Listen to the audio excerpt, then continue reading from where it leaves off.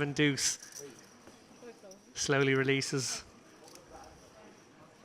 Kleiper will open things up here from the hijack with the queen nine of spades.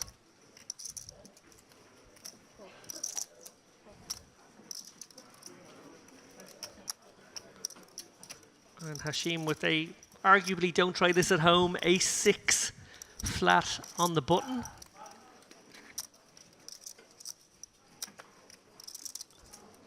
It's a little tricky to realise here with the ace-6 off, it must be said.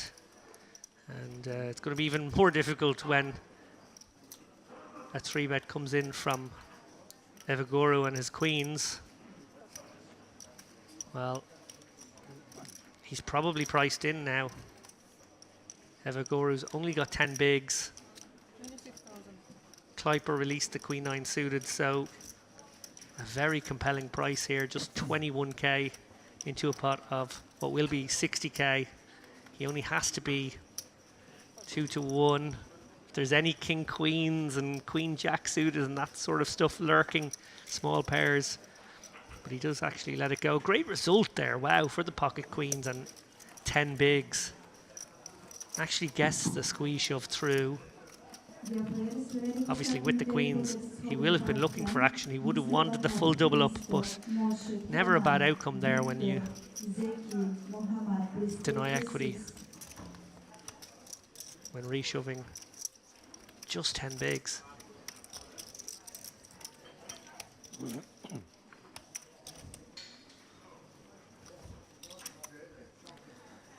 Welcome to any latecomers. A reminder, I come to you today, David Lappin from the Merit Poker Western Series warm-up event, $2,200, 500k guarantee. As you can see, top right of screen there, we have smashed that already. 429 players. Expect that number to creep towards 500 because we have not closed late registration yet. In fact, we've got 3.5 more hours of late reg. I reckon $1 million prize pool is on the cards, implying first prize something in the region of 150 to 200k.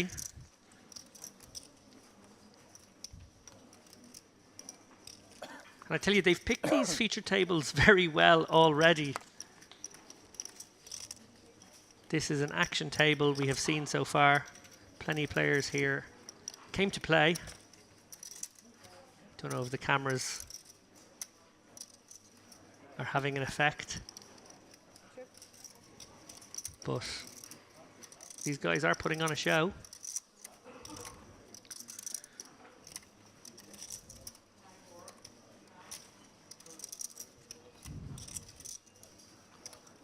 Four ways to this flop. 9-8-7, very, very wet. Got wetter there on the turn with the 7 of diamonds. Korkmaz going to feel things out a little bit here with a pro bet.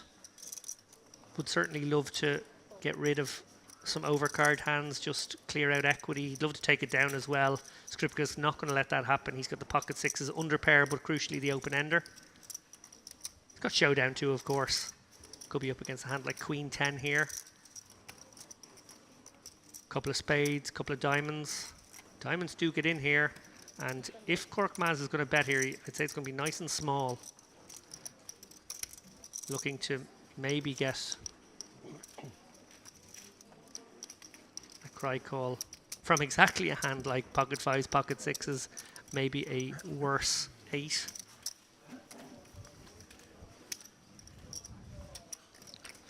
Sort of a blocker bet there, well executed. He would have been worried about that third diamond coming in. Maybe felt like he couldn't open the door. Would rather set his own price if he was behind a 9. Fire out a little 10k there. Not too much harm done. If he gets snapped off by a better hand, and makes the possibility of getting bluffed a lot less. Or at least makes it a lot harder.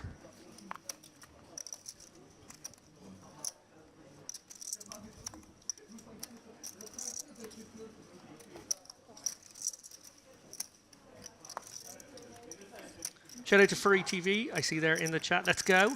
Let's go indeed.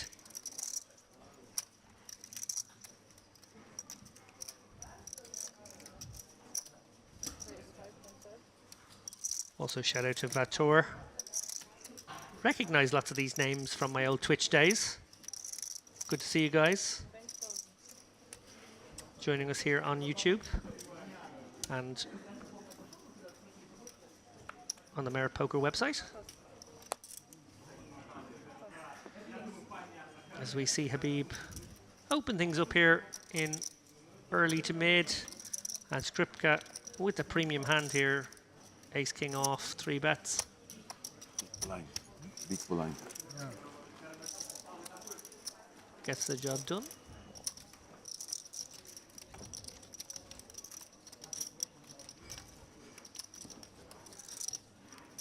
For those of you tuning in who found the link to this via social media, I have been doing a little bit of tweeting and Facebooking in the last hour. I have been teasing the possibility of a co-commentator. I am in the booth flying solo right now, but I am hoping to be joined a little later on by an en route Dara O'Carney, poker author, poker coach,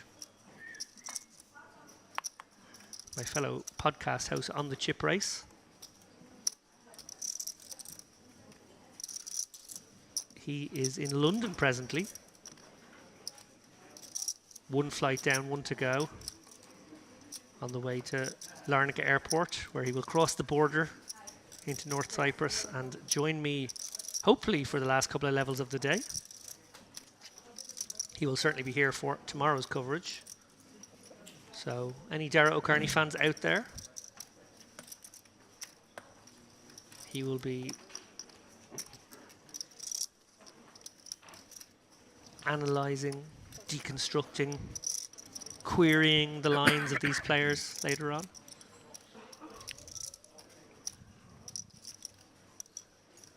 And Gungoran from early position with the ace-jack offsuit here. Certainly borderline. I think it's probably an okay open.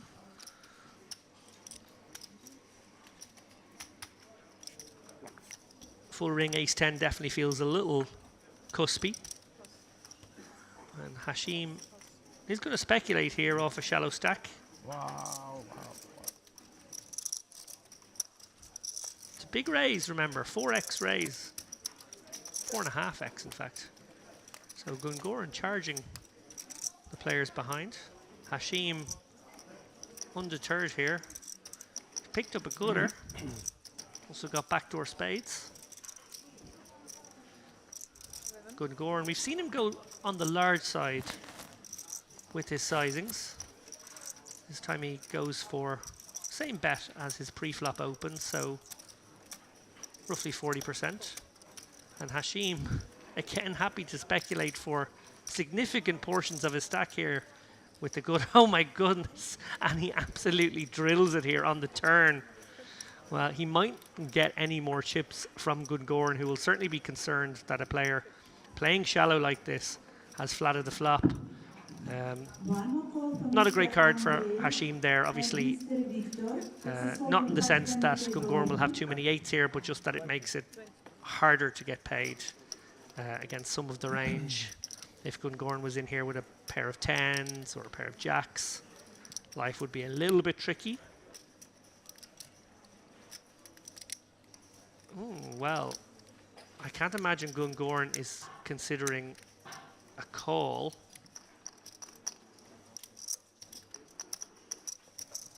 It's not on screen yet, but I know Hashim did fire out something.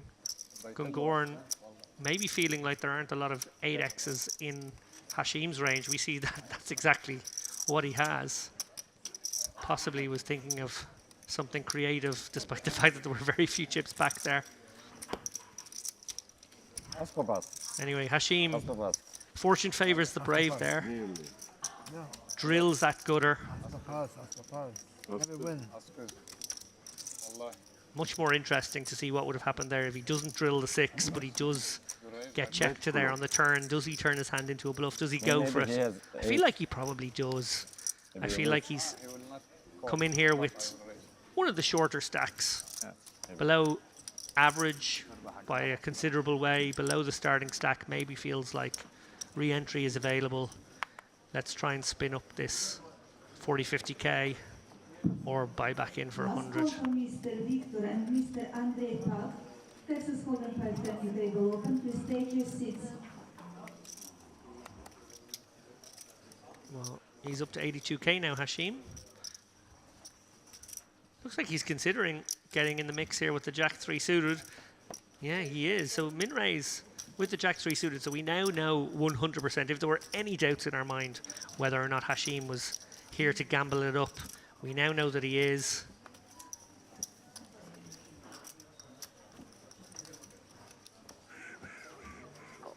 And a flat here from Bowler Arden, so... Oh, but lurking in the big blind, Gungoran. His nemesis from the previous hand. I cannot imagine this not getting raised here from Gungoran. He's taken the aggressive route time and time again already. Oh, and it's a big raise.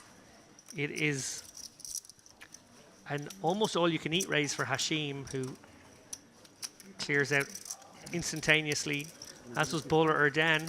When you do those big sizes like a Gungoran has opted for on a few occasions, you really do put people to a decision right away.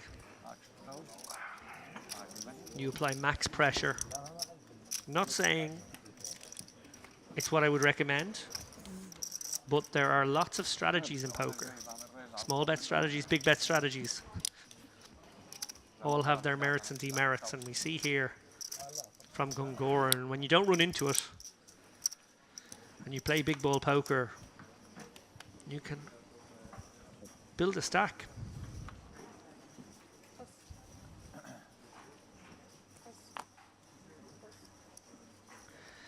Super active table, fun to watch with my morning coffee, says Alex O'Brien.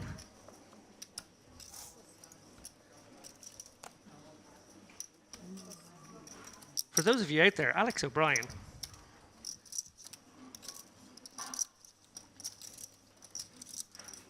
famous author, soon to be poker author. Am I allowed to spoiler that? Might be in trouble there. She might give out to me for spoilering that, but soon to be poker author, science writer. I should have tried. Slayer of all of those people in the Dan Bilzerian tournament several years ago. Bilzerian too afraid to take her on. Wussed out of that one.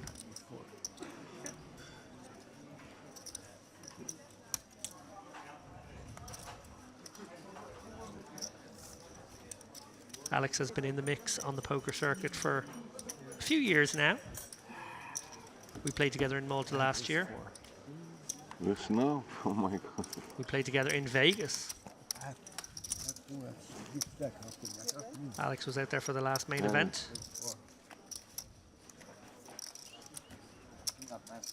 And I can totally spoil it, she says. Okay, so Truth Detective.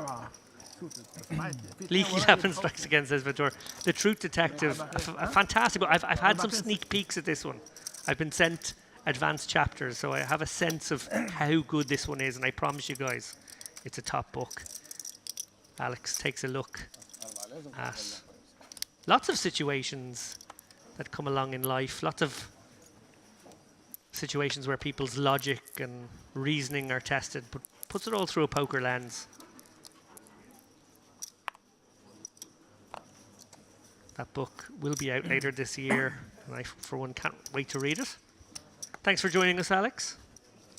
Appreciate you being here. So we look down at Ava Goru with the pocket aces. First time we've seen them here on our feature table, hand 16. Nice to pick them up on an active table when you're very short. That's what I'll say. He doesn't want to shove them, and I understand that. I think it's absolutely the right thing to do to open it up here for 55 when you have so many players who are willing to speculate and invest chips. Bowler Arden with the Queen Jack suited. I wonder to what extent people will be suspicious of Evaguru opening off a relatively shallow stack. He has been fairly inactive. We saw him with the queens there just a few hands ago. Get it through. Well, Habib will call it from the big blind with 9-7 suited. I like this flat. And Bowler Erden is almost certainly going to double up Evaguru now, I would say, on this board. The stack to pot ratio just 1.75 to 1. I can't really see any escape route for Bowler Erden. He's either going to flat here and pay him off on the turn, or he's going to raise it right now. He does flat. Habib with some backdoors gets out of the way, and I don't see an escape hatch, as I said. Certainly not on that card. Evaguru is just going to stick it in here. Stack to pot ratio of 0.5 to 1. Bowler Erden is going to make a quick call here, get the bad news. And we're going to find out if that 11% can actualize. A nod of the head from Bowler Erden as he now realizes Evaguru was not at it. Tough spot there, really. It's very unlikely that you're good in that situation, but you're getting such a compelling price. You've got top pair after all. You're going to fold top pair. There's not too many hands you're going to call with. I guess hoping that your opponent could have the king-queen, the ace-king, the ace-queen. Probably take a similar line. They're the hands you're hoping for.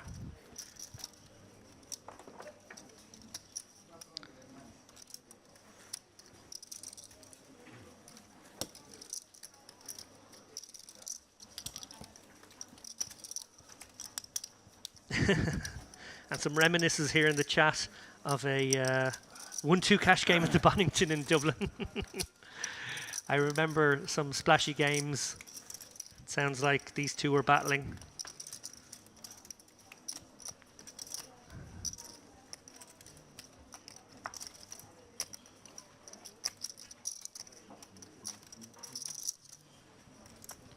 Welcome to anyone arriving late. I see the numbers slowly creeping up here. Obviously, it is pretty early in the day. I'd say by this evening, when people are back from work, we'll have plenty of people to talk with, to chat with, to discuss maybe the goings-on in poker these days.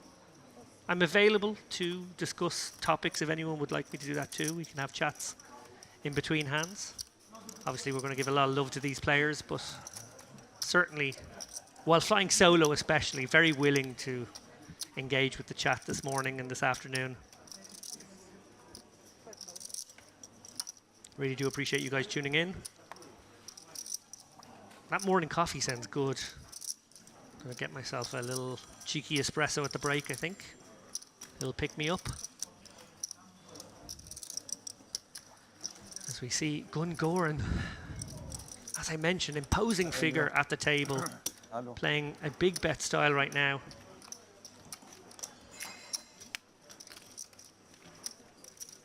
This time he's opened it up to just 5k, almost psychically, not going for the large open.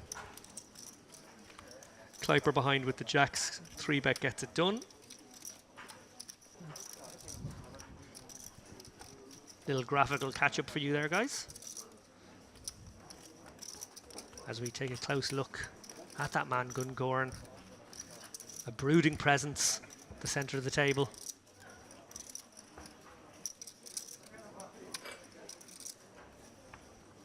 And a nice mix of styles here, it's got to be said.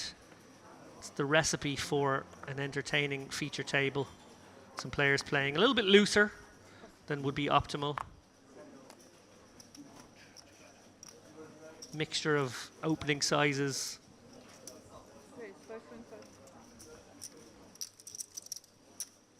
All factors which take us out of the game tree and into a street poker landscape. Fun to commentate on.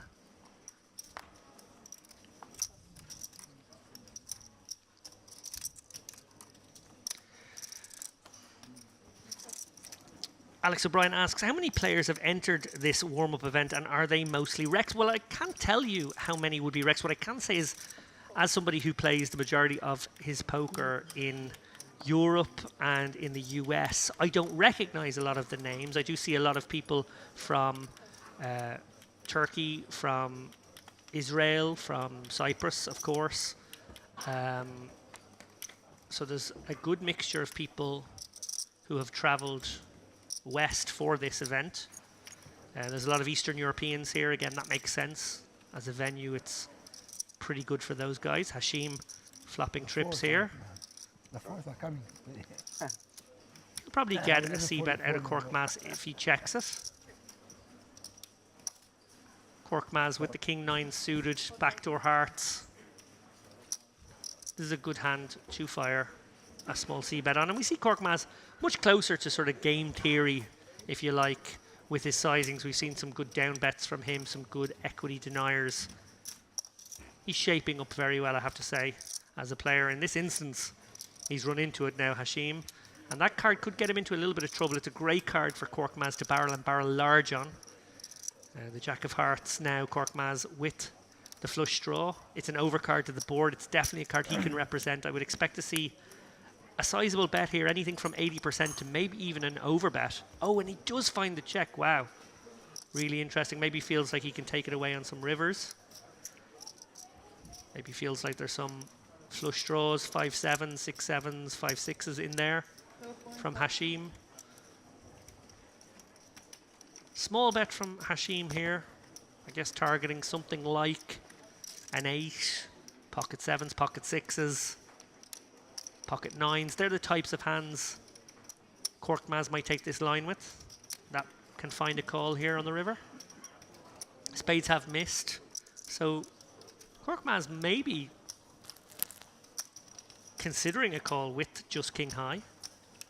May also be considering a bluff. I'll come back to your question now momentarily, Alex, but very interested to see how this hand proceeds. Korkmaz. I am rather surprised not to see a turn barrel, I gotta say. Did expect that to be a card where he would decide to go large, actually, on the turn. We know it wouldn't have worked. King high. He's announced king high, but he hasn't thrown in the chips yet. And he does let it go. Is it good? I think that's purely down to Hashim's reputation. He's been in a lot of pots. I don't know if they're getting fed hands on the delay yet, but if they are, he's certainly seen Hashim speculating with a wide range of hands. In that instance, he definitely had it. So good judgment there on the river. And in fact, as played, Korkmaz has found the lines to get away for the cheapest in a few situations now already. Credit to him for that. As I said, I just like, from a theoretical point of view, a barrel there on the turn with the king 9 of hearts, but we see that as played it would not have got the job done. Back to your question there, Alex. Yeah, I don't recognise a huge proportion of the names like I would if this was a tournament in the UK, in Ireland, even in somewhere like France or Italy. And certainly in the US. So that, for me, tells me that there's a lot of excellent players coming from Russia, coming from Uzbekistan, as I mentioned, Israel, Eastern Europe, playing in this one. A lot of top players out there. I think I would certainly hold off judgment as to the ratios of rec to pro, but there are a decent number of pros here for sure. I named a few at the outset there. Andrew Hulme, Jamie Nixon, Michael Lech, Ryan Mandara have all made the trip from the UK or from America. Some very, very good Eastern European players. It's a circuit of its own in these parts, to be honest, as well. A lot of talented players who maybe aren't household names yet, but that is certainly not to diminish their skill sets.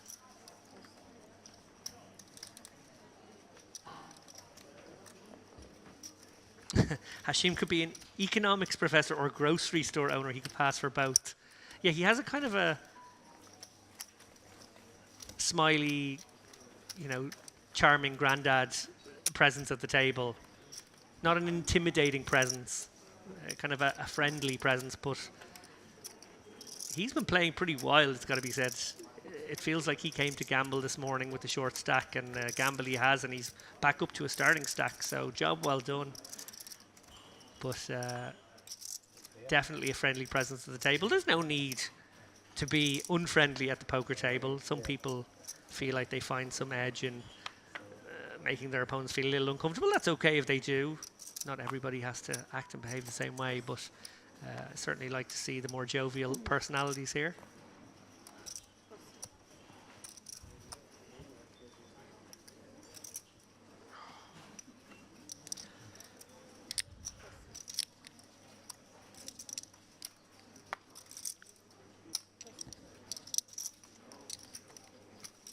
As Kleiper releases the Jack-3 of spades, we see Habib now with the King-Queen of spades. Gonna open things up here.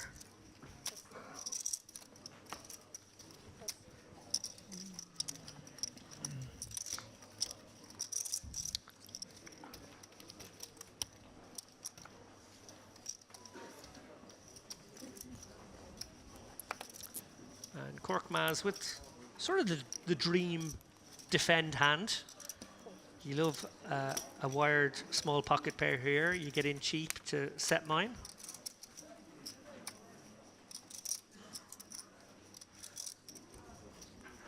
Interesting flop here, monotone. All clubs, King 4-3. Habib with top pair. May elect to knuckle this one back.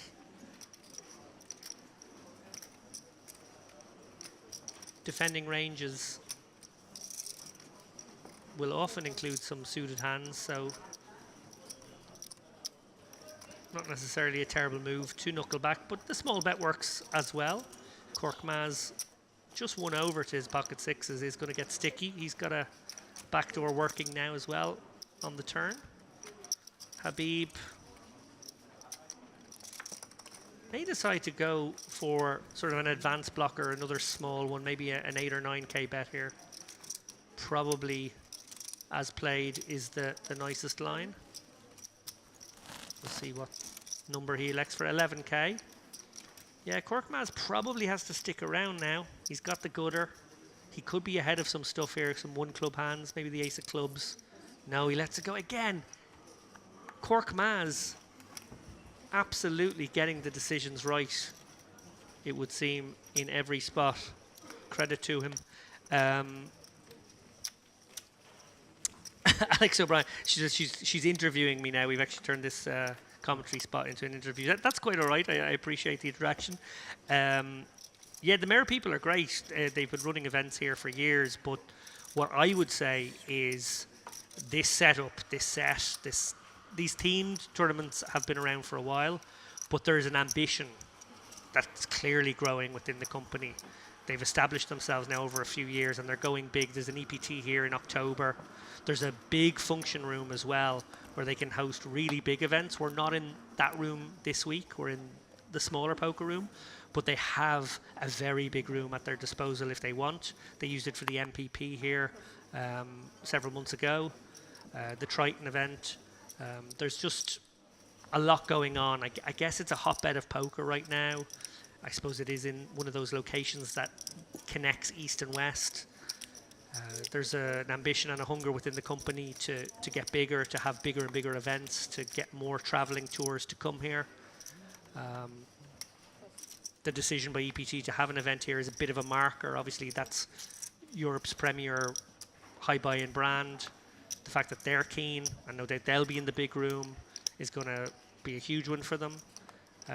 Yeah, I'm expecting really big things. There's clearly a desire to scale up this year. Hoping to join them on that journey, frankly. Love to do a bit of commentary. Was very flattered to be asked to come over here for this week and get in the mix here. Add my voice to a number of very excellent commentators, it has to be said, over the years. Henry Kilban, good pal of mine, has done a lot of merit events down the years. He's US based now, Vegas based these days, opening the door for someone like me to slip in, which I appreciate. Shout out to Henry, fast becoming one of the goats of the commentary biz. Young man still, but he's really served his time, put in a lot of hours in the booth over the last 4 or 5 years. Obviously got his big break. Unibet Opens. He's done cash game festivals, done Rosvedov, done WSOP. He's done a bit of everything. And he's been at the Merit Poker helm for a while. Delighted to be in his shoes, in his hot seat, so to speak. And yeah, would love to make this a regular thing, I gotta say. It's a beautiful location when you come here as well. The hotel is fab. There's like 4 hotels. There's the Royal Hotel and Casino, the Royal Premium Hotel and Casino, the Crystal Cove Hotel, which is where this is right now, and the Park Hotel Casino, all on the beautiful piece of coastline. Great weather here, beautiful resort. I'm going to jump back into the action here as we see Battle of the Ace-X. Gungoran probably going to look for some value here from exactly the kind of hand that Bowler Urgen has. I should never fold the 4. Gets the job done. Maybe a little wary of a possibility of a 5 there. Extract extra value. But yeah, just standout things about this resort as well. All inclusive, so drink away, eat away to your heart's content. A bit dangerous actually. Don't come here if you're on a diet, or at least have a break from your diet when you do. The food is fantastic. There's bars and restaurants in each of the hotels. If you're part of the all-inclusive resort, you go to any of them, order what you want. Swimming pools, state-of-the-art facilities. As I said, a beautiful bit of coastline. Really do strongly recommend it. Fly into a number of different airports. I think you fly into Paphos or into Larnaca. From Larnaca, it's about a little over an hour across the border.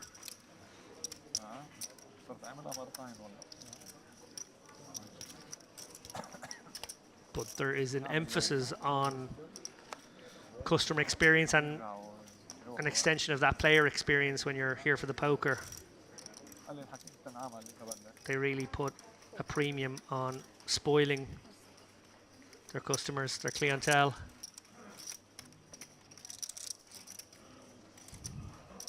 And you do feel very well looked after. As we look down, interesting pot brewing here. Haddad in the big blind with the 6-5 suited is going to get in the mix. Makes sense.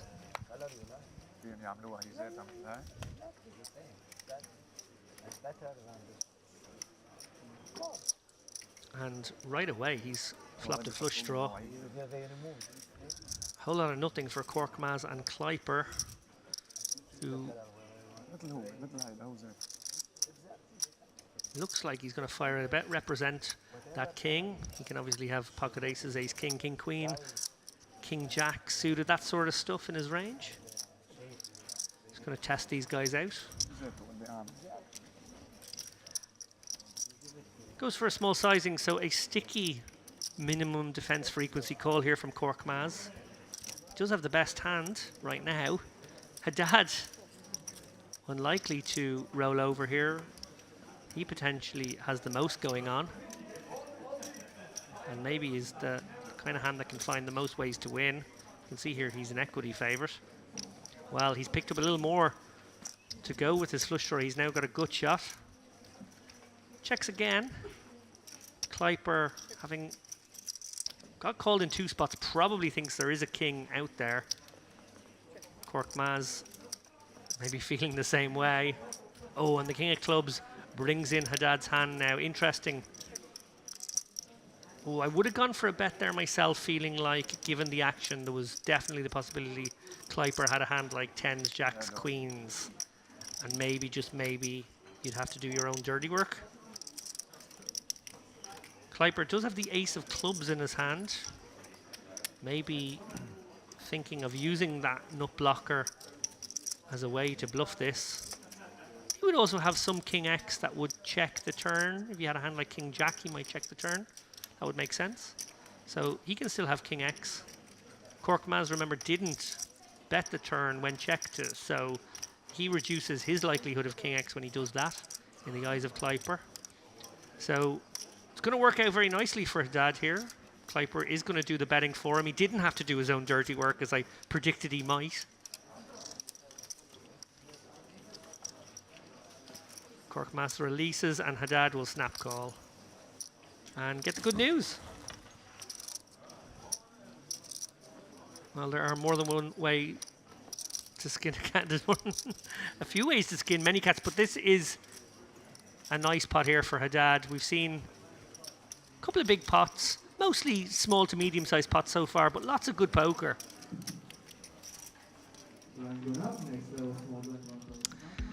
Donna Morton asks, what is the transfer time from the airport from Larnaca? About 70 minutes. Donna, as we see there, the leaderboard, Arley, Clipper. Well, he's picked up some chips here. He did come in with a lot of chips, in fairness, 450k, top of the tree. Evagoru, he's actually made some progress, 30 big blinds now. He came in very, very short. I think he came in around the 30k mark. So he's made progress as well. We've seen Hashim there, 35 big blinds right now.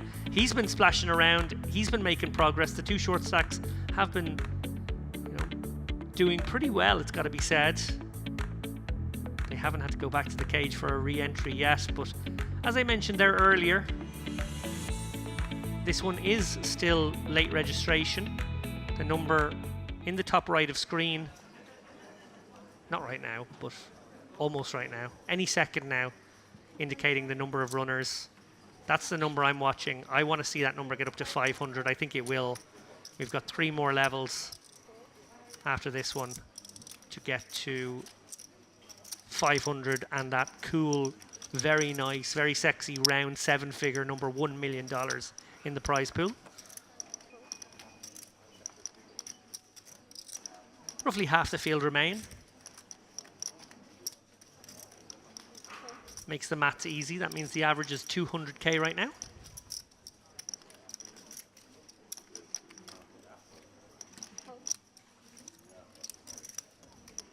How much are you playing?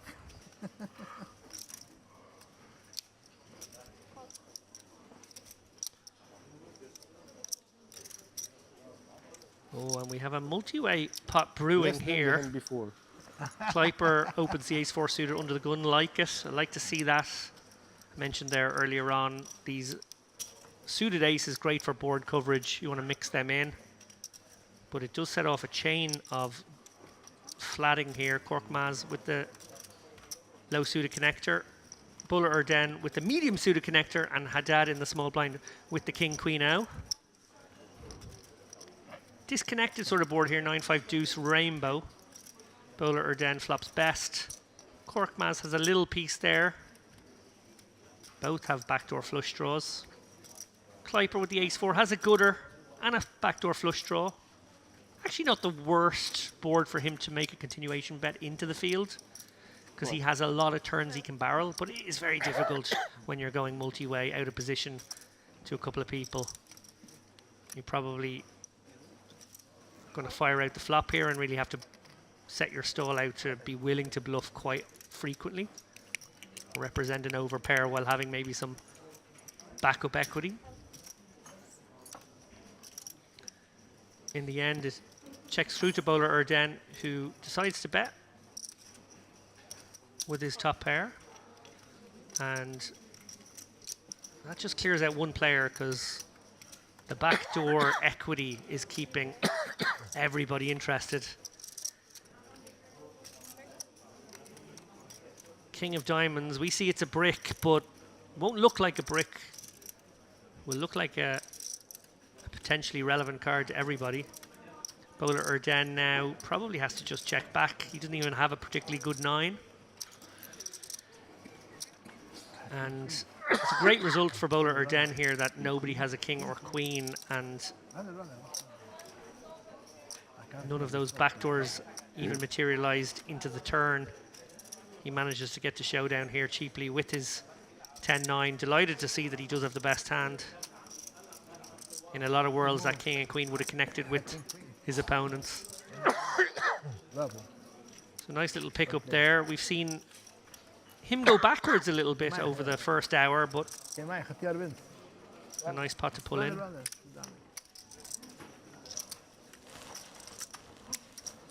Oh, great question here from JB Wellbeing. Is it true they comp you the hotel if you commit to the full series? Yes, that is true for this Western Poker Series, and it has been true down the years. I've certainly looked into this prospect on a number of occasions pre-COVID. When they were having festivals, I inquired about, again, you make a commitment to play everything, basically. You sort of say, look, I'll even late reg into, all the stuff. And if you make a commitment, a full commitment to jump into every single event, they comp your room. And I tell you, the rooms are lovely here. It's a really, really nice destination to come. And if you do get that room sort of included in the package, if you will, you do feel like it's rake back. You feel like you haven't paid any rake. It's a great feeling.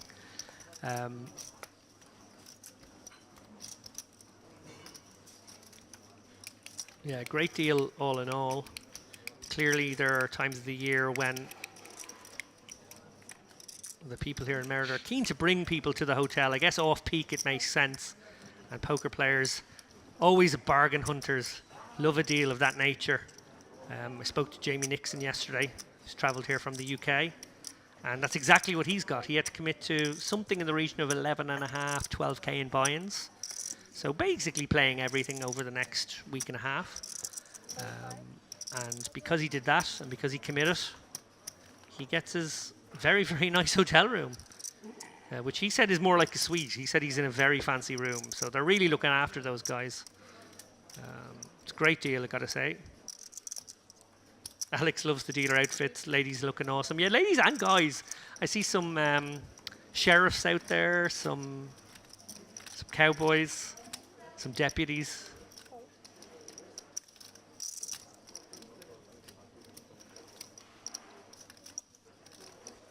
The other sort of twin event to this one is the vintage or retro series these guys run, where people sort of dress up in 1920s outfits. It's almost got a speakeasy vibe. Love that one as well. The images come back from those events are just absolutely brilliant. Real thought goes into dressing the room as well. Place looks great, and I have to say, another step up really with the coverage here. Sharehand, best in the business in my view, bringing all of these great camera angles, this fantastic layout, as you can see. Just a really beautifully themed, visually interesting, sumptuous, I don't know the fancy words, but like HD experience for the viewer. It's great. Commentator's dream as well when you have all the information in front of you like this. So you see Korkmaz takes the lead on the turn, solidifies that lead by upgrading to a straight on the river. Skripka, difficult run out for him, it's got to be said. He would have been enjoying the flop, not loving the turn and really hating the river. He's being laid a very compelling price. Korkmaz making it cheap, but when you make it cheap, range-wise, you don't put a lot of bluffs into your range. That's sort of how that works. You go big, you can have more bluffs. You go small, you can't have that many bluffs. And basically, when you go small here, it's only the post-oak bluff that could possibly be good. Gets the cry call. Sized it well, I guess, in the end, Korkmaz. I don't think he could have got a bigger bet. He got a sort of a curiosity bet, it must be said, from Skripka there, who may be just hoping the 7-8 was out there. There was really not much he could beat here, but curiosity killed the cat.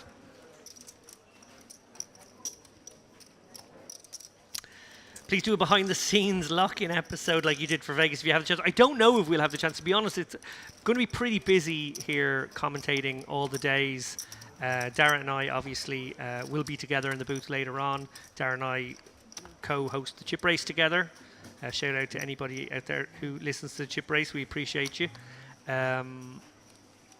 Sister show to the chip race is the lock-in, which we started during the lockdowns, actually, the COVID lockdowns a few years ago, sort of feeling like it was a bit of extra content just for that period when everyone was at home and we sort of knew we wouldn't be traveling as much, wanted to do a little bit of something extra just for that period. But actually the show grew a little audience of its own, and obviously there's a lot of crossover audience as well. That show goes out on YouTube. Check it out there, the Chip Race YouTube channel, if you get a chance, guys. And yeah, we've kept it going. Basically, it's sort of become a news pundit show, if you want. The last episode we made from Vegas was more like a vlog. I guess people enjoyed that. It was a lot of work, Donna. Don't know if I want to do all that work again. That might be just for special occasions, because that one did take hours and hours of recording and editing. But I'm glad it was well received. It does seem to have done very well. I think second or third biggest show ever. So we really appreciate everyone who checked that one out. And if you haven't, check it out. It's a fun episode, behind the scenes look at Dara and me and our adventures in the win in Las Vegas from a few months ago, or actually only a month ago. Time is flying, but not as quickly as that. As we see here, Cork Maz makes the call with the King 8 suited. Kleiper probably earned a call of this nature with his loose, aggressive image. Both players have missed here. Cork Maz, king high and the backdoor clubs. Backdoor straight if he finds the 7-9 somehow. It's not an awful lot. Let's see what sizing Kleiper comes with. He's got the 2 overs and backdoor Broadway. 14k would probably get the job done, to be honest. I think Cork Maz, he does have to find some floats here. This wouldn't be the worst candidate in the world, but equally it's not easy up against a 3-better who's continued out of position. Seems to not have put a foot wrong though, Cork Maz. Seems to have a really great handle on every situation he's been in. He is behind right now, but what I mean by that is if he does find the raise or the flat in this situation, this float, he can find ways to win. He decides that it's probably just hard to float in this situation, and actually he's better off finding a raise. What's interesting about this raise is if he gets flatted, he does have some barreling cards. He can barrel a 7, a 9. King obviously makes his hand. He might slow down on that card. The club comes. Kleiper is going to get sticky here with Big Slick, and the Queen of Spades. It's a pretty bad one for Cork Maz to continue his story now. Kleiper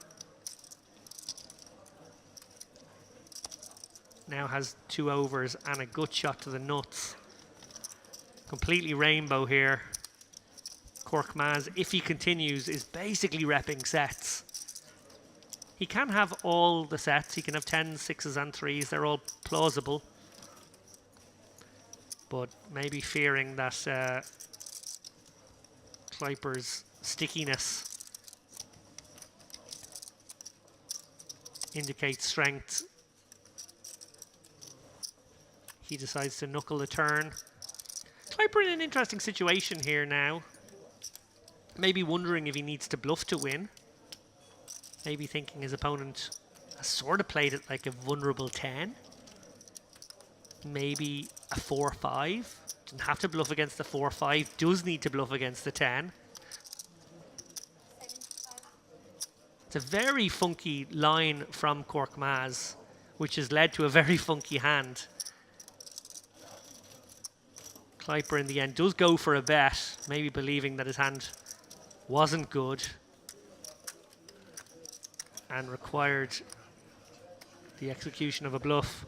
In the end, well, I think Cork Maz had sort of waved the white flag there on the turn. He showed some moxie though and recognised a hand with backdoors of that nature was maybe a good one to use in that fashion. Certainly don't hate the play.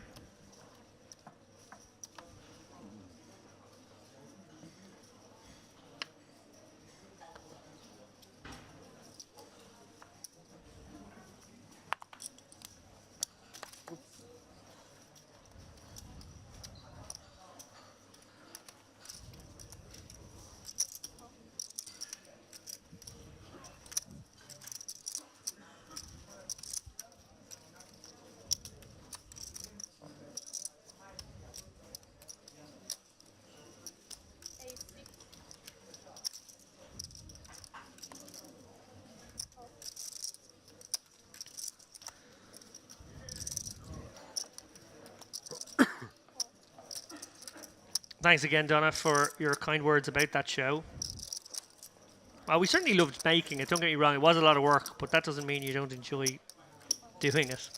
I did enjoy it, but yeah, it was many hours. Let's just say it was fortunately a long haul flight because it needed the entirety of the long haul flight to get the edit done. How's Jamie Nixon getting on? Asks JB. I don't know is the honest answer. I will try and find that out for you at the break.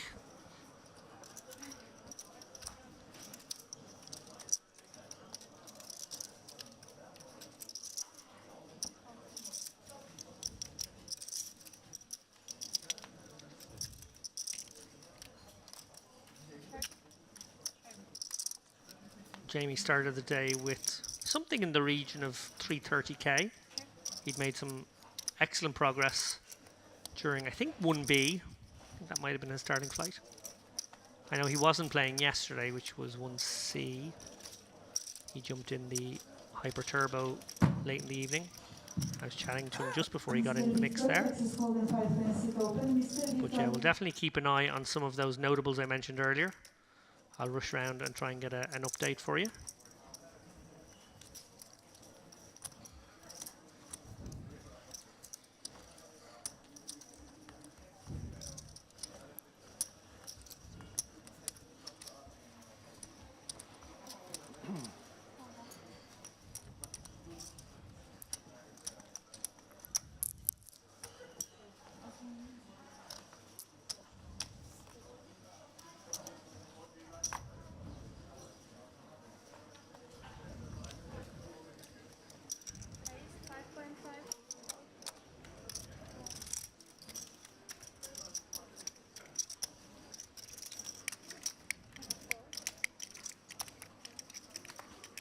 Cork Maz back in the saddle.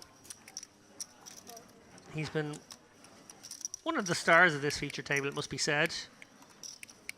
He's made some moves, mostly got his decisions spot on, it must be said.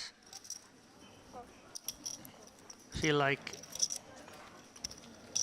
he's certainly shaping like one of the pros in the field. Alex, you mentioned there, what is the ratio pro to rec? I don't know the answer, but there are certainly some teller marks you can identify with guys. And, oh, he's about to win a nice pot. One would feel Hashim, certainly one of the more liberal players of putting chips in the pot here, almost certainly going to get taken for 2 streets.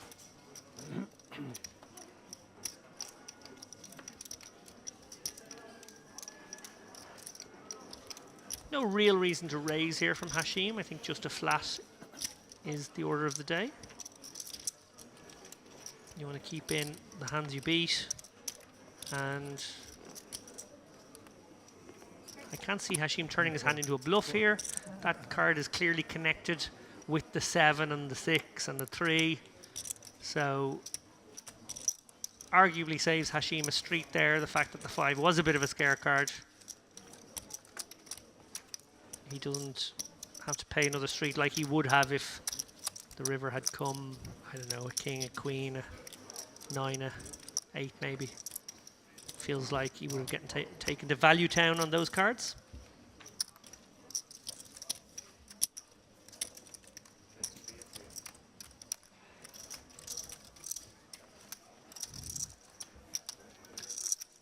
I mentioned there that this is a warm-up event, or at least that's how it's being labelled, but really, if you think about it, guys, sort of another main event.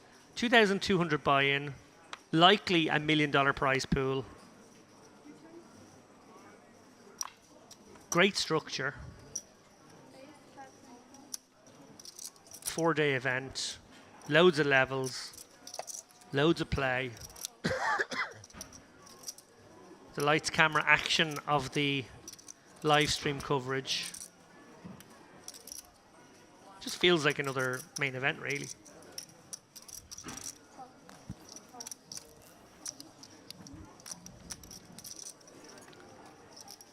The main event, however, it's going to be really big as well, guys. Starts on Friday. There's several day ones to this one as well. Let me just check. Yeah, day 1 Friday. 1B Saturday, 1C Sunday, and then day 2 on Monday. That's a 3,300 buy-in with a 1.5 million guaranteed price pool. Again, I expect it to smash that. I think it will go north of 2 million. And then I believe there will be live stream coverage later next week of the high roller event. That's the 5,300 event. Mr. Ramos, Mr. Mustafa, Mr. Bülent, please take your seats. So lots and lots to look forward to. Just whetting the appetite right now, really. A little amuse-bouche. Mr. Khan, Texas Hold'em 5 10 sit open, Mr. Khan. To get those digestive juices flowing in anticipation of bigger meals to come. See, look, this is what happens. You go to Merit, they have unlimited buffets, restaurants in every property, and everything just becomes about food. Every metaphor is about food. Mr. Ramos, please take It's your dangerous. seat. Texas Puerto Rico Maha 5 10 5 card. Mr. Ramos.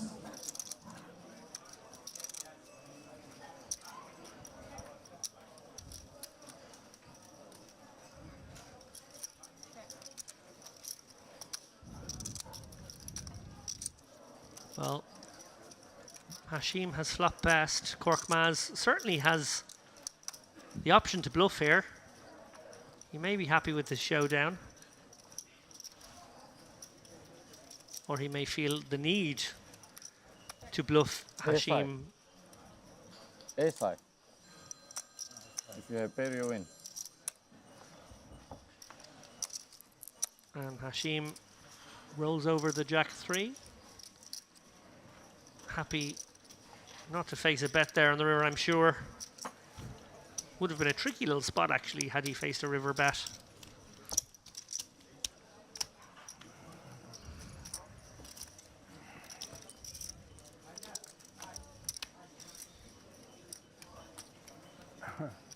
You have music here? Huh? You have music here? Yeah. In addition to those televised main events, guys, there are events going off pretty much every 4 or 5 hours here. Today is very much centered around this tournament. There is a satellite to the main event later on. But then tomorrow there's a PLO side event, there's a senior side event. On Friday, there's a Hyper Turbo. Lots and lots of stuff. If you do happen to bust the main, One more call for Mr. Ramos. or in this case the warm-up. Mr. Bülent, Puerto Rico Maha 5 Bowler Erden, 5 card. been pretty active, got to be said. Kick things off here. Pocket eights, Gungoran. Give it to me. We got off to a very fast start here in the first hour. Been a little quieter in the last half hour. Scary. Flats we the don't ace know nine to go off. outside and meet you like this, you know? Certainly speculating You're with that kind of holding here. I mentioned in another spot when there was an ace six flat how it's tough to realize those kinds of hands. It would be very tough to realize that 3% he has now, which is his running straight possibilities against Bowler Erden's middle set. Looks like he is going to find a call here. Bowler Erden loving the possibility here. Again, great recognition that he should be betting the middle set here, because it is absolutely possible that Gungoran could have top pair. Gungoran raises, really stepping out here, and he does pick up probably the one card he might continue this bluff on. Oh, he knuckles it back. Okay, maybe feeling like he has some showdown with ace high. He liked the idea of getting to realize, getting to see if his unlikely turn river perfect straight would get in. It didn't get in. 5 of clubs is a brick, and now Bowler Erden, having faced aggression on the flop and no aggression on the turn, probably feels like he has to do his own dirty work. Probably feels like he has to target a hand like King Jack, Ace Jack himself. He bets 40k into a pot of about 50, so 80%. And Gungoran, while he has that straight blocker with the 9, doesn't feel like he could tell a consistent story there, having checked back turn. He lets it go. There was a moment in that hand where Bowler Erden certainly believed he was about to win a very big pot. He was hoping for a big turn barrel, which he may well have flatted again, just setting the trap. But certainly hoping for some fireworks. In the end, the handbrake was applied prudiciously.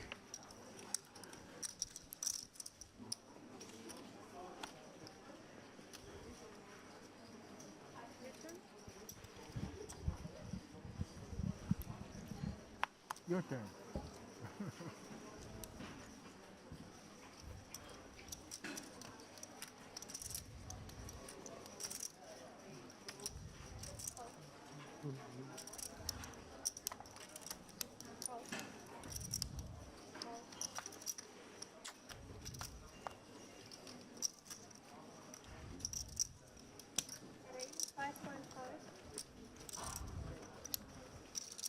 And never one to turn down an opportunity to get in the mix. Hashim, 10-5 suited.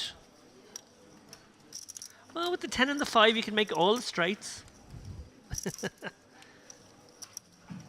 And Ivagoru on the button, also with the 10-5 suited. Well, he's faced with a very different prospect.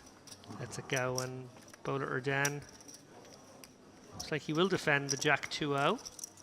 Definitely the kind of hand that I think you can let go. One big card, one small card, offsuit. Hard to realise with these ones. But I suppose versus someone like Hashim, you feel like you could be in very good shape, as he might be opening close to any 2. Bowler Erden flops a pair and turns trips. Hashim, surprised that he checked back the flop, I have to say. He had a good shot on a backdoor. If you are going to play the 10-5 suited, you definitely have to bet the 6-3 deuce with the 3 of hearts in your hand. It feels like a little inconsistency there between pre-flop and post-flop. If you are going to step out and open a wider range of hands, then when you do make a hand with that sort of potential, I think you have to continue your story. But again, as I've said many times, in just the 90 minutes of coverage so far, it wouldn't have worked, so it's actually worked out well for him. That is not to say that it isn't maybe the preferred option, but these guys are actually out there battling. They're staring at each other. They're sizing up each other. They've got a dynamic at the table. Maybe they played against each other on day 1 as well. They may know each other, may be familiar with each other's games. So anytime you see people maybe step away from the GTO approved lines, there can be very player specific reasons for it.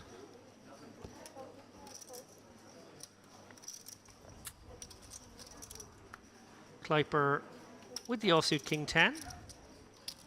Little cheeky Broadway. Hashim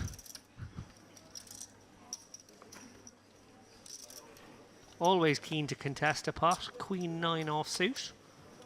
So we're in the streets here, guys.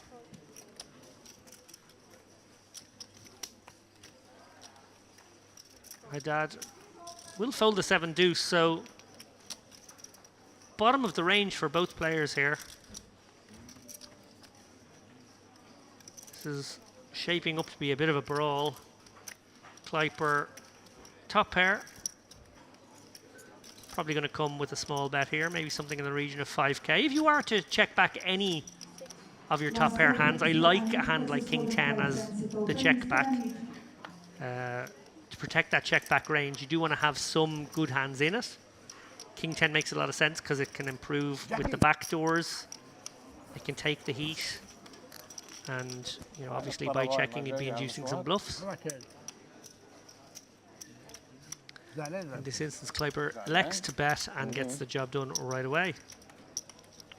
من هون يعني بعتقد وصاير لا ماشي هيك مرة دفعوه الأوضة هيك سمعت. ايمتى دفعوا آخر وقت مرة وقت اللي كان فيه غوض كل العالم تدفع. Great camera angle there of our fantastic stage بعتقد هيك شيء. and setup here. Really makes the players feel special, I think, when you have a feature table of this quality in the room. Brings a bit of Hollywood to proceedings. 5.5.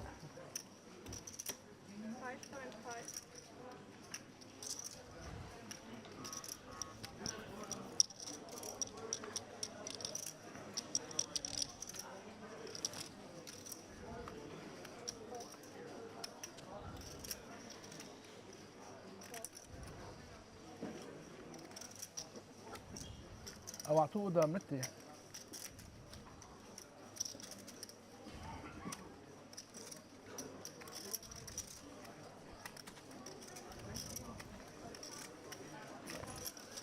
مشكلة.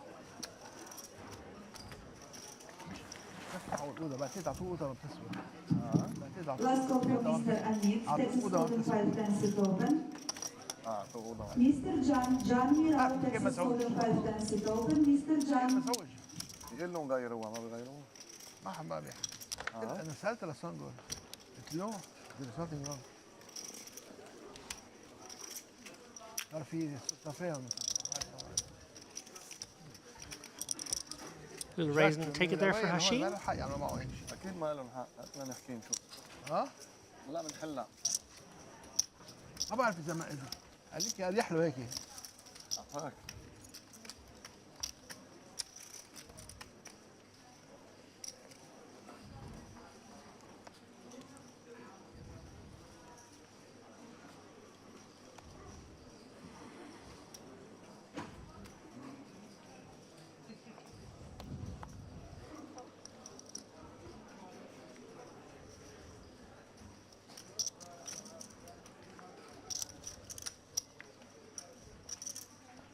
And I have just received a little advance notification on our next feature table. We are going to switch these guys out. I don't know. I think there's an argument for keeping them. I think they've been great value, but we want to give everyone a shot on this beautifully produced live stream. We will be joined by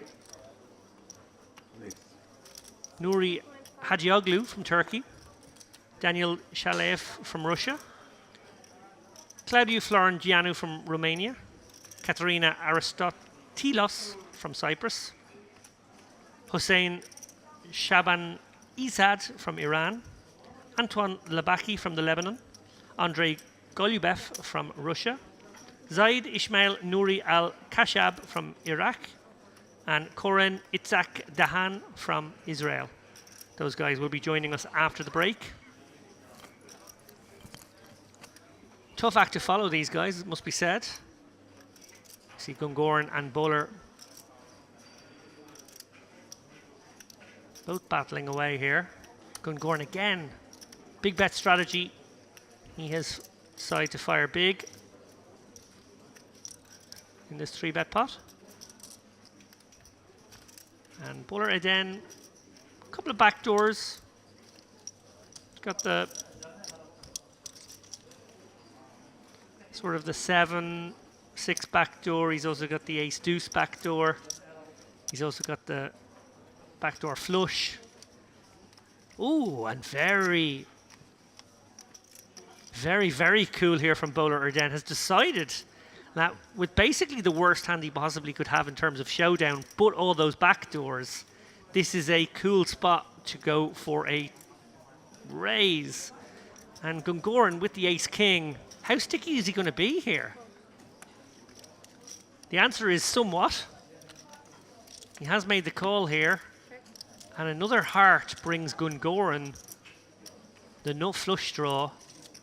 Hard to see him going anywhere here, but we are dealing with a stack to pot ratio of just a little over 1. Question now is, does Gungoran bet himself? No, he checks it over to Bowler Urdan. Not the card he would have wanted to see. Oh, and the 4 of hearts brings it in for Gungoran, who decides on a very cheeky little check here with the nuts. Bowler Urdan has made a pair. May feel like that gives him at least some showdown, but it's hard to put Gungoran on a hand that doesn't have some showdown of its own, in which case the 4 is no good. Do you now have to rep the hearts? Oh, and he is going to go for it. Well, Gungoran, he induced it so beautifully on the river there. He decided, I think I have an opponent who might well go for it. He might have gone for it with the King of Hearts or Queen of Hearts as well. But in this situation, Bowler Urdan, I like the moxie of the flop check raise. I like the surrender, though, I must say. And Gungoran, well, the hard man delivers a wry smile there as he knows he caught his opponent. A sticky flop call. And then he set the trap across Turnin River. Beautifully executed trap on the river. Gungoran stacks his opponent.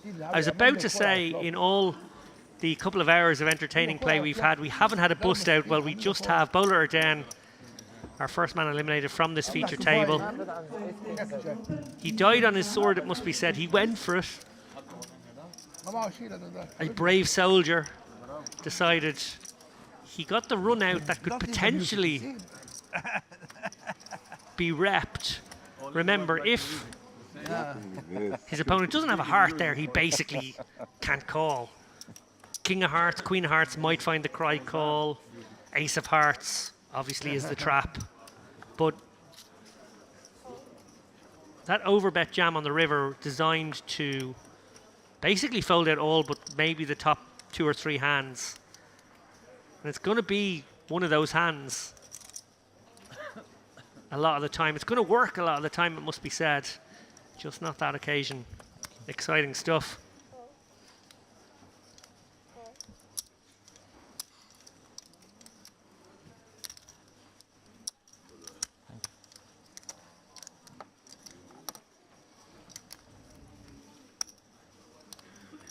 So as we settle in to enjoy what is probably just about 20 more minutes of this level and 20 more minutes of this feature table, it has been a real treat, it must be said, to kick off with the action so exciting. I think that's a feature, actually, of straight into day 2 coverage, which I love, is that these pots have been meaningful from the beginning.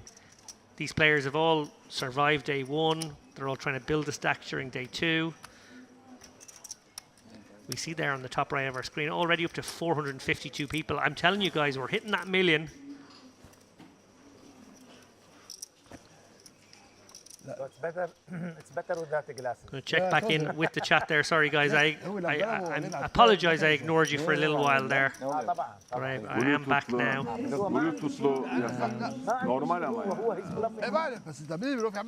Corman's raising that double backdoor hand either indicates he's a pro or he recently read Dara's new book.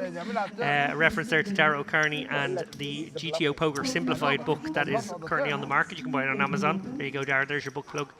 GTO Poker, obviously a reference to game theory optimal, a sort of a balanced strategy, very in vogue these days as players try to, I suppose, essentially set up toy games with solvers, which by giving them, you know, 2 or 3 or 4 betting options, the solver can run through with brute computational force what would happen taking all the different lines you offer it, and when it settles in on maybe 1 or 2 of the options at different frequencies, you can be pretty sure that they are the most balanced and most profitable ways to play the hand. Wow. And anyone diverging from those strategies would be leaking money to you long term.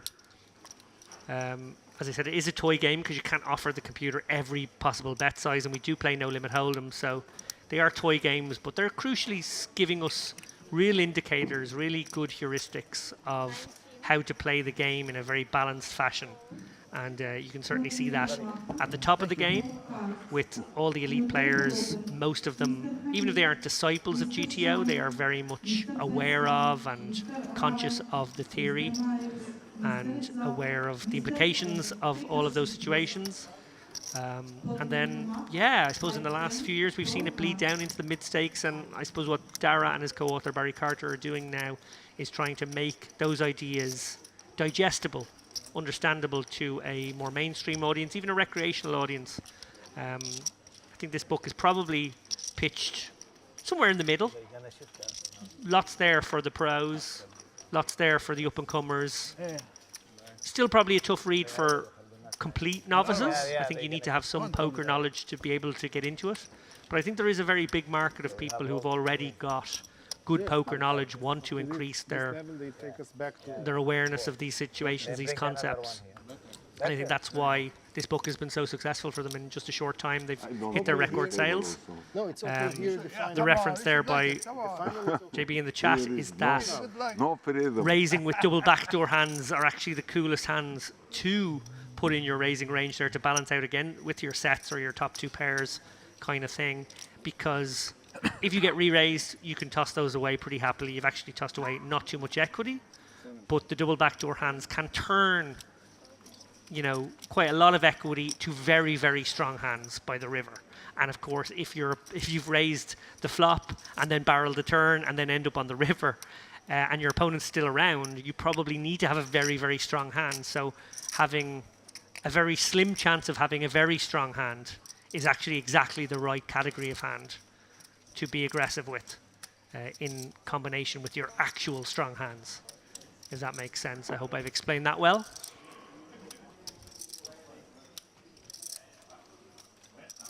But shout out there to JB for inducing that book plug. I don't know which of the authors put you up to it. So we see now three-handed here to a monotone flop. Not a spade in anyone's hand. So Shripka, top pair, top kicker, may want to proceed cautiously out of position to two players. Hard for anyone to bet here. Maybe Kleiper can consider a little bet if it gets to him. It does look like Ivagoru's going to try and represent something. I think that means Kleiper will have to get out of the way. It's going to be very hard for him to realize. I know there's only one overcard to his hand, but it is monotone. It's pretty tough. Skripka will have to call. It's just too strong a hand. Top pair, top kicker's too good.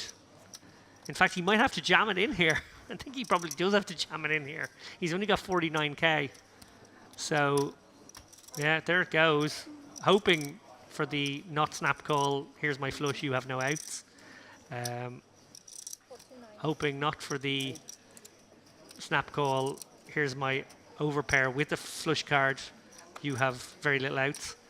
And very much hoping for exactly that outcome, which is getting a couple of overcards to his pair cleared out. And as we see, in fact, there only the 10 would have done it. He actually had a very good hand to be up against the ace-10, but in that situation with that stack, just get it in there, and that's what he does. Well executed by Skripka.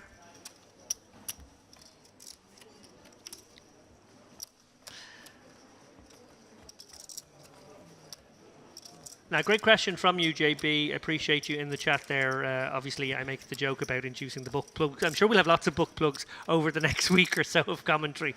But it must be said, it is a great book. And the principles and the guiding North Stars of that book are absolutely on show in the hand you described. And it was actually a very good identification of that.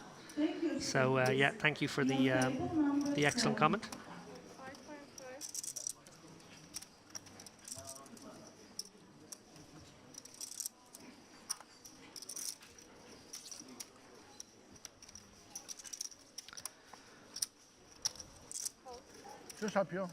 And I see there the viewer numbers are creeping up still. So welcome to any latecomers. My name is David Lappin, in case you don't already know that. Chip Race co-host. I will be joined a little later on by my Chip Race co-host, Dara O'Carney. And I come to you today from the Merrick Crystal Cove Hotel in Kyrenia, Cyprus for day 2 coverage of the $2,200 warm-up 500k guarantee that's going to definitely get to $1 million. I keep saying it. But it's going to happen, guys. Definitely going to happen. Small blind is 1.5. No, she told me like the blinds up. Yeah, 1.5 for the small blind. Only the small blind went up. Yeah, but she told me the blinds up. I said it's 3. And she told me like the 1.5 3. So that's why I was raising more. Yeah. Go for it.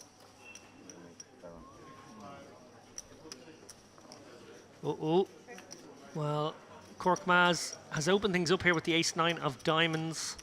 He's been flatted by Habib. Sorry, he's been 3-bet by Habib and he's called. Oh, interesting that it goes check. Habib deciding not to bet on the ace jack 4 with his ace queen. 10 of diamonds now. Korkmaz with the flush draw and top pair. Gonna bet. Habib now will be a little worried about ace 10, ace jack. Probably just gonna call it here. He does have the queen of diamonds in his hand. But I do think this is a call all day. I don't think this is ever a raising situation. He does make the call. He's played it somewhat cautiously, cagely, Habib. Flop check back. And river bricks out. Korkmaz has some showdown. Unlikely to turn his hand into a bluff now. May go for that blocker. We've seen him use that blocker sizing often. In this instance, it might be something around 15k. Looks like it's 20. Gets the quick call from Habib. Not sure in that situation. I think maybe perhaps Korkmaz could have gone for a check fold. I think he has a hand that has showdown. Probably not going to be bluffed. His opponent can have kings or queens an awful lot. They'll check back. They probably won't call that bet. Maybe they'll call that bet. It's a tricky one, actually. Maybe there is some value to targeting precisely kings and queens with that bet. I think you can go for a check there, though, and fold if your opponent bets.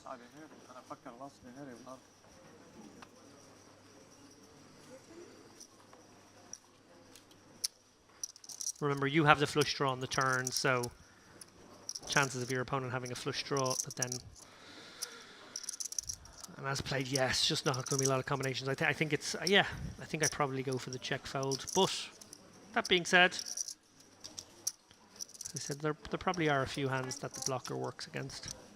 Gungoran, well, he has over 500,000 chips now. He has had a fantastic session of poker on the live stream table. Obviously, largely courtesy of that massive, not quite double up for him, but stacking off about 5 or 6 hands ago.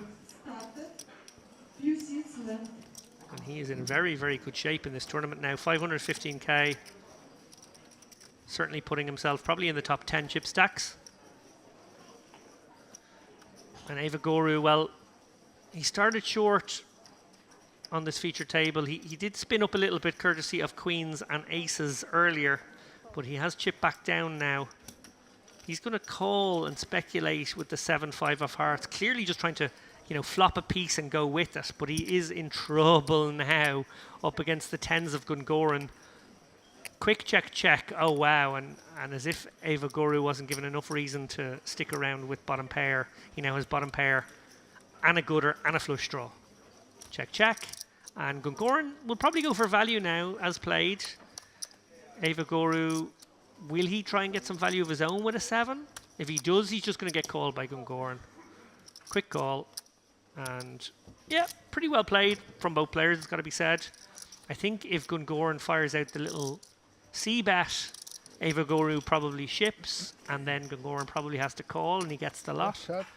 But both players decide to play it a little more cautiously. And it's probably saved Avagoru in that instance.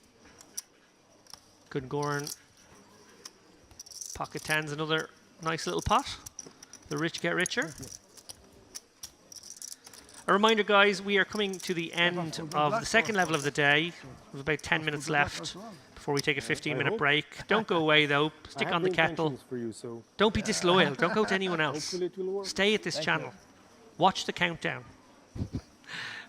On a serious note, please do stick around and be treated to another 2-hour session with a brand new feature table.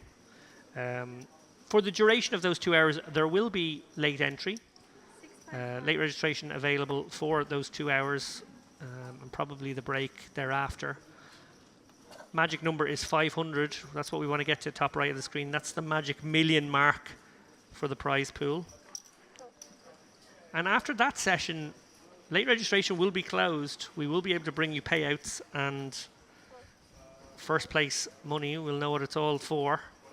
What someone will be walking away with on Friday. Mr. Rostu, Texas Hold'em 5 times it open. Mr. Rostu. During the break, I will try and get the chip counts from a few of those notables around the room. Try and get you a little bit of information. I know there's people out there, probably fans of the likes of Jamie Nixon or Andrew Hulme or Michael Letch, who maybe want to find out how those guys are doing. I'll do my best to get you that information. As we look now, another multi-way pot here.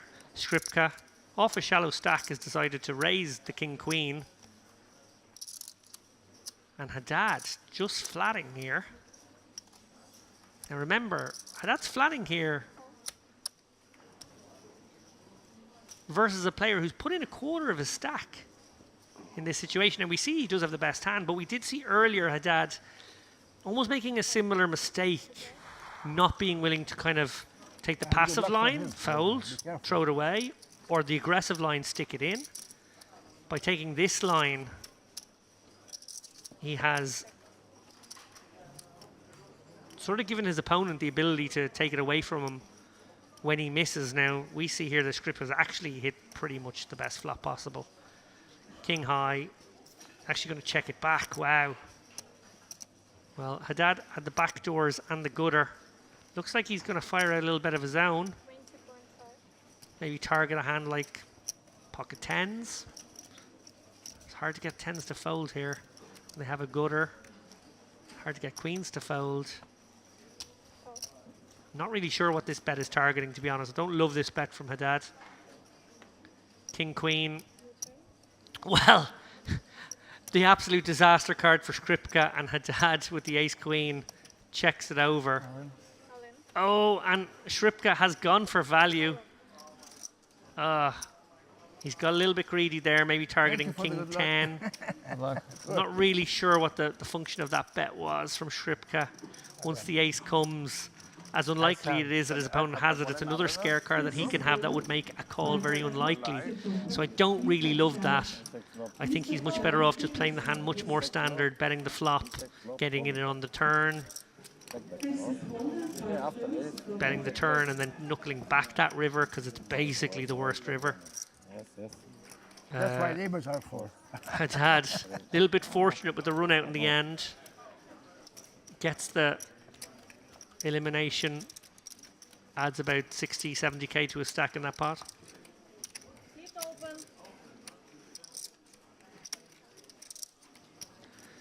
And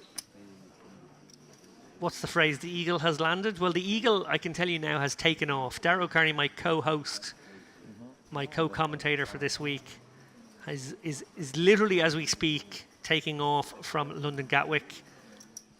It's a 3.5 hour, 4 hour flight here to Cyprus, and from there an hour from Larnaca. He will be here, we hope, for the last level or two of play. We would love to see him in the booth here beside me. Dara is a poker strategy author, poker coach. He has published many articles, 4 books.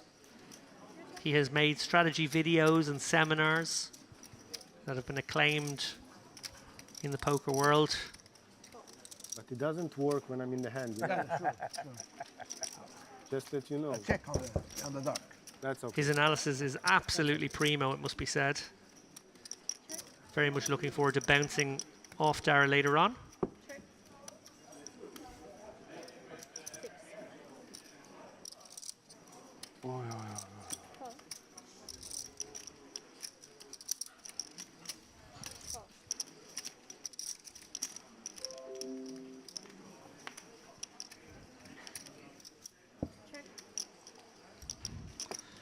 Hashim with top pair here, but problematically for him, Haddad has turned the nuts. Kleiper had some backdoors going on the flop, but pretty bad turn card. We'll see him get out of the way. Haddad springs the trap, he's raising it. Hashim with top pair, pretty tough spot for top pair now. Top pair bad kicker.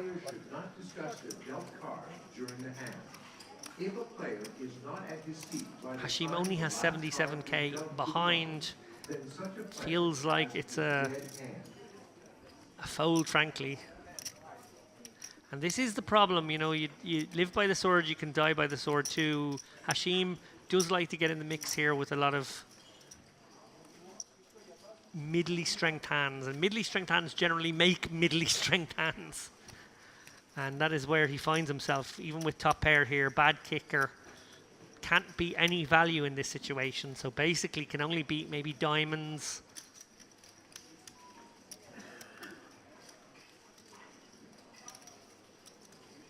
Question is, will he piece it together? Will he realize, because that's sort of, again, if you're going to play these middle strength hands, you're going to get yourself into these kinds of situations quite often. And if you get yourself in these situations quite often and you're used to it, you recognize when to back off. And in this situation, you've gone for a little value here with your Jack 8 on the Jack high board on the turn. 4-5, huh?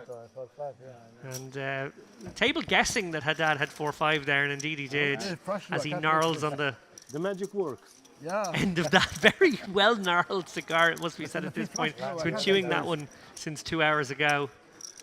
If he's on flush draw. Yeah.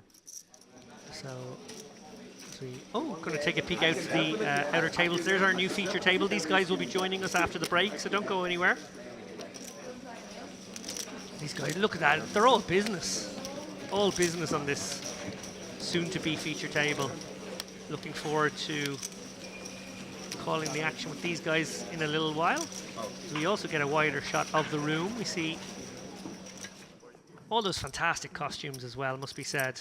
A lot of love for the costumes. 5-10. Sit open. Mr. Chai, take your seat, please.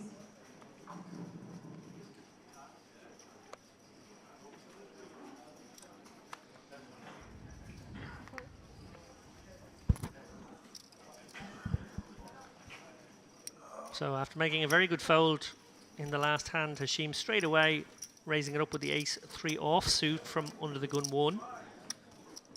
Do not do this at home, everybody. This is not a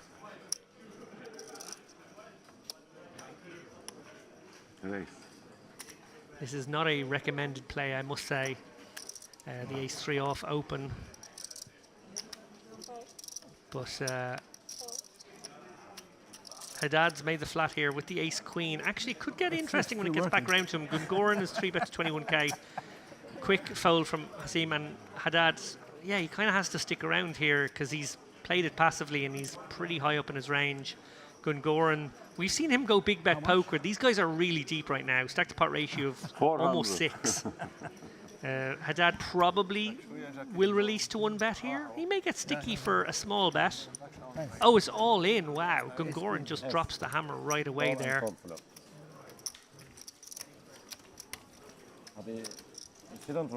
Versus him. Targeting a hand, something like Jack's, I suppose, in that situation. It was not subtle, let's put it that way. But Gungoran, there we see 2 guys on screen there, 2 of the stars of the show, it must be said. They've both been absolutely fantastic. Provided great entertainment, it must be said. Everybody at this table has been really worthy. We hopefully will see some of them back here for either feature table coverage later on today, or maybe, just maybe, a deep run is in 1 or 2 of them, and we see them day 3, dare I say, maybe even final table coverage on Friday. Well, another one of the stars of this feature table, Hashim. He's mixed it up, it must be said. Plays a lot of hands. He's going to open again here. under the gun, King Jack O. And again, Gungoran will probably be the villain. He's on the button with the ace-10. Maybe just a flat this time. Almost, yeah. Have to see. Because of the life, probably. Yeah, he does choose to flat. Habib may well defend here with the suited connector. Super hot. So, getting used to these multi-ways, I must say. Last time, probably. And this is going to be the last hand. I think the clock has just ticked down here, so these guys are going to play the last hand out. Oh my goodness, would you believe it? There is a twist in this tale. Drama right at the last moment. Hashim, top and second pair. Gungoran, well, he has been the star of the show, it has to be said. He checks back the gutter and overcard on the flop. He drills the turn, jack ball, corner pocket. Okay. He's just going to flat here. And it's hard to imagine Hashim getting away here, 57k. He's going to bet something. He might bet it all. No, he picks up them all. He picks up them all. He might go for the overbet shove in this spot. He might just bet 20k, something in that region. Gungoran, obviously with the nuts, is going all in. 17k is the number. Gungoran, all you can eat. Very hard to get away for Hashim. Very hard to get away, and he won't be able to. Gungoran shows the nuts. Hashim, Nice hand. well, he entertained us for 2 full hours. There was a cruel twist in the tale, and unfortunately, he is going to hit the rail. He may well re-enter.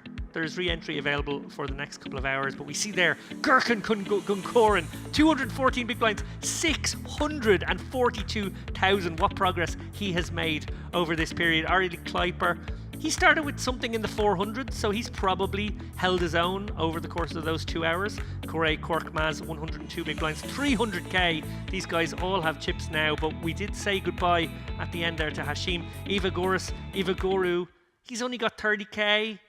He only started with 30k, so he's still in the mix, but he's got to make some progress now when they go back to the outer tables. You saw there a glimpse of the feature table that we will be featuring in 12 or 13 minutes time. Don't go anywhere, guys. Please stick around. We'll see you then.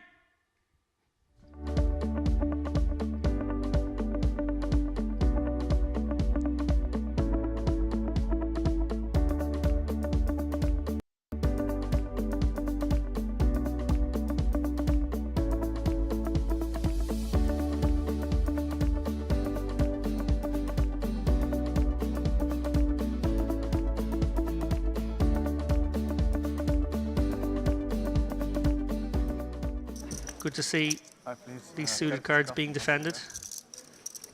Oh, and boy, oh boy, will he be happy that he did. Checks it over to Kormaz, who definitely can go either way here. He's got showdown.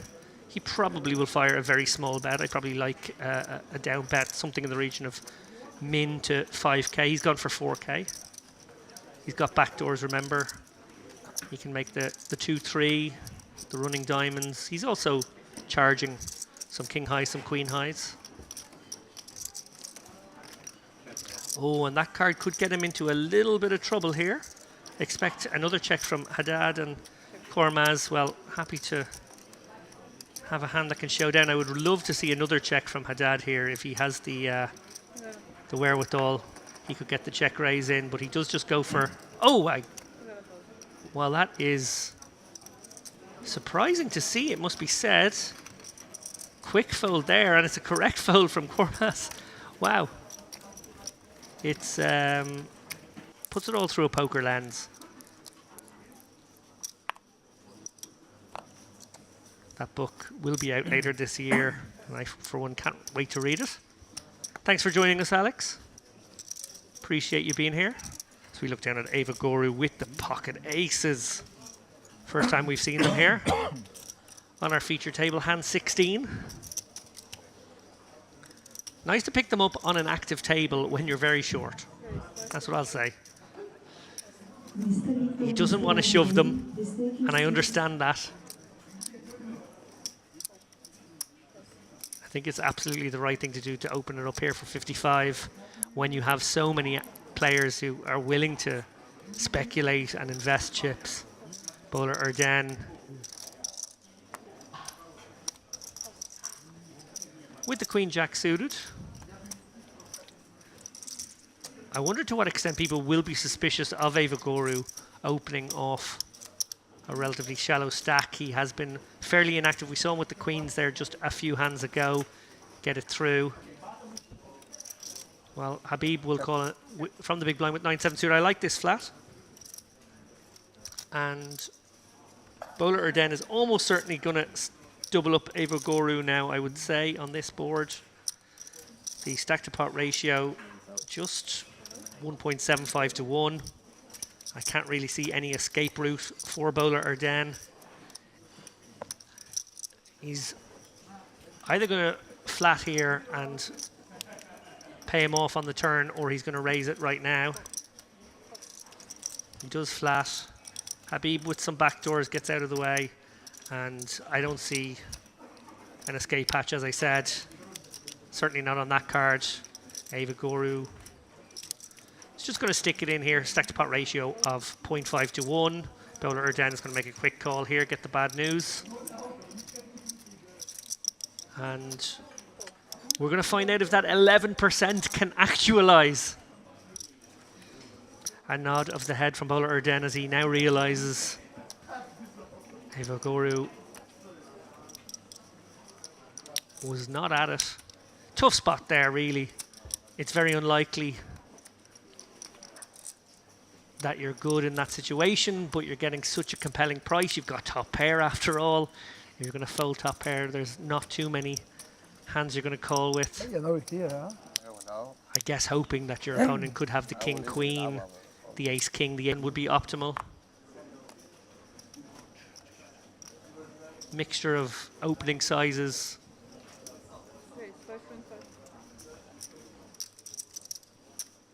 All factors which take us out of the game tree and into a street poker landscape. Fun to commentate on.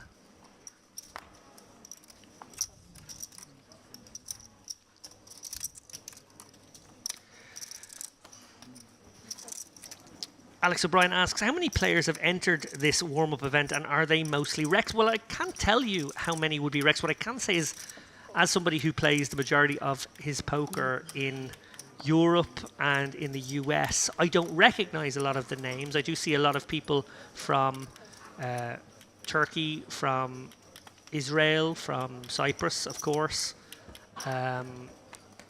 So there's a good mixture of people who have traveled west for this event. There's a lot of Eastern Europeans here. Again, that makes sense. As a venue, it's pretty good for those guys. Hashim flopping trips here. The fourth are coming. He'll probably get a c-bet out of Korkmaz if he checks it. Korkmaz with the king-9 suited, backdoor hearts. This is a good hand to fire a small c-bet on. And we see Korkmaz much closer to sort of game theory, if you like, with his sizings. We've seen some good down bets from him, some good equity deniers. He's shaping up very well, I have to say, as a player. In this instance, he's run into it now, Hashim. And that card could get him into a little bit of trouble. It's a great card for Korkmaz to barrel and barrel large on. The Jack of Hearts now, Korkmaz with the flush draw. It's an overcard to the board. It's definitely a card he can represent. I would expect to see a sizable bet here, anything from 80% to maybe even an overbet. Oh, and he does find the check. Wow. Really interesting. Maybe feels like he can take it away on some rivers. Maybe feels like there's some flush draws, 5-7, 6-7s, 5-6s in there from Hashim. Small bet from Hashim here. I guess targeting something like an 8, pocket 7s, pocket 6s, pocket 9s. They're the types of hands Korkmaz might take this line with. That can find a call here on the river. Spades have missed. So Korkmaz may be considering a call with just king high. May also be considering a bluff. I'll come back to your question now momentarily, Alex, but very interested to see how this hand proceeds. Korkmaz I am rather surprised not to see a turn barrel, I gotta say. Did expect that to be a card where he would decide to go large actually on the turn. We know it wouldn't have worked. The king high. He's announced king high, but he hasn't thrown in the chips yet. Okay. Well, And he does let it go.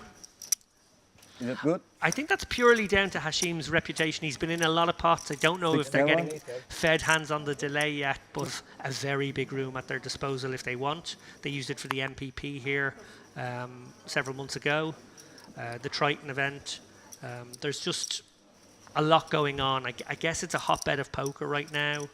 I suppose it is in one of those locations that connects east and west. There's an ambition and a hunger within the company to get bigger, to have bigger and bigger events, to get more traveling tours to come here. The decision by EPT to have an event here is a bit of a marker. Obviously, that's Europe's premier high buy-in brand. The fact that they're keen, I know that they'll be in the big room, is going to be a huge one for them. Yeah, I'm expecting really big things. There's clearly a desire to scale up this year. Hoping to join them on that journey, frankly. Love to do a bit of commentary. Was very flattered to be asked to come over here for this week and get in the mix here. Add my voice to a number of very excellent commentators, it has to be said, over the years. Henry Kilban, good pal of mine, has done a lot of merit events down the years. He's US based now, Vegas based these days. Opening the door for someone like me to slip in, which I appreciate. Shout out to Henry. Fast becoming one of the goats of the commentary biz. Young man still, but he's really served his time, put in a lot of hours in the booth over the last 4 or 5 years. Obviously got his big break. Unibet Opens. He's done cash game festivals, done Rosvedov, done WSOP. He's done a bit of everything. And he's been at the Merit Poker helm for a while. Delighted to be in his shoes, in his hot seat, so to speak. And yeah, would love to make this a regular thing, I gotta say. It's a beautiful location when you come here as well. The hotel is fab. There's like 4 hotels. There's the Royal Hotel and Casino, the Royal Premium Hotel and Casino, the Crystal Cove Hotel, which is where this is right now, and the Park Hotel Casino, all on the beautiful piece of coastline. Great weather here, beautiful resort. Going to jump back into the action here as we see Battle of the Ace-X. Gungoran probably going to look for some value here from exactly the kind of hand that Bowler Urgen has. I should never fold the 4. Gets the job done. Maybe a little önce onun açmasını bekleyebilirsin. wary of a possibility of a plastic. There's bars and restaurants in each of the hotels. If you're a part of the all-inclusive resort, you go to any of them, order what you want. Swimming pools, state-of-the-art facilities. As I said, a beautiful bit of coastline. Really do strongly recommend it. Fly into a number of different airports. I think you fly into Paphos or into Larnaca. From Larnaca, it's about a little over an hour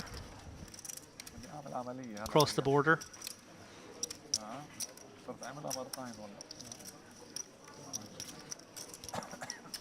But there is an emphasis on customer experience and an extension of that player experience when you're here for the poker.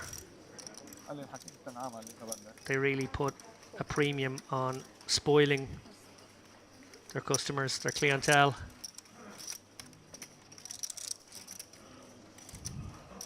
And you do feel very well looked after. As we look down, interesting pot brewing here. Haddad in the big blind with the 6-5 suited is going to get in the mix. Makes sense.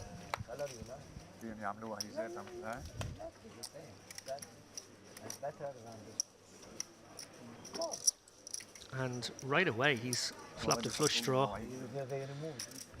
Whole lot of nothing for Korkmaz and Kleiper, who looks like he's going to fire a bet, represent that king. He can obviously have pocket aces, ace king, king queen, King Jack suited, that sort of stuff in his range. Just going to test these guys out. Goes for a small sizing, so a sticky minimum defense frequency call here from Cork Maz. Does have the best hand right now. Haddad, unlikely to roll over here. He potentially has the most going on.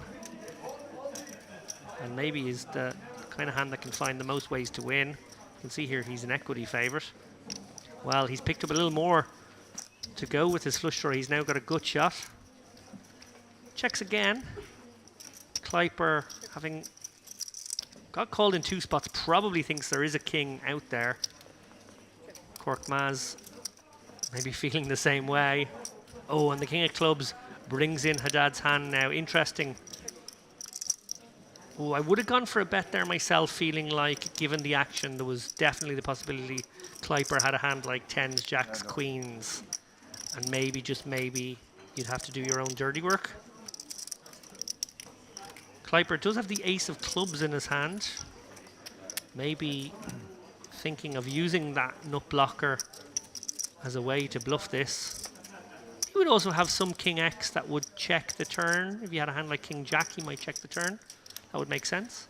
So he can still have king X. Cork Maz, remember, didn't bet the turn when checked, so he reduces his likelihood of king X when he does that in the eyes of Kleiper. So it's going to work out very nicely for Haddad here. Kleiper is going to do the betting for him. He didn't have to do his own dirty work, as I predicted he might. Cork Maz releases, and Haddad will snap call and get the good news. Well, there are more than one way to skin a cat. There's a few ways to skin many cats, but this is a nice pot here for Haddad. We've seen a couple of big pots, mostly basically you sort of say, look, I'll even late reg into, you know, all the stuff, and if you make a commitment, a full commitment to jump into every single event, they comp your room. And I tell you, the rooms are lovely here.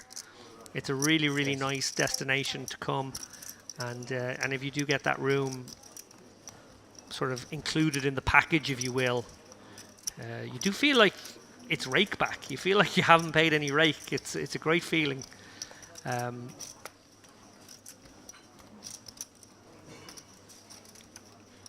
Yeah, great deal all in all. Clearly there are times of the year when the people here in Merida are keen to bring people to the hotel. I guess off peak it makes sense, and poker players, always bargain hunters, love a deal of that nature. I spoke to Jamie Nixon yesterday. He's travelled here from the UK, and that's exactly what he's got. He had to commit to something in the region of 11.5, 12k in buy-ins. So basically playing everything over the next week and a half. And because he did that, and because he committed, he gets his very, very nice hotel room, which he said is more like a suite. He said he's in a very fancy room. So they're really looking after those guys. It's a great deal, I gotta say.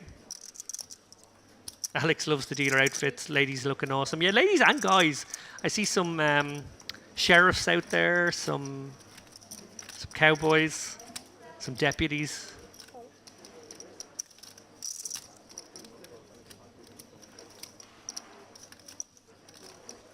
The other sort of twin event to this one is the vintage or retro series these guys run, where people sort of dress up in 1920s outfits. It's almost got a speakeasy vibe. Love that one as well. The images come back from those events are just absolutely brilliant. Real thought goes in.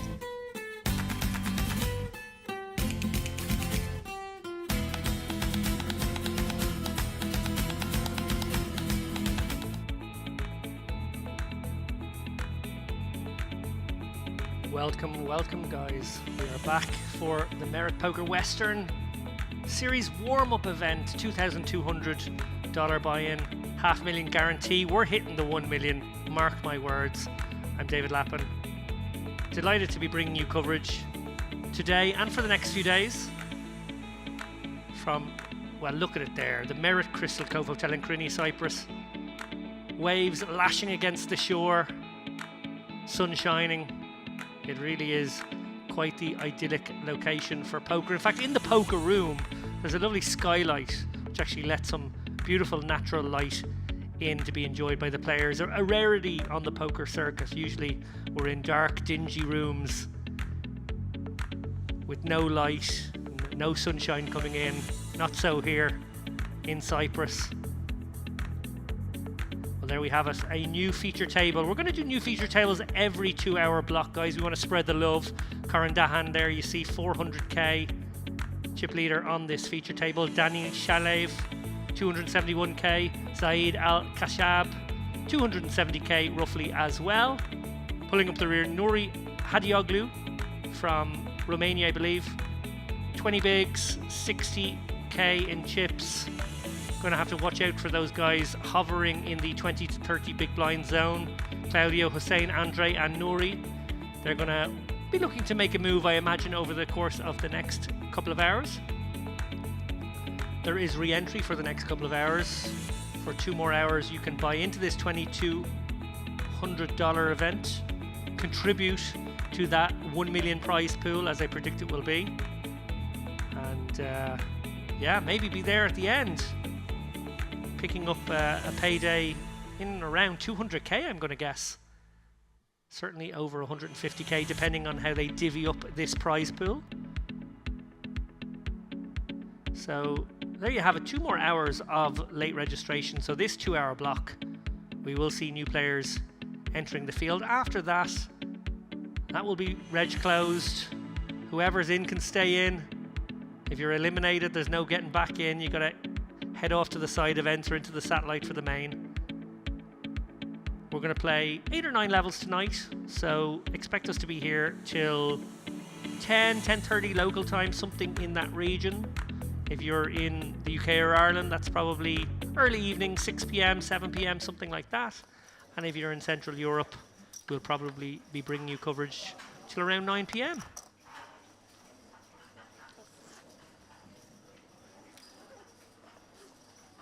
I did promise, and I broke my promise, I'm sorry to say, guys, that I would find out the chip stacks of some of those notable players. Jamie Nixon, Michael Lech, Andrew Hulme, former Irish Open winner Ryan Mandara. I have not done that. I very selfishly took my break to use the restroom, get myself a drink from the all-inclusive bar, make a quick phone call home to my loved ones. Very selfish. I did not go out and find you your chip counts. So I apologise for that. I will try and do it at the next break. Obviously in future sessions when Dara O'Carney comes to join me, as I expect him to be here maybe before the end of the day, one of us can always be the chip runner, run out there, try and get the stacks for you, while the other one holds fort. And in those moments we will be able to provide a little bit more coverage on the outer tables, but for now I hope you'll understand, flying solo, I have only so many hands and arms and legs and pieces of paper and pens to get the info for you, but we will try and get info as soon as possible on those notables. We see there 475 players already. Yes, we are getting to 500, guys, mark my words. As we watch Shabanazad, a little cheeky 5k bet there with bottom pair, good shot to Broadway, get the job done.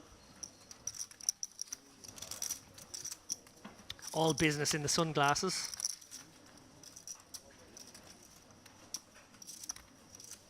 That's a lucky seat as well, remember. Player who sat in that seat for the last 2 hours almost doubled his stack.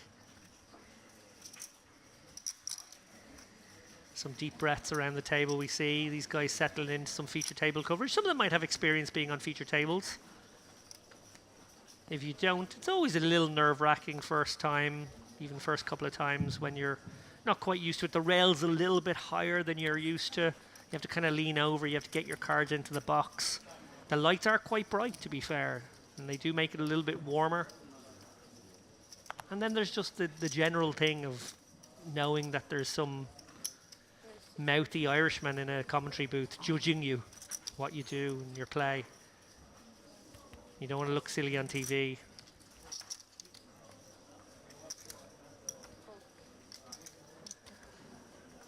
Golubev opens things up with the ace-7 of clubs. I like that open from under the gun too.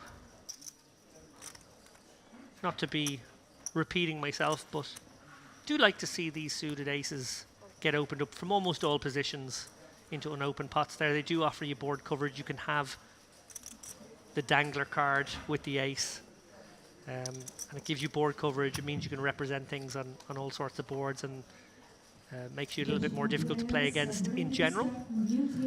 Dahan flats the ace 10 here in the hijack. Not massive fan of that, I gotta be honest. Cut off king 7 suited, it's a bit more interesting, kind of can get behind that flat. And then Shalayev, well, easy decision for him. He's on the button, he's got power of position, and he's got 2 lovely ladies in his hand, pocket queens. He's bumped it up to 23k, so relatively small raise given the fact that there were 3 people in already. I think you could certainly go to around 27, 30k there, no fear. He's clearly trying to lay a price to get somebody in there with them. His pocket queen's an actual premium hand, hoping for some action. Never a terrible result to deny equity to the overcards and get it done pre, but I'm sure he would have been just as happy, if not happier, with a one-caller situation there going to the flop. Going to take a little peek at the chat here. Oh, we've got many more people in the chat now. I'm going to assume that's indicative of maybe some fanboys and girl out there for these particular players. Let me just check. Yeah, there we go. Definitely more love. Or maybe it's more love for me. I doubt the latter somehow. So if you are there in the chat, guys, appreciate if you mash that like button. I don't know how YouTube algorithms work, but I imagine it must be good. It must help us push this show and these series of broadcasts as we'll have them over the next 8 or 9 days.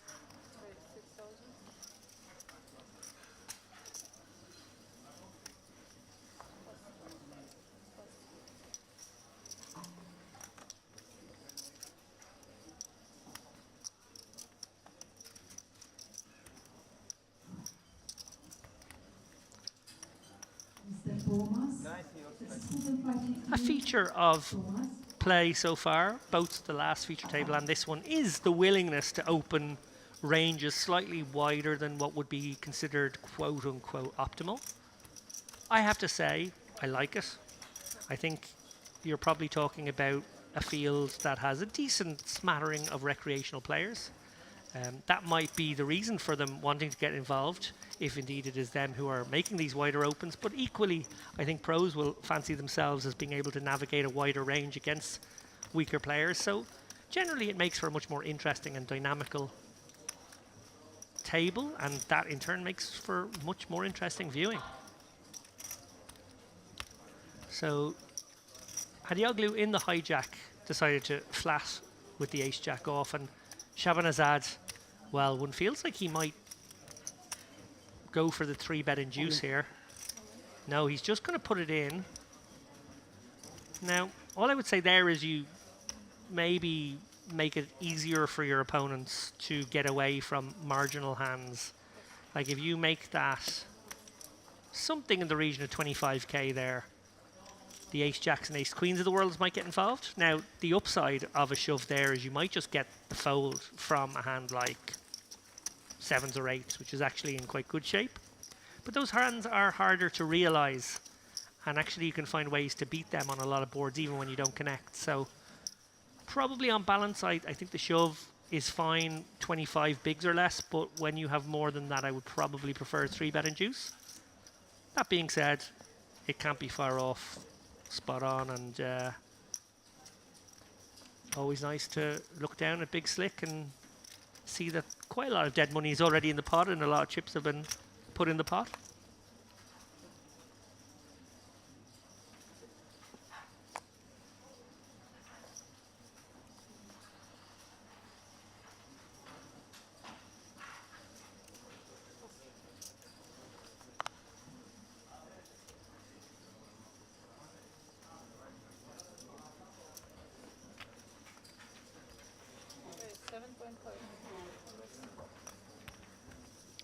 So a larger raise size coming in now from Al Kashab, Queen 9 suited.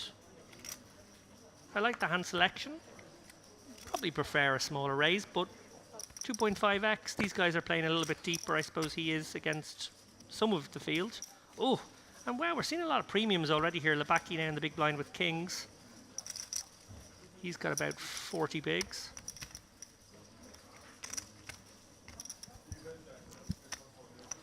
How brave is he willing to go here? Usually with range, you want to go to something in the region of 29, 30k, but he only has 111k, so he might feel with a hand like kings, the Djangos, they're a bit of a gift from the poker gods. He might decide to be a little gamblier and go smaller, and that he does. So basically just 3x's the open. Even though he's out of position, he is happy enough to go a smaller size. I think when you have the premium hand, always feels good, and you have the shorter stack too. Does get the job done in this instance. So owing to all these premium hands, we're not seeing flops right now, but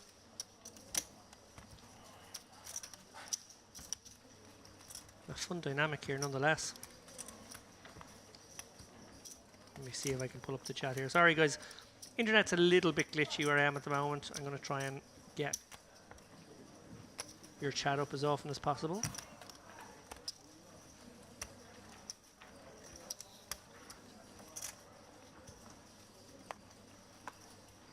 Oops, sorry.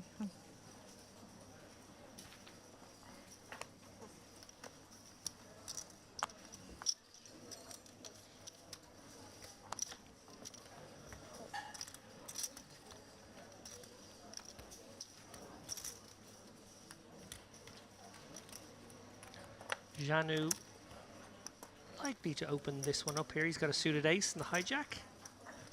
Like to see him in open off this stack.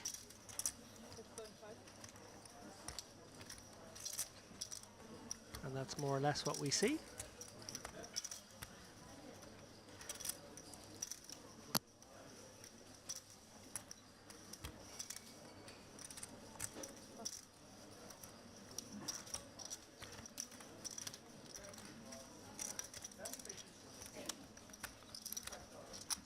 Golubev with a very defendable King 7 offsuit here.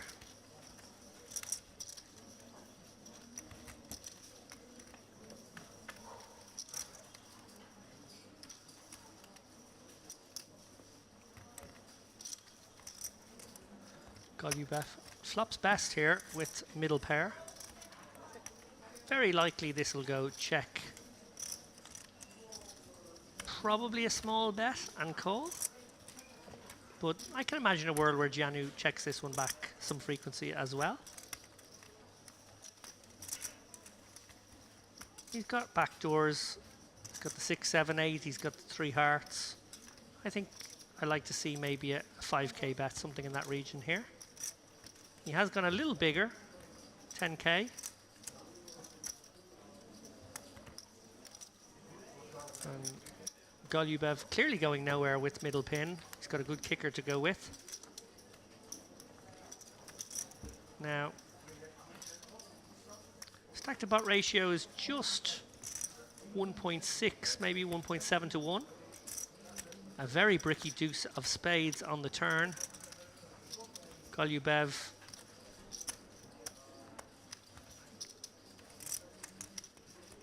certainly hoping for a check back here. I think he feels like he might have to call one more street with this King 7, but he's dicey.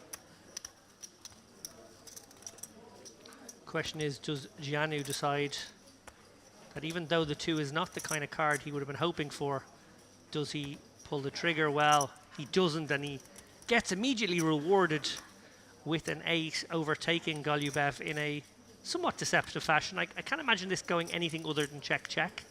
Golubev can't really target value here.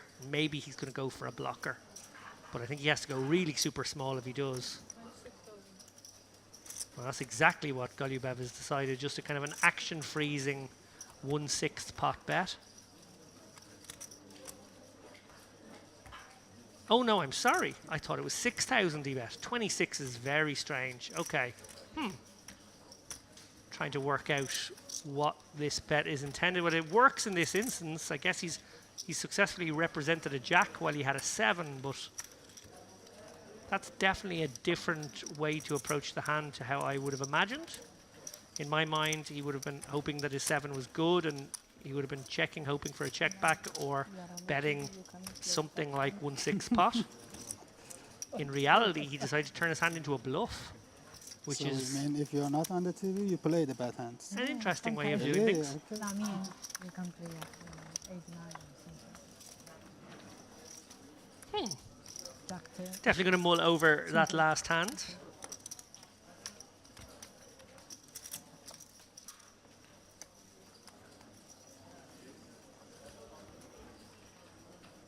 Versus the exact holding that his opponent had, it ended up being the perfect play, but one feels like that's such a slender part of the range, it probably doesn't work often enough.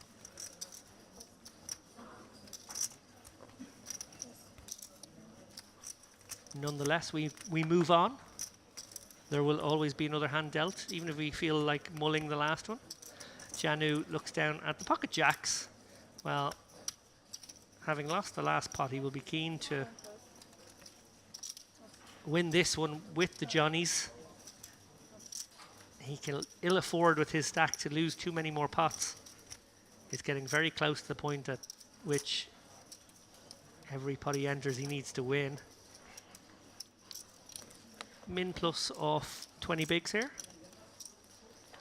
Ooh, and maybe the same villain here, this time out of the small blind. Golubev, possibly feeling he has the measure of the man. Players can sometimes get fixated on one another just because of hand distribution.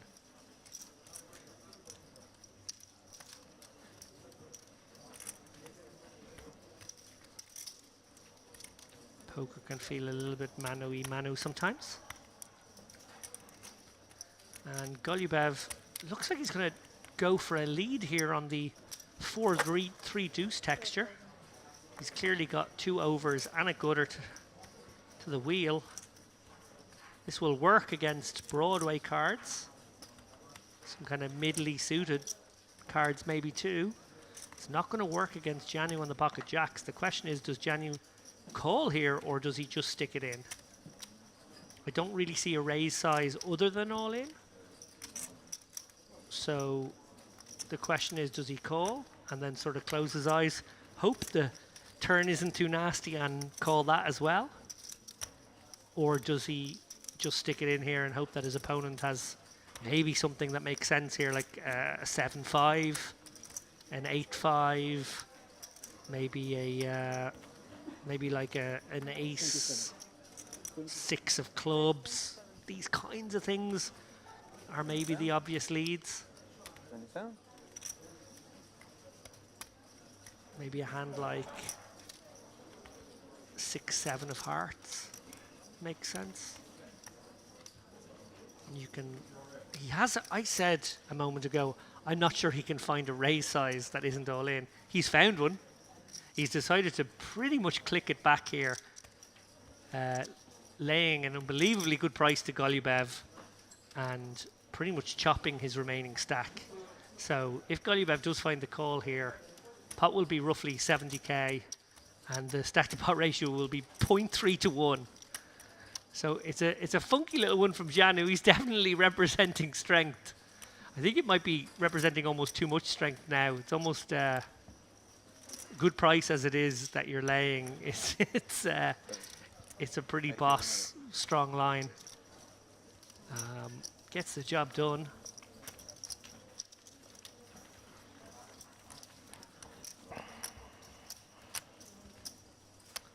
Let me have another go at pulling up the chat. Guys, I do want to talk to you. I really do. Let me see if I can. Can I do the classic turn it off, turn it on? And see if that is fruitful.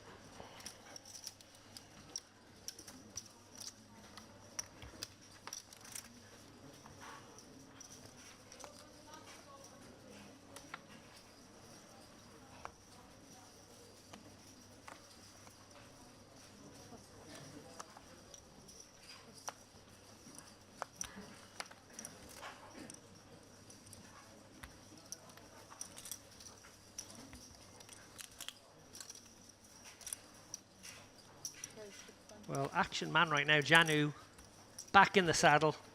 How many times can I use back in the saddle this week? More times than you guys probably want me to. He's got the king queen in early position now. Oh, I'm sorry guys, I'm having no joy with the internet to pull up chat, so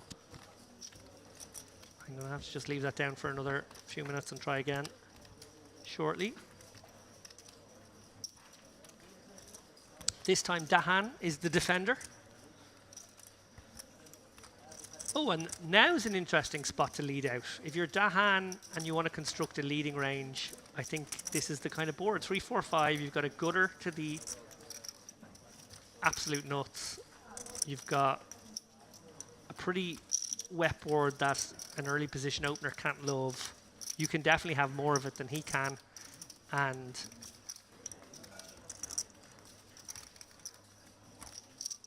you still have a gutter and 2 overs, which is always nice. In case your opponent does get sticky with an ace-x.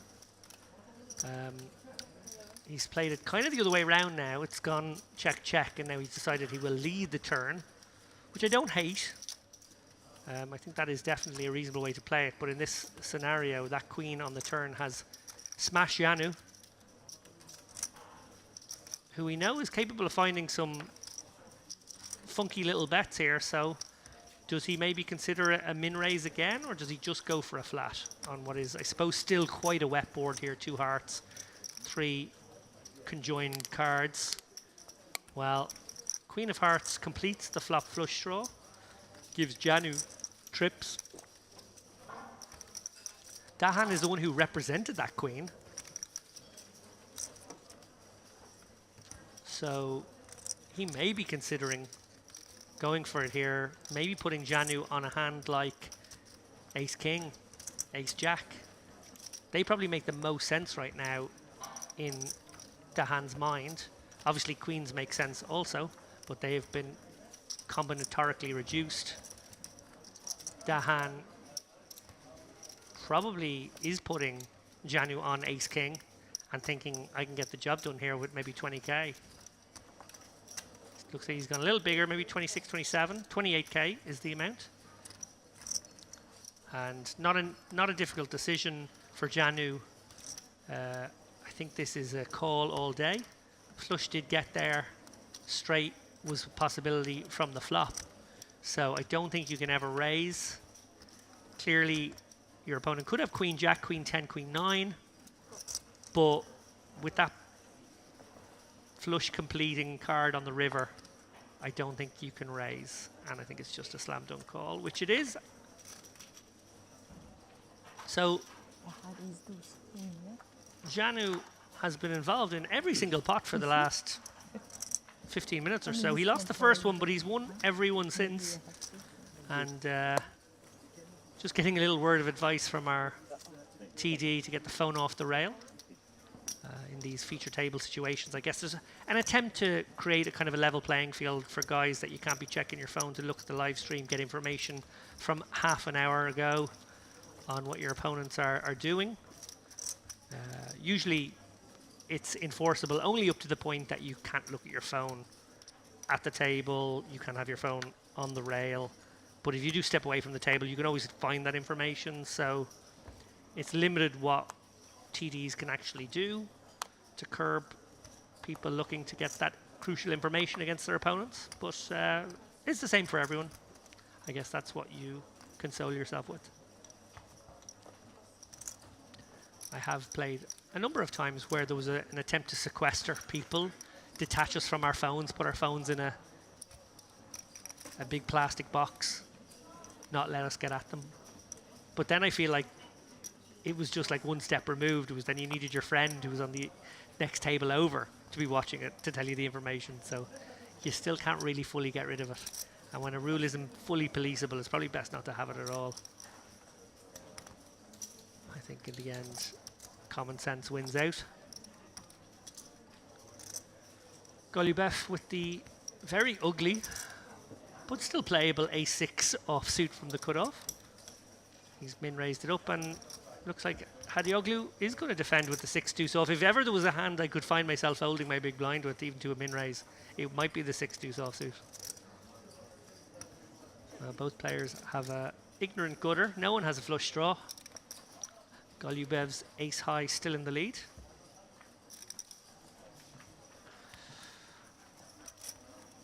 Neither player with a diamond, so that 4 of diamonds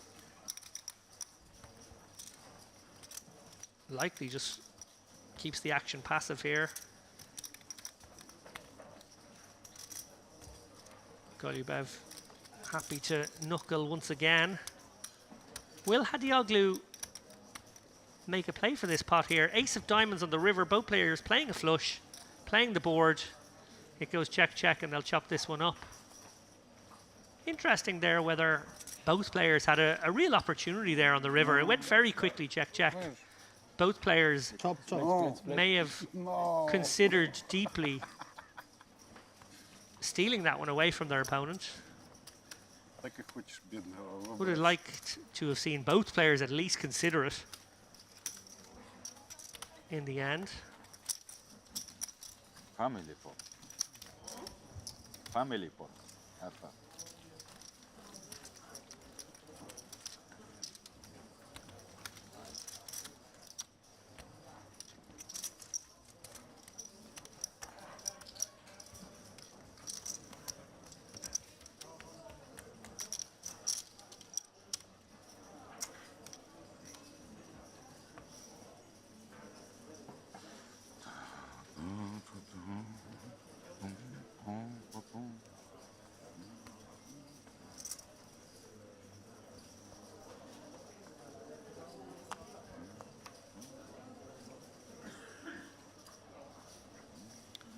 And once again, Janu feels like he's played almost every hand we've seen today on this feature table.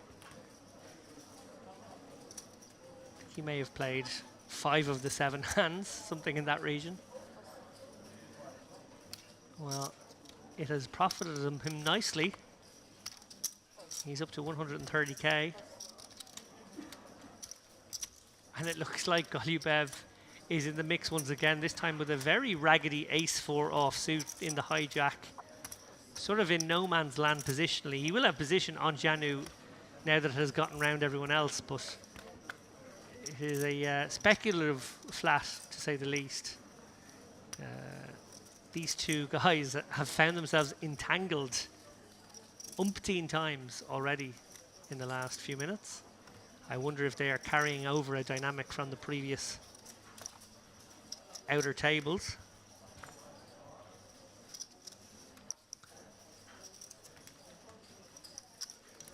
Janu decides to check this one.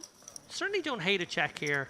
I mentioned earlier on a king high board, not too dissimilar situation where you might want to construct a range that actually contains some king X when you check to protect that checking range. And king jack, king 10 are kind of good ones on this board texture because they do have the other way to win. They have the backdoor potential. Now, as it's happened, disaster, ace of diamonds, I should say, on the turn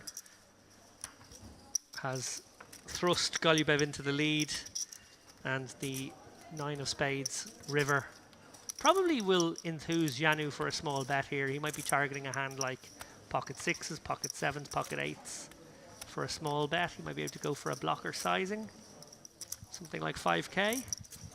Can't imagine him going much bigger than that. And Golubev, 7,500 is the name of the game. So 1/3, Golubev really has an easy decision to call here. He chops with all the other aces. The king plays as the kicker, so I cannot imagine a scenario where... Oh, but look at this. Is he counting out raising chips? Wow, counting out some raising chips. Trying to get his opponent off a chop. 500. Possibly. Trying to get his opponent off a chop. Well, this is really interesting because if Janu decides to pull the trigger here on a re-raise again, and he can remember, he's the opener. He can have aces, he can have kings, he can have ace-king. Now, Golubayev's kind of repping a 9 as played. In the end, the same amount of chips go to Golubayev as would have if it had just been a call. Interesting creativity though. Golubayev maybe trying to sucker his opponent off of a chop. Again, I'm finding it hard to see, like, clearly in game there we see he had a king and maybe he was trying to target the king, but it's hard to believe a king would ever call, and we see there that the king did not call. So it's a strange one to target as a value bet, so one feels like it was trying to get a chop to fold, and I wonder if it would have worked to get a chop to fold. It may have. Some very funky creative lines by Golubayev so far. Certainly has some creativity in his game, and certainly some fearlessness.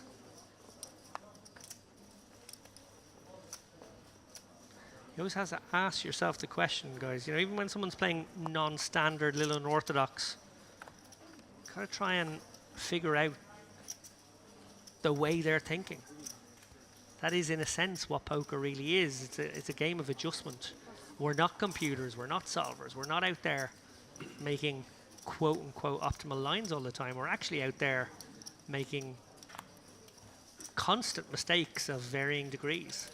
And, you know, the weaker the player you are, the more deviation from optimal there will probably be on show. And if you want to gobble up the extra equity before someone else does at the table, when you identify that, you have to then deviate away from optimal. And then we end up in the streets in quite convoluted, complicated, interesting spots. Golubayev, well, he's been so active and now he's got a real hand. Pretty dream situation. Labaki just coming in for the call here under the gun 2 with the suited king. Interesting to see a limping strategy there. Golubayev hoping to isolate him with the queens. It's probably the ideal situation for him now if big blind gets out of the way, which it does. Labaki, he has to pay 8.5k into a pot of about 30, so needs about 25% to realize. Decides he's not going to do it, he's just going to let it go. So limping strategy, just goes for the limp fold on that occasion. Always worth watching out for the guy who's limping.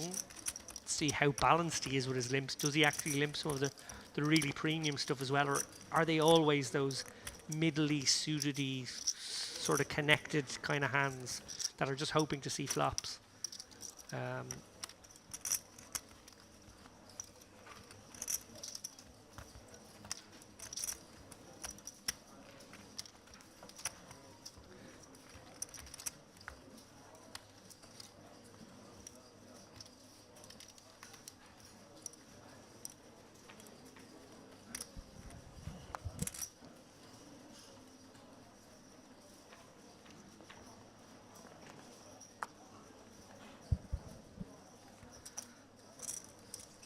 Shahnazad's playing 35 big blinds right now. He's got the 9-7 suited gapper under the gun. Let's it go. Labaki now. Okay, we're about to find out. You know, he's limped the last hand. Will he limp this one? He does limp this one. Okay, well, I talked about having a little bit of balance to your game if you are going to deploy the limping strategy. And that's exactly what he's done here. He has actually limped a really strong hand. Right away, we see now that there is some balance to Labaki there. He's sort of playing possum with these limps, sort of telling his opponents, come and get me, isolate me, take advantage of me, exploit me. Oh no, would you believe it? I was just about to say how Labaki, I imagine, is going to spring a trap here. If someone in late position decides to bump it up to 3 or 4x, I imagine he's coming back over the top of them. We might be seeing the end of Labaki. Oh, it's kind of cruel in this situation if that's what happens. Shalayev has woken up with the American Airlines, the pocket aces on the dealer button. The most likely position to be stealing from here. The most likely person at the table to want to isolate Labaki. Aristotelos has flatted her ace-4 offsuit in the big blind, and that almost certainly juices the pot up to in a way that makes Labaki have to go for this squeeze. And he does. He 3-bets to 29k. We are about to see the end of Labaki, I believe, unless the deck brings some form of miracle. We see there he is 7%. I think when the dust settles and Aristotelos is taken out of the equation, it might increase to 8 or 9%, but it's going to be very, very low. Shalayev, will he just flat maybe? When you get limp raised, it looks strong enough. It looks like the guy just wants to get it in. He might have queens or kings. You don't want to have them get away on a scary board. I think you just stick it in now, to be honest. Flatting is kind of interesting, but really the benefit of flatting in these situations with your pair of aces is if you think that there's a lot of bluffs in your opponent's range. I don't think there are many. I think when you limp under the gun one and then squeeze, you're actually really, really strong. He's gone for the absolute click raise here. 4-betting to 55 rather than sticking it in. Labaki will not love that, but I don't know what he can do here. He's already put in 30k. He's only got 93 more. That's a quarter of a stack, and he does have a premium hand. Oh, he can't be low at 4-bet, so you limp, you get raised, and then after you squeeze, which looks unbelievably strong, the guy decides to put the absolute minimum raise in. And he can't get away, Labaki. Very unlucky at one level. I mentioned there his limping strategy, how he would balance it up with real hands. He had a real hand, but the realest of the real hands is pocket aces. And Shalayev, there we see, actually the equities went down. Ace King had more chance when the third player was involved. 6% only. Ugh. Well, slim there. The hearts are blocked, so it's only the 10 queen or running kings. That's worth 2% right now. This is what 2% feels like. Labaki, well, he's not drawing dead. The turn is a queen. Well, the filthiest of filthy tens, is it there? No. The queen on the river sends Labaki home. Small consolation, he is in time to re-enter if he has the thirst, the desire to do so. Shalayev with the pocket aces, best hand held up. No complaints that way. Labaki certainly can count himself a little bit unfortunate. I'm sure when that click 4-bet came in, his heart must have sunk, and he was sort of hoping that his opponent maybe had ace king as well, or pocket queens, and he was in a race situation. But no, it was the worst of the worst. You're blocking aces and kings when you got the ace king, but that doesn't mean they can't ever have them. And in that scenario they did. Labaki slinks away, disappointed no doubt. Poker can be so cruel sometimes.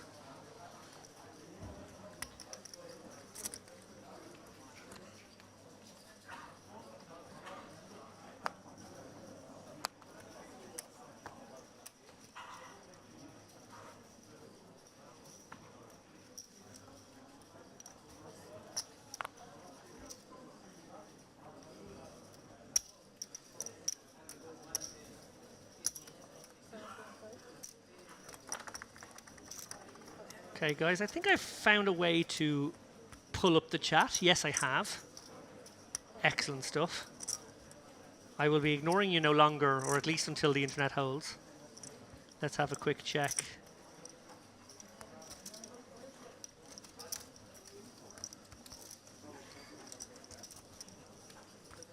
I see Fury TV is hosting this. I'm going to click on the merit. Here we go. Oh, sorry.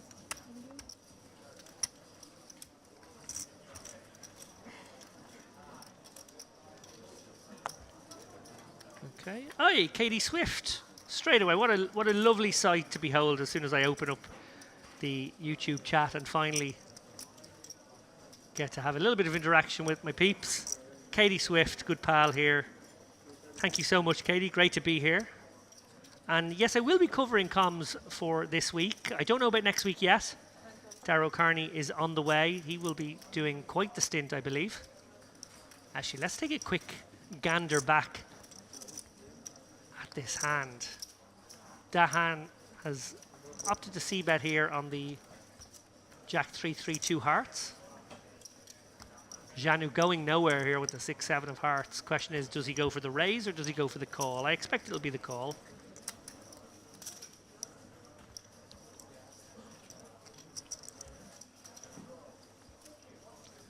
Nine of diamonds. 2 flush draws out there now. Dahan. Very difficult for him to continue with another bet here. I guess if he does, he is representing overcards, simply not believing that Janu has too many 3x in his range. Understanding that Janu probably has pocket pair or a jack a lot, and he might be setting up a 3-street bluff. Feels like it kind of has to be a 3-street bluff to get the job done most of the time. This bet would clear out maybe pocket 4s through pocket 7s, something like that, maybe even pocket 8s. But I don't think it would clear out any other portion of the range. Flush draws in an interesting spot now, actually. Dahan certainly showing that he has a real hand. Janu being forced to put in a third of his remaining chips actually decides to fold. He could be up against stronger flush draws, so even in the good scenario where his opponent doesn't have a made hand, he's still got a better hand in that situation. And good aggression there, it must be said. Dahan. Solid work. Victoria Savina, Ace King is the worst, most disastrous hand. Well, yes, indeed, it sometimes can be. It's a cruel, cruel situation the gentleman found himself in moments ago. She says it's most overvalued by players as well. It is a drawing hand after all. I think Doyle Brunson famously said that one a long, long time ago. Yes, Alan Graham, the buy-in is in US dollars here in Cyprus. All the tournaments are in US dollars. So this one is a $2,200, $500,000 guarantee, which as you can see there from top right of the screen, 490 players means we're actually pretty much on the cusp of doubling the guarantee. 1 million looking almost inevitable now with about 90 minutes left of late registration. I'm sure there are 10 people out there hungry to get in. And I'm sure there are probably going to be more than 10 bust outs over the next hour and a half, and all of those people will have the option as well.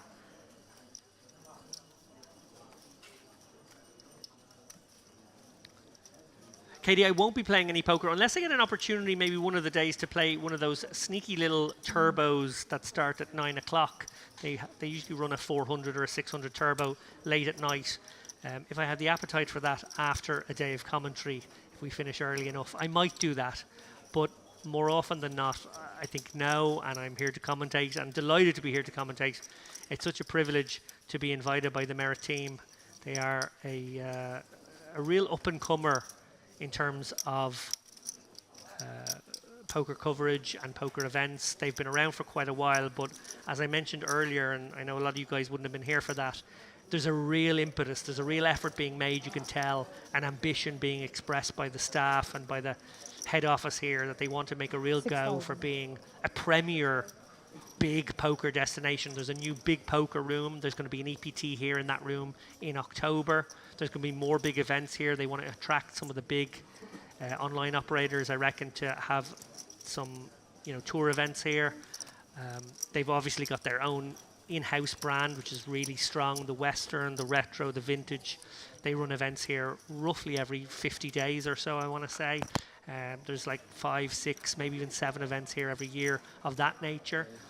It sort of is the perfect location, bringing East and West together. It's right there, sort of on the cusp of Eastern Europe. It gets a lot of people over. There's even lots of UK people here this week. And then at the same time, even though it's up against some really big competitors and some really big events coming up at the same time, I know there's big events in Spain, Madrid, and I think there's big events in the Bahamas. It's still getting big numbers here. It just goes to show the poker boom is real. And these guys definitely providing a top drawer event with really well looked after players in a location that can sort of bring East and West together in a lovely way.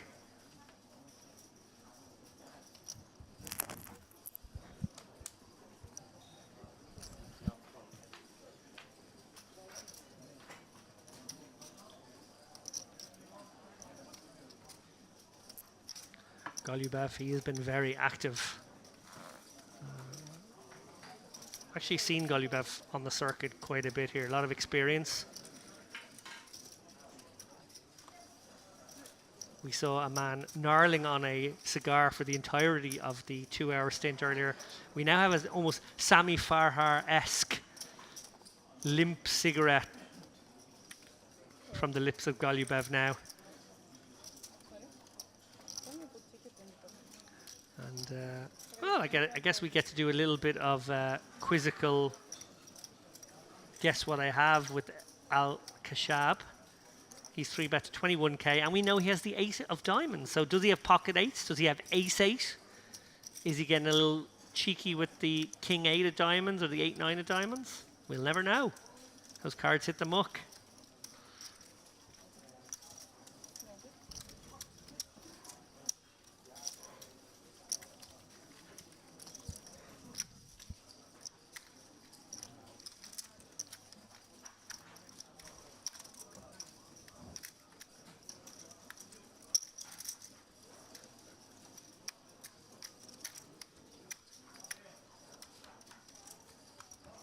Thank you very much. You already prepared it. Special for you.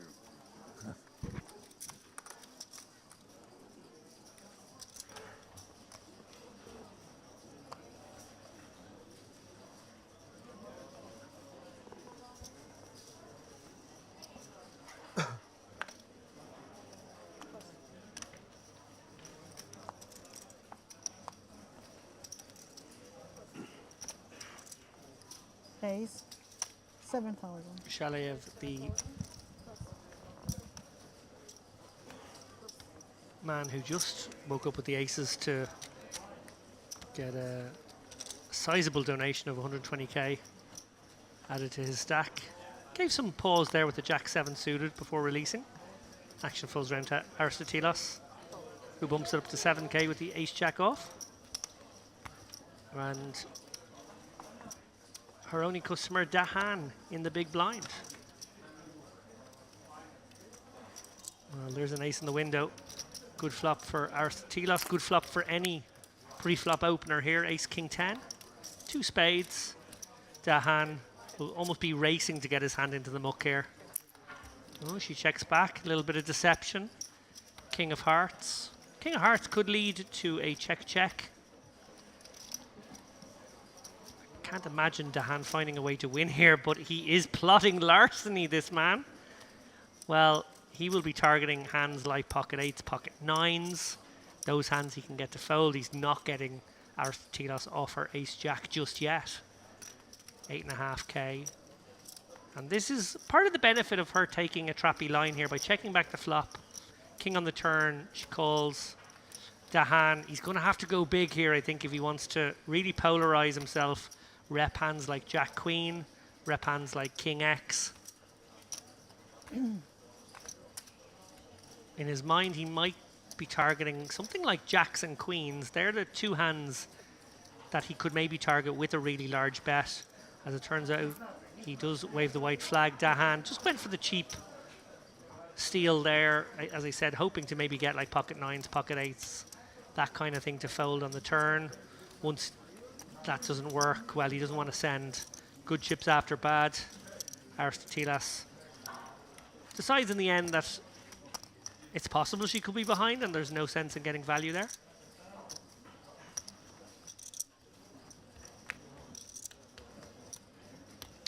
There's a good look Zaid here from Mustafa Al Khashab. Sounds like he might be a relative.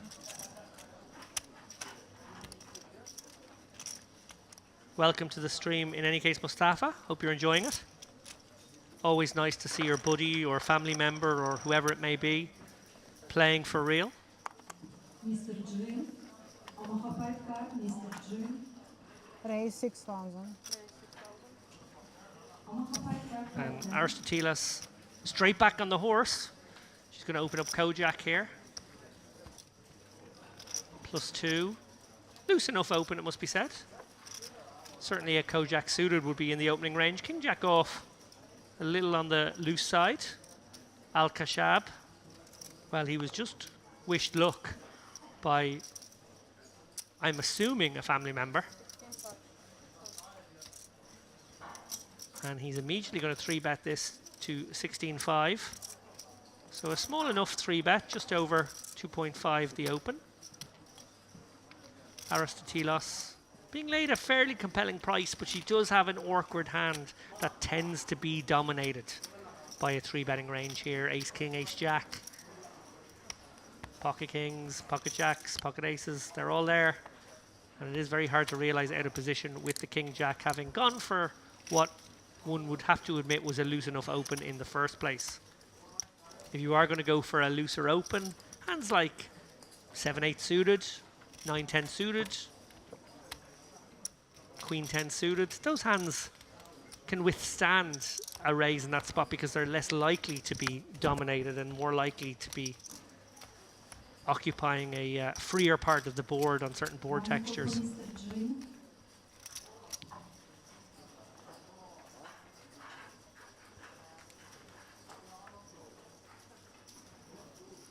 Tony Hakim says, nice place, Merit. It certainly is.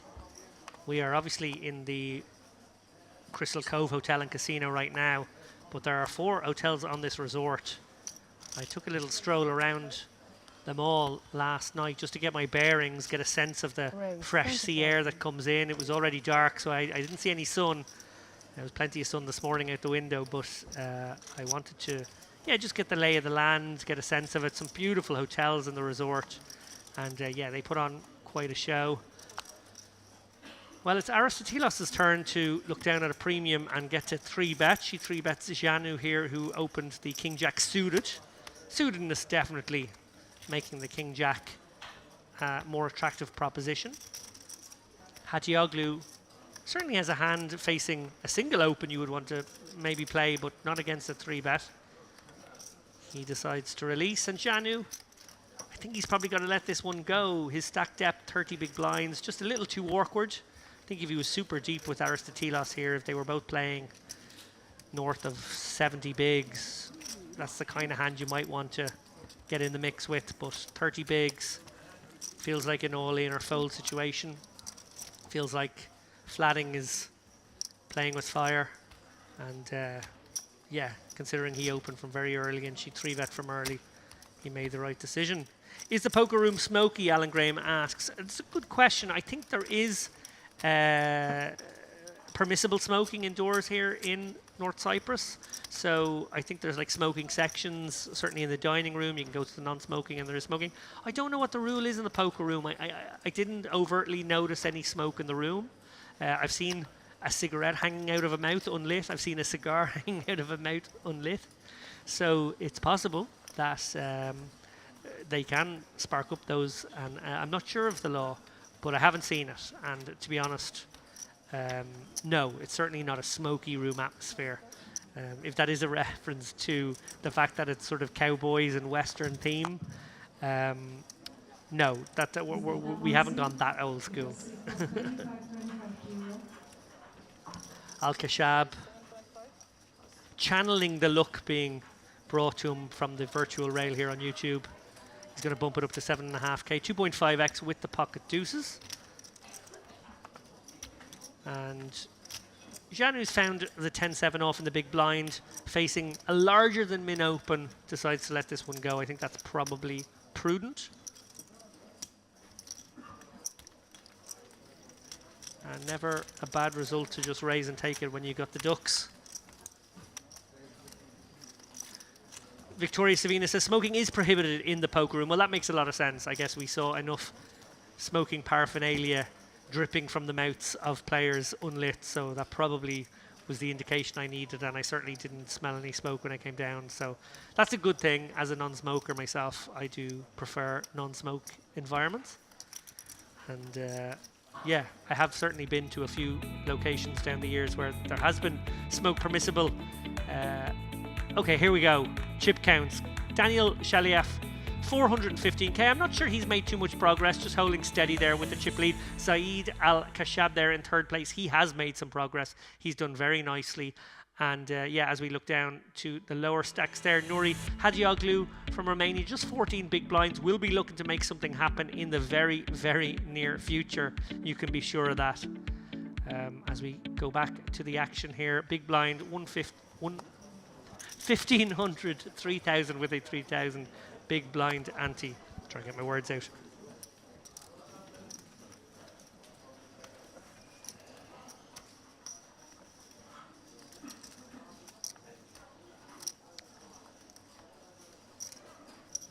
Well, a very attractive proposition here under the gun. Shabanazad, ace, queen offsuit. And Chizu right behind him with the ace-10 suited. It's kind of flat. Could certainly imagine letting this one go in such early position. This feels like a very nice hand to flat with, maybe cut off or button.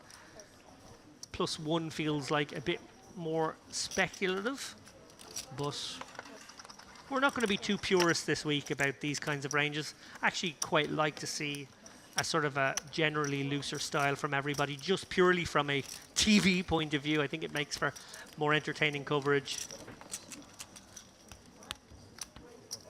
Aristoteles does come in now with the 8-5 from the big blind. And she flops middle pin, but Shabanaz, the pre-flop aggressor, top here. Backdoors only for Kisu. I can't imagine him sticking around. Well, I say that. He's got quite a few backdoors going for a man and over card. So depending on the sizing, he may well actually get sticky. What is that sizing? 8K into 24, so exactly a third. Yeah, Kizu might well peel one off here, which I think would also in turn bring in Aristoteles. So we may be 3 ways to the turn. It's a close one for Kizu. You can tell the gears are grinding here as he tries to figure out the best way to proceed.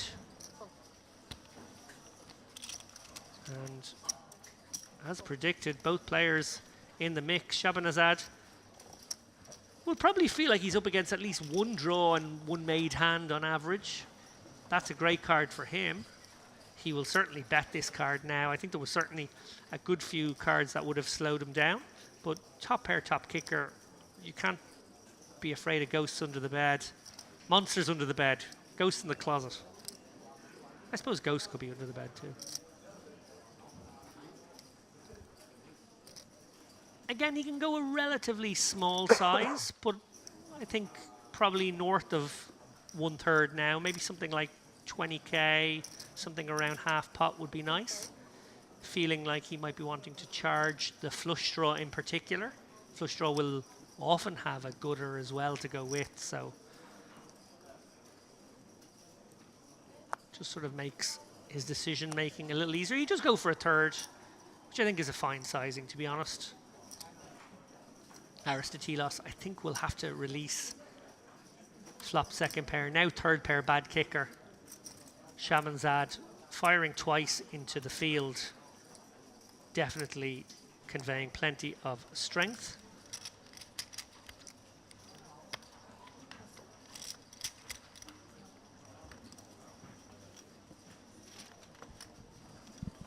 Good fold.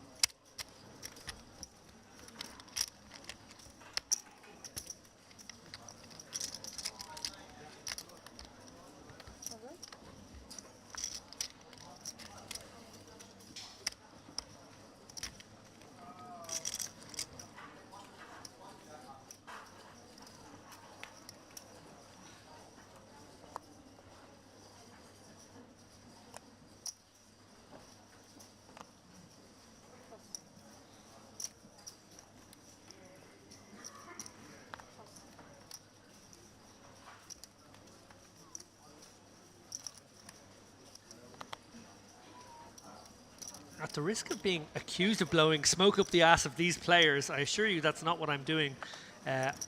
Absolutely loving the aggression levels and the TV friendliness of these players who are willing to gamble it up in quite dramatic fashion, it must be said. 4-3 suited under the gun +2 from Al Khashab here. Some of these plays, maybe non-standard, but they are Very, very entertaining and high wire. There's a lot of moxie being shown by players on the last table and this one as well. It's almost as if they know they're on TV. They want to give a good account of themselves. 4-3 suited. Has been called in one spot here by Shalayev. Those guys are deep as well, remember? Shabin has had, tempted by the Queen 8, getting a discount in the big blind. He lets it go. So here we go. And there's a club right away. 2 clubs, great flop for Al Khashab. Yes, it's very coordinated and it is much more of the flatter's range, but if you're going to open 4-3 clubs, you're usually going to flop bottom pair, nothing, or a flush draw. And flush draw, one of the better results because it is a way to make a very strong hand by the river. He fires here. Shalayev in this instance, while he will have a lot of this board with his range, in actuality just has a gutter and an overcard. And it's actually the kind of flop that a pre-flop raiser might check. So the fact that he's bet it does kind of indicate real strength. Like you wouldn't necessarily bet this board with ace king, ace queen. Feels like that might be a bit thin. So when you do bet this board, it feels like it could be an overpair or a jack that interacts maybe with the board in some other way. Shalayev is going to proceed with a raise. Oh my goodness! Wow. Well, these guys, it's like the gloves are off and we're in the streets. This is an absolute street fight right now. Shalayev has decided to turn his gutter and overcard into a raising hand. El Khashab probably can't fold here. And the problem for him is when Shalayev doesn't have value, more often than not he has a flush draw. And that would be serious trouble if he had a flush draw because it would be a better one than the 4 high. King on the turn is a brick from the perspective of these two players, but it's a very relevant card because it's another overcard to the board. Shalayev would have certainly been hoping that that initial raise got the job done. It did not. And is he going to have to tell a multi-street story with larger and larger bets? Al Khashab probably will release to a decent-sized bet here, unless he's given a very compelling price. It is a bit dicey when your opponent could have something like a pair and a flush draw, and you're really, really dead with the 4-3 of clubs. Well, we do get a check, and the 3 is actually the winning hand. Al Khashab checks his 3 of clubs. He has some showdown now, and Shalayev, as played, is he going to fire out a bet here? It would be a very funky story to bet flop, slow down turn, raise flop, slow down turn, and then bet river. It's sort of been played by Shalayev like he might have a flush draw that then made a pair like a king high flush draw. Might take this line. It probably would have bet again the turn. This is very funky. I'm really enjoying the complicated spots these guys are getting themselves into by playing such funky ranges and going for these sorts of low frequency raises on a flop like this. Shalayev, if he knuckles back, we'll get some sick news that he's been rivered by a 3. He is going to go for a bet, and will Al Khashab actually think about this one for a while? It's very hard to miss the board that has King Jack 9, 7 on it. He pretty much only beats a better flush draw that has missed completely. Queen 10 got there on the turn, probably would have bet, so maybe we discount that. 10-8 probably would have bet the turn again. Sets are the obvious ones. Shalayev sort of representing a hand like 7s or 9s. That makes the most sense. I think 9s and 7s may have bet again on the turn too. It's so confusing. I love it when it's so confusing because, and I'm also have to say, I love that Al Khashab has not released his hand. He knows it's confusing and he's thinking to himself, hang on a minute, there's something really fishy about this. 45k, half pot, I'm going to call. Show me a bluff. Oh my God, what a absolutely stunning bit of poker. He is absolutely dancing inside, I promise you. Al Khashab, above the rim, absolutely sick one there. He smelt a fish. He smelt a rat. He knew there was something not quite right about that hand, but he still had to make the call for 45k on the river. Absolutely amazing. Zaid Al-Khashab, take a bow. 108 big blinds now. 377k. You've taken a lump out of the chip leader. 23% of the chips on this feature table. Blinds are now up to 1500. 3.5k with the 3.5k big blind ante. Al-Khashab, you've got some fans in the chat. I think you've got some family members in the chat. What did you think of that, guys? Oh my goodness. Well, we have our hand of the day so far. Stick that one on the highlights, really. Just play that one over and over and over again 3 or 4 more times today, please. Absolutely brilliant stuff. Love to see it. And yeah, what can you say? What can you say? Some of these guys going to have to make a move now. Blinds have gone up. Hadioglu, 12 big blinds now. His next move is all in. Janu, Chisu, Golubev, they've all snuck below 30 bigs. We've still got an hour of late registration, so if something goes wrong for any of those guys, they do have the option to get back into this phenomenal tournament that is about to crack the 1 million mark. But sorry, I just can't get over it. Al-Khashab. You could tell, you could kind of tell. He had a little wry smile. You could tell he was loving himself in that moment. You got to love yourself in those moments. It feels so good when you pick off a bluff of that nature. Such a sick situation. Absolutely love it. Brilliant stuff.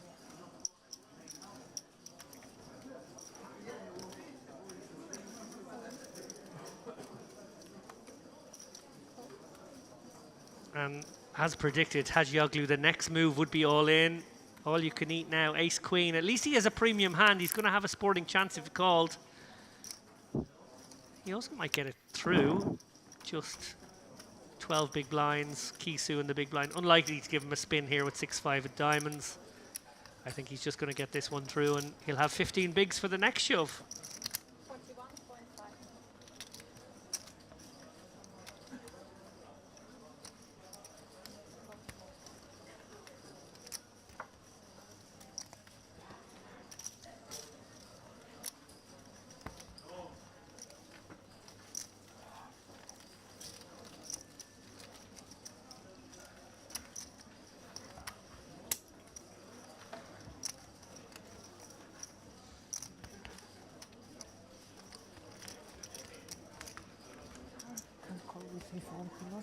41.5. Well, there he is. Center stage on the feature table. You can look so stupid on the feature table when you're wrong in that situation. There I am. There's my 4. Is it good? Or my 3, I should say. Is it good? I hope it's good. Ah, fabulous stuff. Absolutely loving it. One more call for Mr. Abbas. This is open 5, then seat is available. 498 players. We are cuspy on that 7-figure magic $1 million number. $1 million, guys. The guarantee on this was 500k. There's a lot of live poker happening in Europe and elsewhere this week.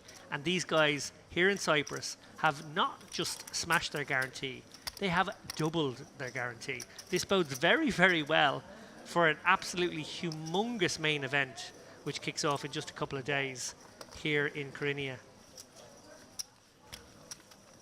I'm not going to make any predictions on that one. However, 1.5 million? Might be 2.5 million. Who knows? Who knows?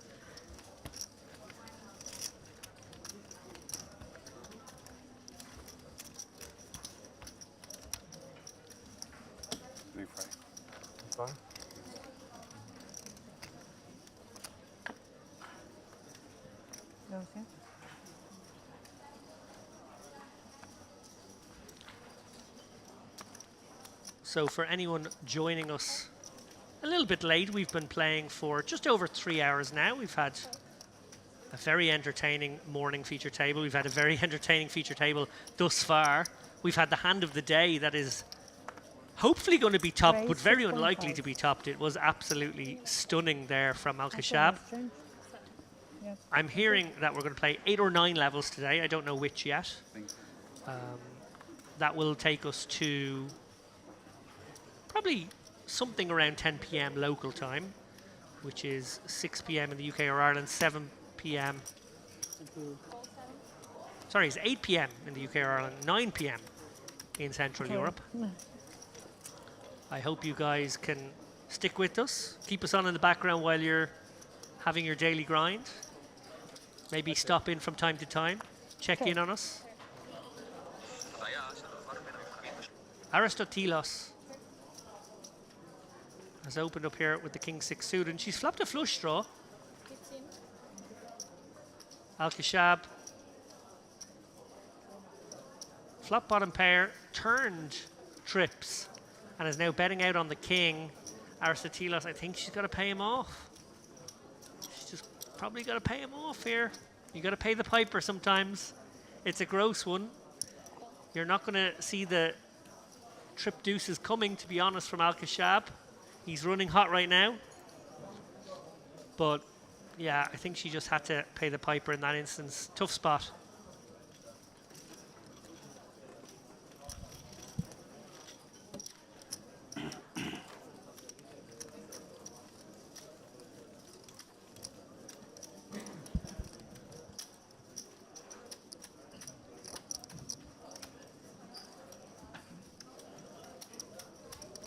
Well, as usual, poker tournaments, they are marathons, they are not sprints. But it's also a good feeling when you can build a stack early. It gives you that sense that, well, one, the wind is at your back. You have a little more confidence in your decisions. You have a little bit more, maybe, sharpened execution. But you also have the big stack, which can be used, one, to wield some ICM pressure, maybe several hours from now as we might get a little bit closer to the money. But also you can take a few hits. Things can go wrong for you when you have a big stack. And you can take a hit or two and then still be in the mix. So credit to these guys who have built big stacks so far. We're only in like level 11 of the tournament, maybe 12 now. And I imagine the bubble to go tonight, maybe tomorrow. Actually a hard one to predict. Probably because we're playing a shortened day, I don't think it will go today. I think if today was 12 levels, we'd get there. But a shorter day, I think we probably won't. As we see, it has ticked over to 499 players now. That magic number still eludes us, but it is on the horizon, I promise you. Aristotelos is going to c-bet her ace-jack on the ace-king-6, showing that she has a little bit of mix in her game there. In a similar situation, she checked back the ace-jack on a kind of not dissimilar board texture. So she's probably got a kind of a mixed frequency in that spot, which I don't hate to see. Oh, and she's very, very unlucky there. Golubev, an active player, a player likely to be bluffing maybe more than most, has actually turned two pair, put her in horrible shape here, drawing to just a king or a jack.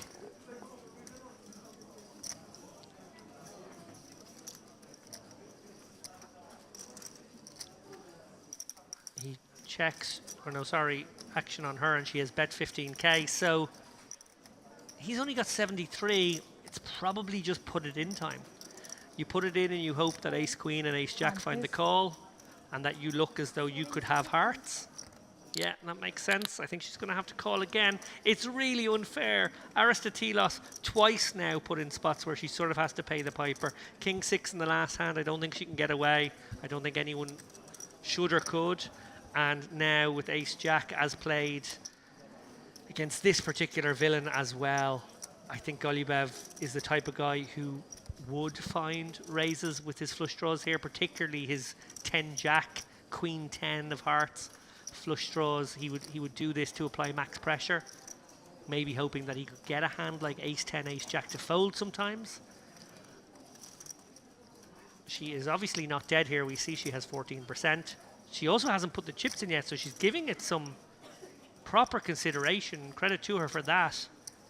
I feel on balance she's probably got to make the call here, but she is looking like she might make a very above the rim fold, and credit to her if she finds this fold. No blame if she finds the call. Huge credit if she can somehow get away. Oh, it's so difficult. And it's so unlucky to get turned in this fashion. So gross. Her opponent can't have ace king, she can discount that. So really, it's like, does he have pocket sixes? Does he have 6-7? Does he have king 7? Ace 7? That's kind of it. They're the value hands, and then it's, does he have flush draws? And if he has flush draws, especially like if he has the 8-9 of hearts, the 10-8 of hearts, the 10-jack of hearts, the queen-10 of hearts, they might all do this because they've got a gutter as well. Or maybe better than a gutter, they might even have open-ended. So, with a lot of outs, you might go for this play. Oh, it's so difficult. Huge credit already to Aristotelos for giving it so much time and consideration. I think I would have put my chips in quickly by now and been in trouble with just 14%. I think this is absolutely top drawer, high level, specific to this situation and this villain thinking. She's piecing it together. She's thinking to herself, how often is it a flush draw versus how often is it a7, 6-7, king 7. And then you got to factor in that even against those hands, you're not dead. You've probably got between 13 and 20%.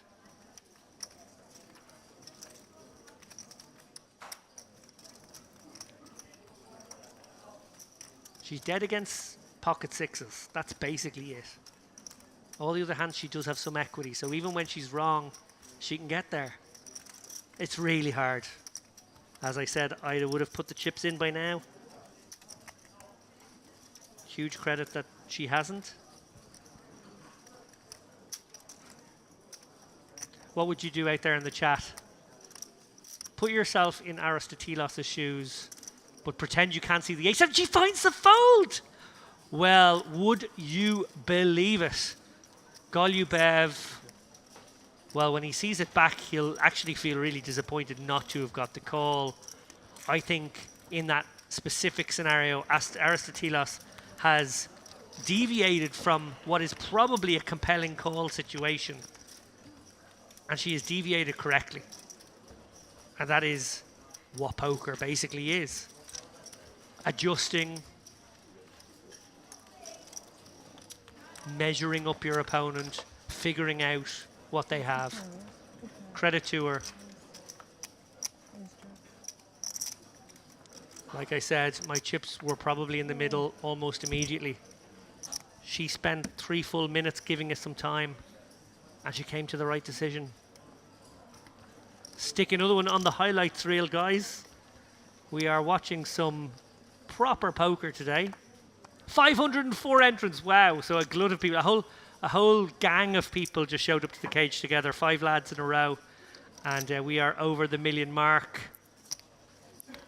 No fanfare, no fireworks. But almost 200 poker players in the room fighting for the lion's share of $1 million now.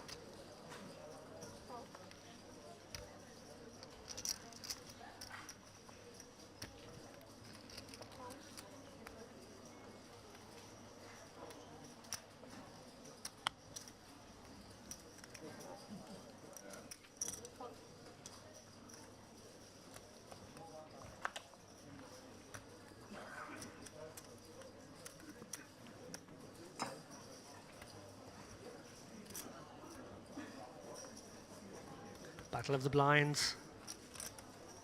We haven't seen too many of those due to the general levels of aggression today. But we are going to see a limped blind v blind pot now.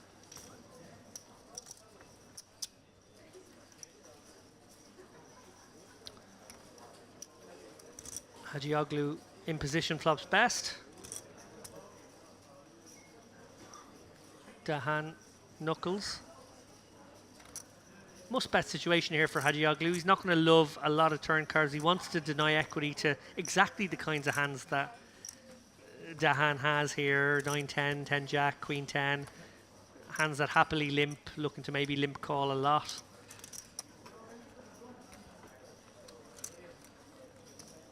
Remember, Hagioglu very, very shallow here. Dahan has decided to out of position float.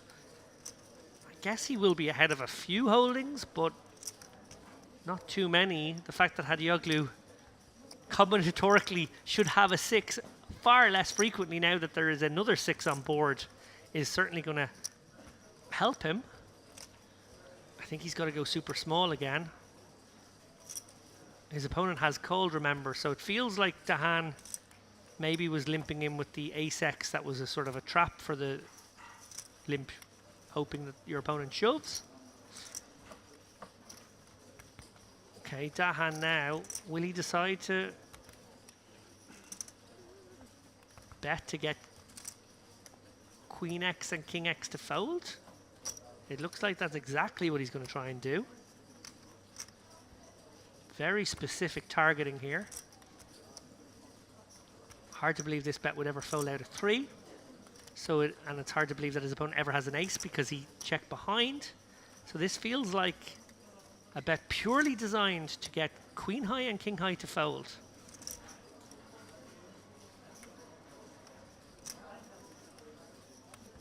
Also, I suppose it serves as a bit of a blocker in case his opponent with 8 high decides to bluff. Makes that a little bit less likely and harder to do. Hagioglu, well, a lot of posturing here before he eventually sticks it in. And Dahan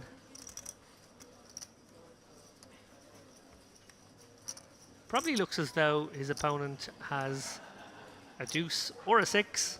I think he would shove with either. And it would be pretty audacious if Hagioglu was to, I don't know, turn a hand like 5-7 into a shove here. Pretty epic stuff he does. Dahan now considering the call. A serious hero call it would be with Jack High.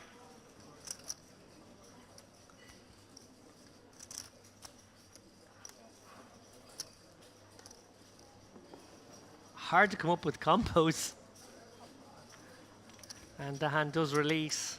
I guess expecting that his blocker bet would serve as a blocker bet, it would just not get raised very, very often in that situation. He was very surprised to be raised and then had to give that some time. That's often a case that when you feel like a bet achieves a certain goal and then it fails to do so, you haven't actually thought ahead of how you would respond, so he needed a little bit of time there. Comes to the right decision.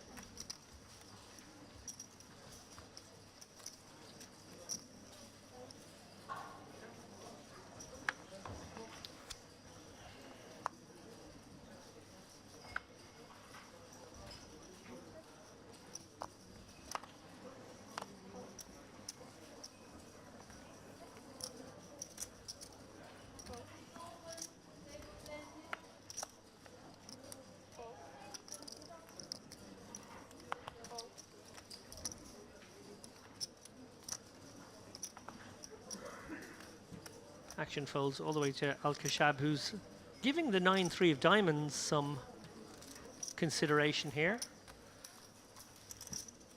Lets it go. Dahan with the Jack 10. Gonna min raise it here. Hagioglu with the Queen 10 offsuit. Tricky one here, playing just 19 big blinds, 18 big blinds even. Doesn't feel like a good candidate for a re-raise. Feels a little bit tricky to flat and try and navigate post-flop. He does let it go.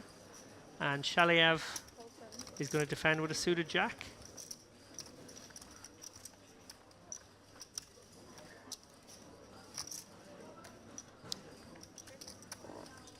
Shalayev flops bottom pair, knuckles over to Dahan, who I assume will fire at a c-bet on this ace 8-4 texture. He's got a few back doors, but more importantly, he can represent that ace and will generally have a range advantage here. Shalayev comes with a call. Given what we've seen of Dahan, I would not for one moment think that he could not turn this 16% into victory. Not by getting there, but by betting his opponent off. Very good card for him to continue his story now. He does have some backup equity. He can target a 4 with another barrel. If he is up against an 8, he does have a gutter and 2 overs to that 8. And sometimes he might be up against an ace, but still get there. Shalayev decides that actually he can have 5-6, he can have 7-8, he can have 7-4. He probably, even though we're dealing with 2 very wide ranges here, button against big blind, he probably feels like that's a slightly better card for his range and it's worth him leading. Sort of paralyzes the action a little bit for Dahan then, because unless he has an ace, it's very hard for him to continue. Now he does have a gutter, so it has opened the door for him potentially calling to kind of float. This is sort of a float, or raising. He has gone for the float.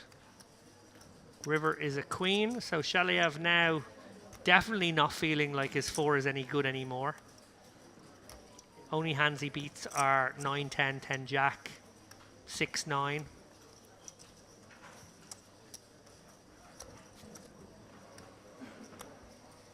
So he does wave the white flag, and Dahan, there's no way he's going to knuckle this back, because absolutely part and parcel of his plan here was to float. That 12.5k call on the turn was not just to hit a gutter ball or a 10 or a jack. It was to use the power of position in this pot to find another way to win, and here we go. 31.5, so half pot bet, targeting a hand like 8-5, 8-6, 7-5, 7-6. We see there even the jack 4. He might not have considered that as one of those hands, but it also gets the job done against that.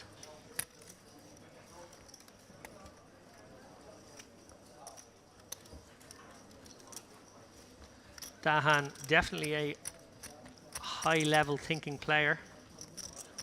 He's been involved in some of the more interesting, admittedly smaller to medium-sized pot situations, but nonetheless deft and complicated and advanced.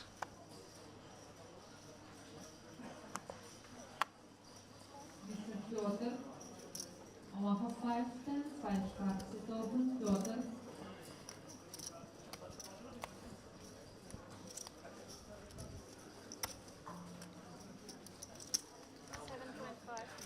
The relatively quiet Shabanazad, he's quiet for the last few moments, decides might use a little bit of that image to my advantage and open up a cheeky little suited gapper here. 10-7 in early position. Dahan happy to flat the king-queen suited. I think that's absolutely right. And king-queen suited in the cutoff, depending on where the raise is coming from and the image of the person, sort of goes into both camps. It becomes a 3-bet and a flat, maybe at pretty equal frequency. But versus what I'm guessing is a slightly quieter under the gun player or under the gun 1 player, king-queen feels like it's bang smack nicely in the flatting range. Shalayev with the ace-2 suited. Cheeky little steel wheel ace was called from the small. And wowzer, Shabanazad almost like Nostradamus, almost like he had seen the future with his cheeky 10-7 of spades open, has got the dream flop, the 5-3 deuce of spades. Wow, wee wah. No reason to slow down here. Opponents can certainly have overpairs, certainly overpairs containing a spade as well. Pocket sixes, pocket eights, pocket nines. All of those hands would flap free. He can start trying to extract value from them. Shalayev with a more complicated decision. The king-queen, easy to bin. Shalayev has gutter to the 4, bottom pair, and an overcard. He's going to call once. 7 of clubs. Shabanazad. I think he's got to go middle to larger size now. I think something around 2/3 pot feels nice. You block pocket 7s, but pocket 6s, pocket 8s, pocket 9s, all possible. With the spade, you want to definitely charge them now that you've ascertained that someone's out there with something. He has been very small ball whenever he's got involved, Shabanazad, and he does go for a small sizing there, I guess. That sizing also has merit. Perhaps a solver would split. And like I said, Nostradamus flops the flush straight away. Not easy to do that.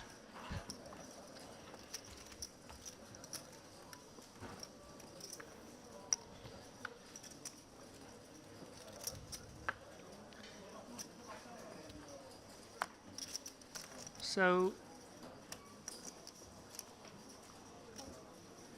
roughly half an hour left in this 2,200 US dollar warm-up event. It's certainly warming us up to the tune of over $1 million in the prize pool. 7.5. This is the last level of late reg, or re-entry for that matter. Al-Khashab. He makes it 7,500 to go here with the ace-queen of clubs from +3. Shalayev on the button. Could go either way here. Definitely could 3-bet. May elect to flat. I suspect it might be a 3-bet. And indeed it is 23k, so roughly 3 times the open. Janu releases the 3-deuce suited, but Aristotelos is giving it some thought. No, she's got the 6-4 of diamonds, just a little bit of posturing there. Al-Khashab. These guys are playing deep now. I don't think he has any option other than flat. I think 4-betting to fold to a 5-bet is a possibility. You have the right sort of blockers to do that. Oh, wow, wee wah. Okay, hang on a minute. I think he's just lamped it. We don't have the graphic on screen yet, but yes, indeed, he has 400k. All you can eat. Wow, I think Shalayev now has to just let his hand go. Well, that was the move I didn't expect to see. Those guys were very, very deep. It was certainly very reasonable to put in a 4-bet to 65k. That option disregarded, and I guess Al-Khashab just decided if you can beat ace-queen, go for it. If you're 3-betting me with pocket 10s, this is a horrible situation that I am going to put you in. Pocket jacks wouldn't be loving it there either. It's interesting. So some big ball poker there.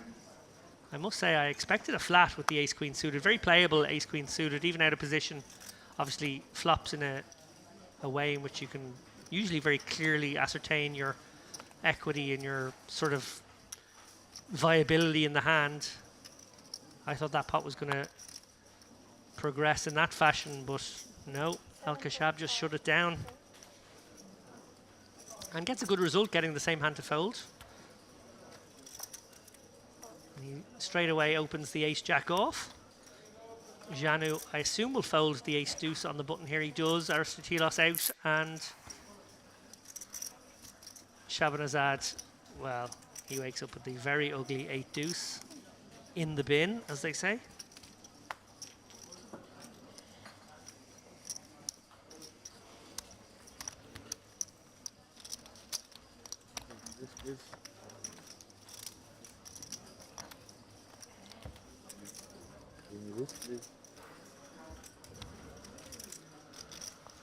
I see that we have a few different live streams on the YouTubes going out on a few different places. So I'm trying to find some of the chat from other spots. I see Alex O'Brien tuned in.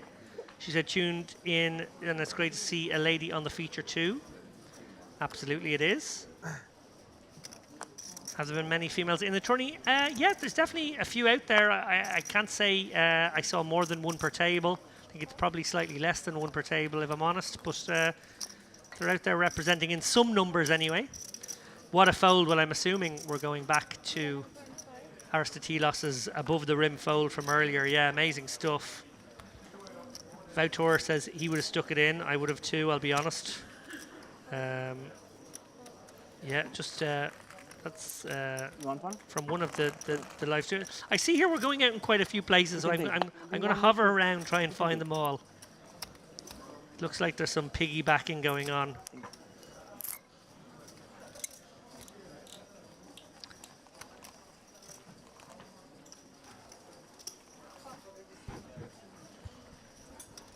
Okay, well, I've popped onto one stream and I see Kevin Thiel saying, pretty sure this chat is ignored. Well, not anymore. I'm going to try and give you guys some love and pop over and say hi. Glenn Davis, where are they playing? Anyone know? This tournament is being held in the Crystal Cove Hotel and Casino, the Merit in Kyrenia, Cyprus, right on the coast there in North Cyprus. Beautiful spot. Gorgeous poker room. They've actually got another poker room, an even bigger one that they use when necessary these days. Shout out to you, Glenn. As I said, trying to pop around a few of these different streams before putting my head back into the action.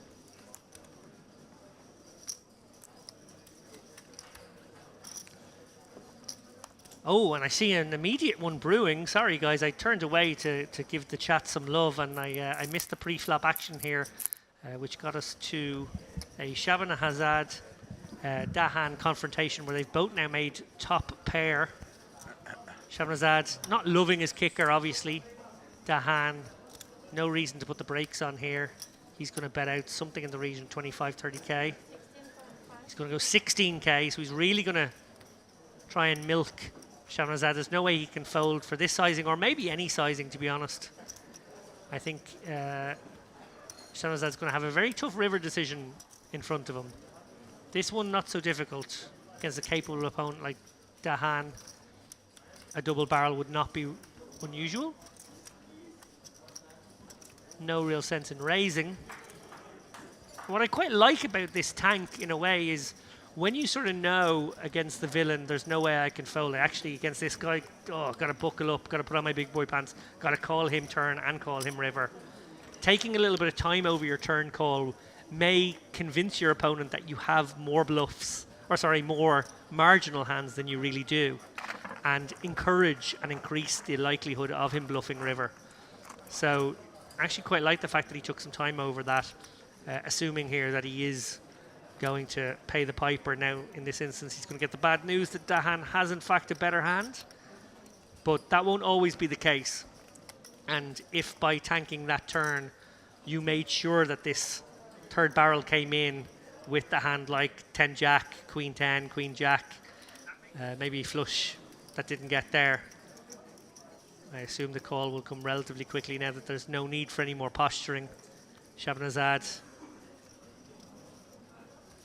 Oh no, he's going to give it some time, so maybe I was wrong. Maybe it wasn't a sort of posing tank on the turn to maximize the number of bluffs Dahan would go with. I think he's still got a call here, unfortunately, against this guy. And yeah, get shown the best hand and have to muck and sacrifice. It was only 18k on the river, but you know, you're just going to be good enough just about.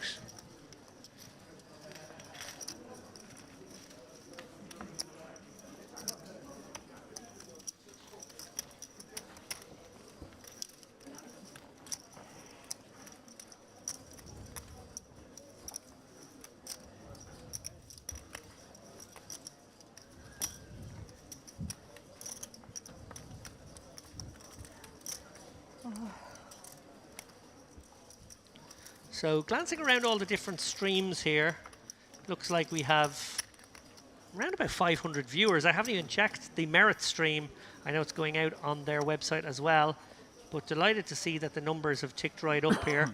I was just staring at one of the chats and one of the streams for a while, but now that I realize we're going out in many, many places, I see that the audience numbers are pretty good. Great to see people tuning in to support what is a fantastic event here, going out on YouTube and on the Merit Poker website. Hajioglu, well, he's only got 18 bigs. It's not a good hand to open because it doesn't have blockers. So it's kind of a shove or fold situation. And one feels like it's pretty close. You could certainly maybe consider not going with 2s, 3s, 4s. 5s maybe just good enough. He does go with it for 63k, and well, Shaliev, pocket jacks, we know he's not going anywhere. There are some bigger stacks behind, so no sense in him isolating.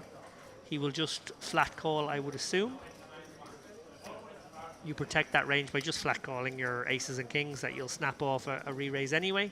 But by just flatting the jacks here, it's maybe giving himself a chance to get away if there's a lot of action behind from big stacks.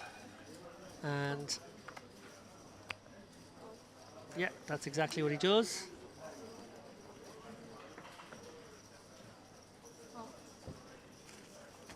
And quick folds, and we will turn these cards on their backs. Hajioglu, he needs pocket 5s to bink a 5, or else he is out the door literally moments before late registration close. I wonder if he will have been factoring in that to his equation of whether the 5s bottom of the range, whether he goes with them, thinking to himself, well, if it all goes wrong, and that's a very bad flop. Now the 5 of diamonds no good. One solitary out. 5 of clubs or showers. Oh! Oh my goodness me! Oh my goodness me! The 5 of clubs, one outer on the river. No reaction from Shaliev, clearly a grizzled, hardened veteran. Plenty of laughter from the man who gets the spoils. Wow, what a river. Didn't even use his, put your coat on, stand up, just decided, now I'll sit here. Absolutely convinced this 5 of clubs is coming. Wow, well, that is an unlikely little moment there. Obviously, can't say he did anything wrong there. Shoving the 5 seems like it's cuspy. It's probably right there at the bottom of the range. And with the option to re-enter this tournament, maybe felt like go with something that was absolutely at the bottom if you're willing to go again. But yeah, an unlikely way to find himself on over 100k chips moments later. Kaliaf, well, he got the big gift of the aces into ace-king earlier, so he can afford to take a little hit, but very disappointed, I'm sure, with the outcome of that one. Sorry. Do you know how long will be the break? 15 minutes. 15 minutes. Is there going to be a lunch break, something? No? And you can hear them talking about a break, so I'm going to guess there's a break imminent right now. Let's have a look at the clock. Yeah, a couple of minutes away.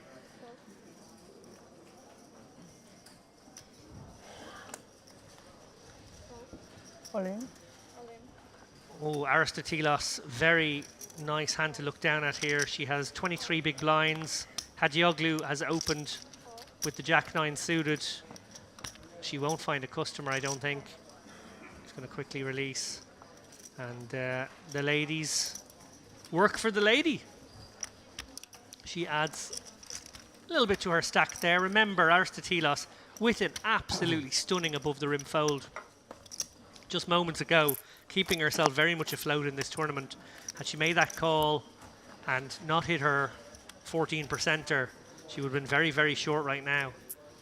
As it happens, she maintained a very reasonable stack, and now perhaps off stream and over on the outer tables for the next few hours, she will be able to make some progress and hopefully bag up some chips for the end of the day. Hajioglu going to stick the shades on now. Feeling the wind at his back. An unlikely one outer, keeping him in the fray.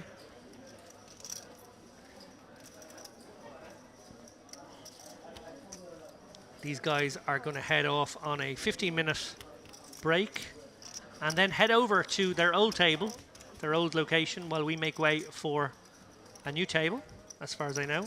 Haven't received word on that yet. Actually, sorry, I tell a lie. I have. I received it just moments ago. Let me check for you now. So, making their way to the feature table next time round are Valentin Soy from Uzbekistan, Joseph Herbert from the United States, Halil Tasyurek from Turkey, Hasan Dogan from Turkey, Lasengfet from the United States, Sorin Irinolika from Romania, Basil Musa from the Lebanon, Makram Saber from the Lebanon, and Andrei Merab from the Lebanon. So the Lebanese well represented on our next feature table. Golubev, well, Dahan, a very favourable bottom two pair here for him in this button versus big blind confrontation. These guys, if you recall, all the way back to the start of this feature table, battled in a button versus big blind situation as well.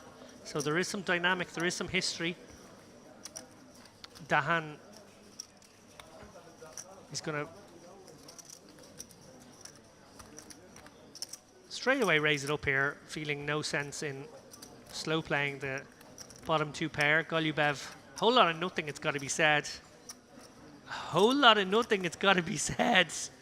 Decides, actually, I'm going to stick around. Let's call with the king high.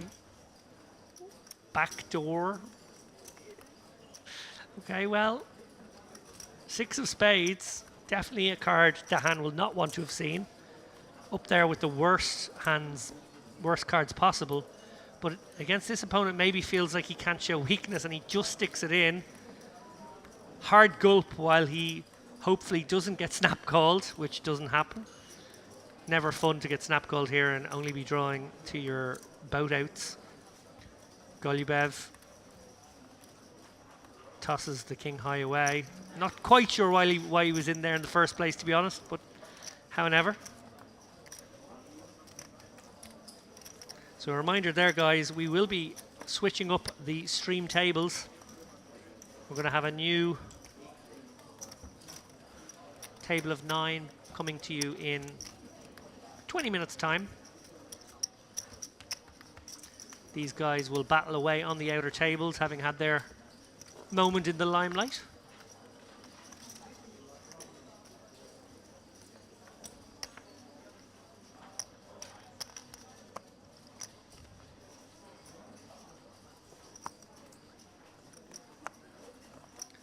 And by my estimation, we have about 6 minutes on the clock. So expect maybe 2 or 3 hands, depending on how quickly we can race through them. 508 runners. They probably have the 15-minute break to late reg as well, so maybe 20 minutes left of late registration.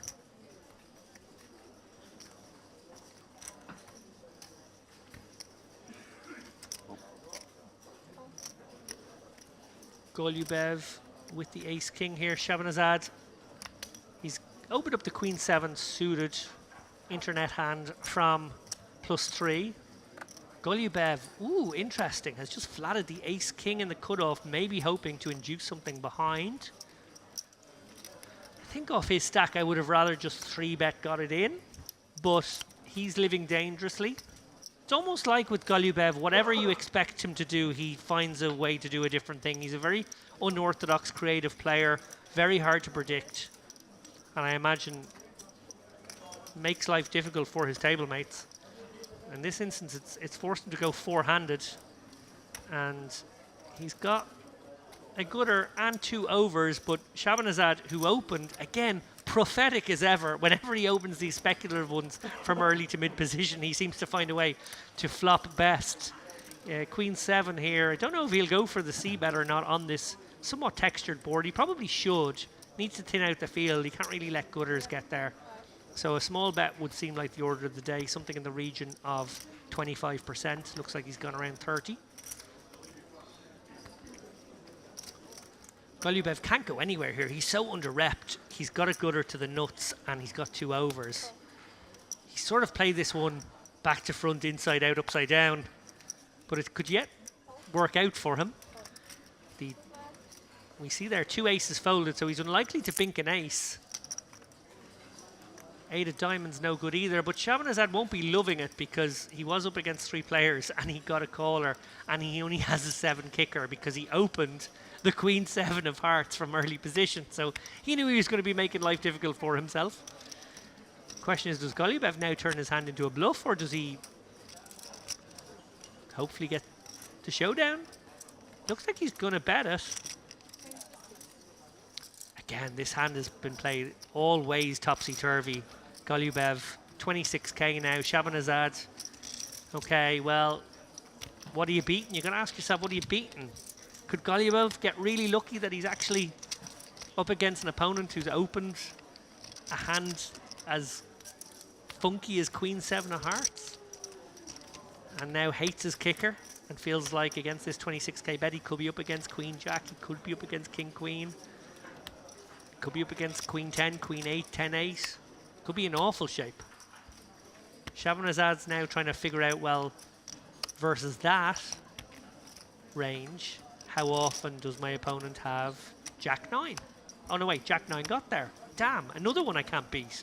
How about King Jack? Well, that's kind of the only one, maybe. Okay, if he's got 10 8, I've got some outs. Yeah, it's all sorts of misery for Shabanazad. He's sort of reaping what he sowed when he decided to open the Queen 7 of hearts from early position. This is sometimes what happens. You get into very tough spots. And Golubev, as I said, topsy-turvy, inside out, upside down, flats the ace-king, then plays it like he's made a pair even though he didn't. But he does find a way to win. Credit to him for that. And yes, a very difficult man to put on a range, a very difficult person to sort of figure out, Golubev. He's won some pots, he's lost some pots on this feature table. He's played very unorthodox, but he makes it work for himself. Credit to him for that. A fascinating 2 hours with this group of players. I can't wait. Again, I said it the last time, tough act to follow. I thought the first 2 hour block was fantastic, but we saw one of the calls of the year, that 4-3 of clubs, river, 1 pair called by Al-Shabaab. That was just next level. We saw Aristotelos get away from her ace-jack, which was, again, absolutely stunning play. It's been great poker.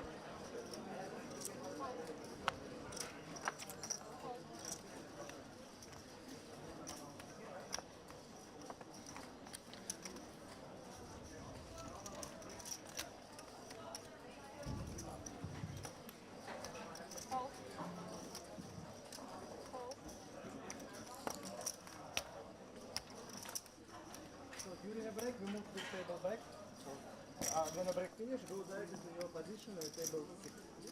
Just for information, we will do everything. We will remove the sheet.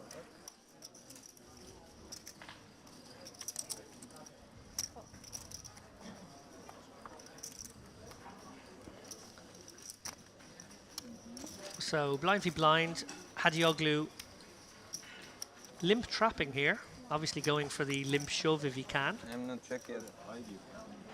He has just over 30 bigs. Shaliev considering a raise here. Wait, hang on a minute, dealer.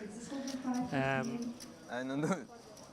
He's not sure what he's going to do yet. The dealer, I think, probably read into a bit of a hand signal there from Shaliev that he was knuckling, but he was in fact not sure what he was going to do and hadn't checked. Top drawer dealers here in Merit, aware of everything that's going on. I think probably just misread a movement of the hand. Everything got clarified pretty quickly, no need for the floor to intervene. Shaliev did knuckle in the end and flop best. Hadioglu, I don't think can fold to 1 bet here. He's got 2 overs, he's got backdoors to the wheel, he's got backdoors to Broadway, he's got backdoors to a flush. He's under repped. His opponent could be just stabbing with nothing, blind v blind. These ranges are wide open. He might be considering raising. No, he just calls. No, he does raise. He's bumped it up to 10k here. So he's using the power of all these backdoors. And as you can see there, even though Shaliev has flopped top pair and Hadioglu has flopped nothing, the power of the backdoors and overcards mean that Hadioglu has 28% here. Shaliev with top pair obviously can go nowhere to a raise, but I don't think he can raise again himself. I think he has to go into bluff catching mode. He does, and a king on the turn. Interesting to see if Hadioglu uses this card to continue his story. His story is one of strength. Could be king jack. That would make sense. Could be pocket threes, pocket fours. They would make sense. Could be a flush draw with a king in it. That would make sense. So can definitely bet this card. Continue to put pressure on the jack with weak kickers of Shaliev. Now, Shaliev actually has jack with a medium kicker. I think at this point he'd almost rather have a hand like 5-6 or flush, because he could continue with greater visibility. He does feel like he has to be sticky, and it feels like he's got the kind of hand that is a turn call river fold, if that makes sense. If Hadioglu can sort of empty the clip here on a blank, I think he probably gets to win it. As it happens, the queen of diamonds gets Hadioglu there. I think Shaliev would be very disappointed to see that particular hand, but he's had to take the rough with the smooth during this session of play. Shaliev managed to get a big pot early on, the ace-king against aces. Seems like a lifetime ago now. And there we have it. That will be our next feature table, guys. Let's take a look around. Look at that, a murderer's row. Look at all these assassins. Silent killers, internet kids. See some sunglasses in the mix. See some experience there too. With the nuts, plenty of experience coming on our next feature table. And we see there the 7, 8, and 9 seat. That's our Lebanese row of players. They've been sat all together. I wonder if there will be any dynamics. I certainly know if I'm sat beside an Irishman, there's a very good chance that I know him. I wonder if they all know each other in the Lebanon on the poker grind. If so, there could be a lot of dynamics at play as we watch Golubev play what will probably be our last hand of the session. They may have time for one more. It's ultimate or penultimate. He bumps it up to 7,500 with the ace-6 of diamonds. I like that open.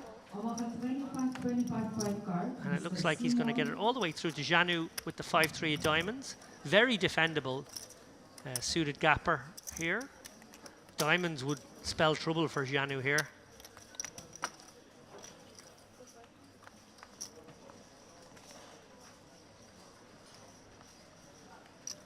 Well, Janu with a very awkward bottom pair bad kicker. Golubev does knuckle back. 4 of hearts now. Janu probably hoping to just hang on here. Does he go for a small bet of his own? Does he just check again? I think you probably, against Golubev in particular, you probably just check again, because he does tend to play hands a little bit back to front, and he could well be checking a pair on that flop. 6 of diamonds now. Janu with the absolute bare amount of showdown. Bottom pair, no kicker. Golubev, will he decide to bluff this card and try and get his opponent off a 3 or a 4? Or will he just take a showdown? He takes a showdown with ace high. Gets the bad news that Janu had indeed flopped a cheeky little pair there. But small pot. And against range, I think that's probably the right thing. I think actually played very well by both players. Sometimes in completely passive pots with no fireworks, you think, couldn't somebody have done something? But actually, I think that's pretty good from all the participants. And we do have time for one more hand. Low, do we have time for two more hands? If they pick up the pace, they might.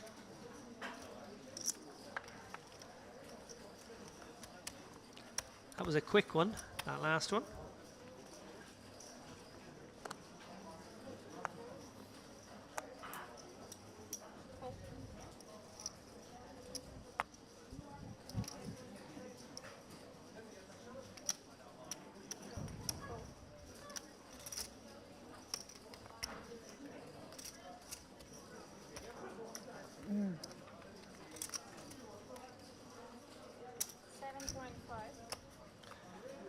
Golubev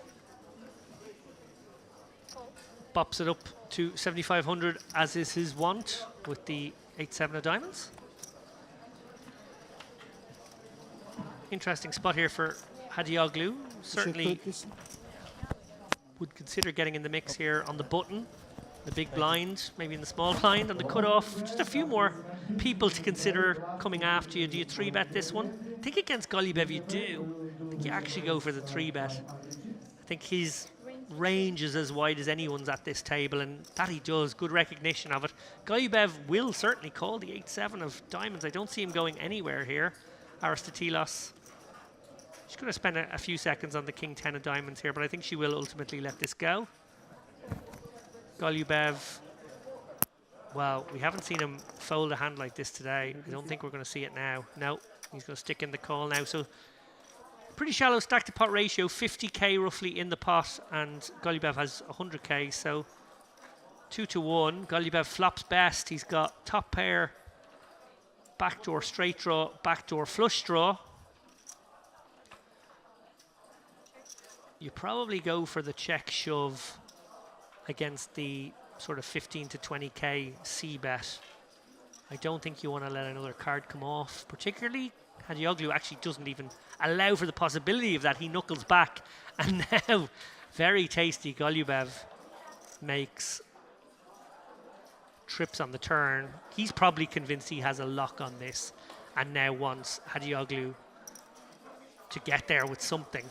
I'm sure Golubev funking for a ace, king, queen, jack, something of that nature on the river. It's just a 7 of spades, as if he needed more of a lock. He's now improved to a bout. He's got to fire out here something himself and hope that ace high gets a little bit suspicious. And I think there's every chance they will. I think Golubev has played this in such a way that he could actually earn the call from just ace high here.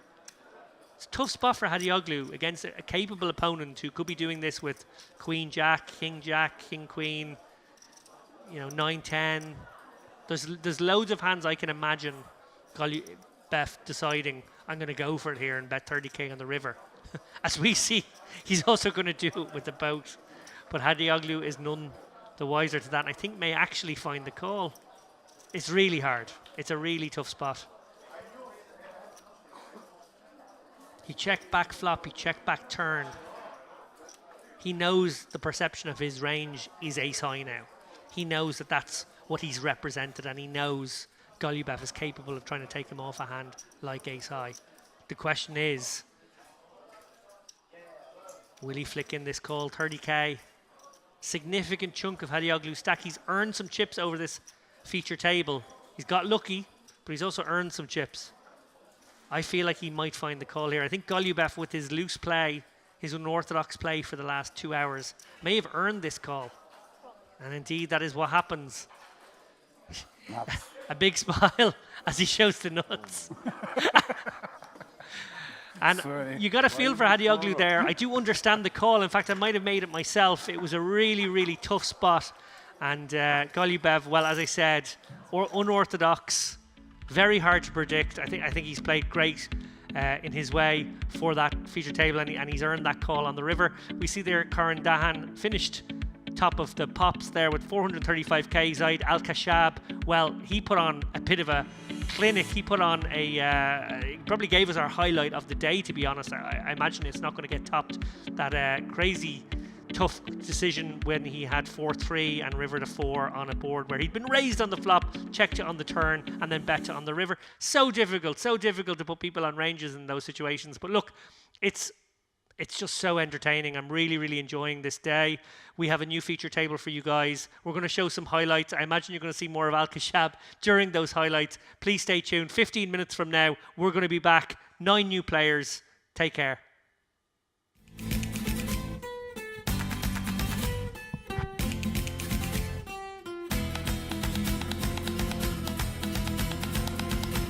Step up really with the coverage here. Share hand, best in the business in my view. Bringing all of these great camera angles, this fantastic layout, as you can see.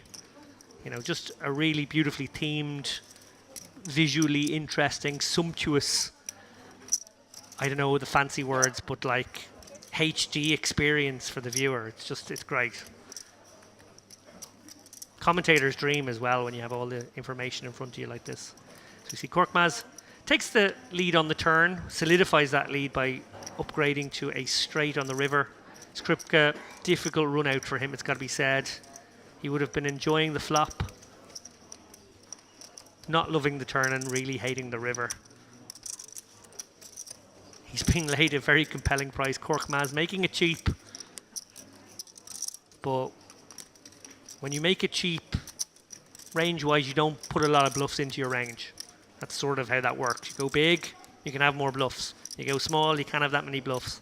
And basically, when you go small here, it's only the post-oak bluff that could possibly be good. Gets the cry call. Sized it well, I guess, in the end, Korkmaz. I don't think he could have got a bigger bet. He got a sort of a curiosity bet, it must be said, from Skripka there, who may be just hoping the 7-8 was out there.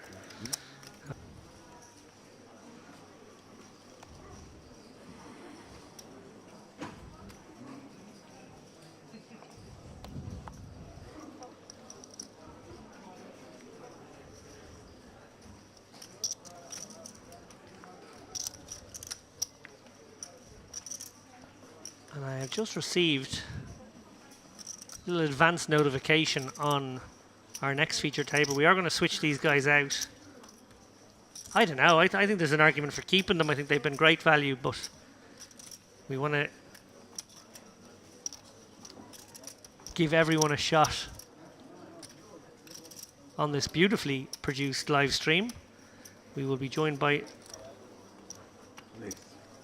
Nuri Hajioglu from Turkey, Daniel Shalev from Russia, Claudiu Florengianu from Romania, Katerina Aristotelos from Cyprus, Hossein Shaban Izad from Iran, Antoine Labaki from the Lebanon, Andrei Golubev from Russia, Zaid Ismail Nouri Al-Khashab from Iraq, and Koren Itzhak Dahan from Israel.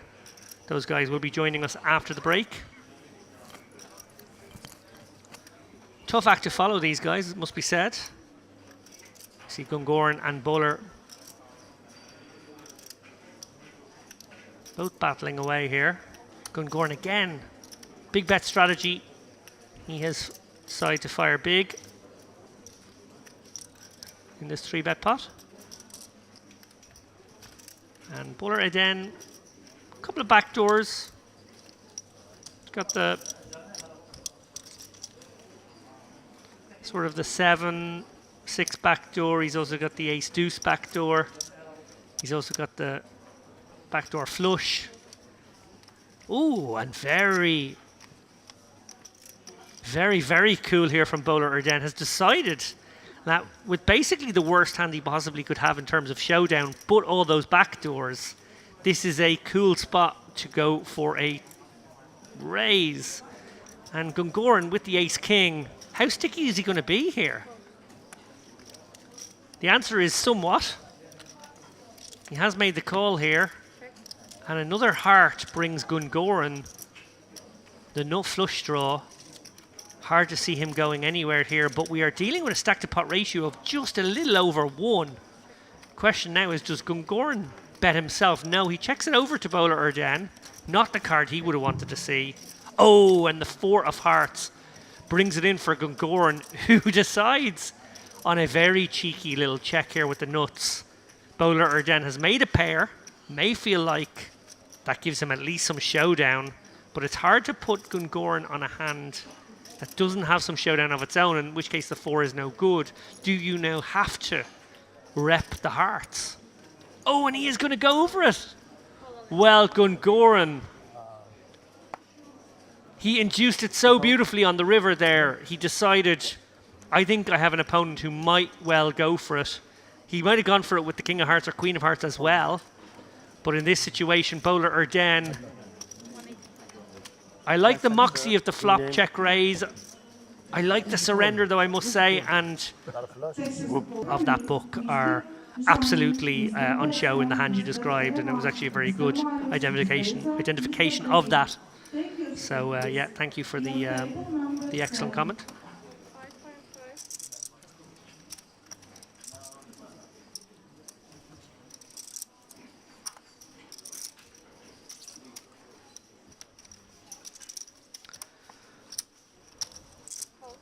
Just up you.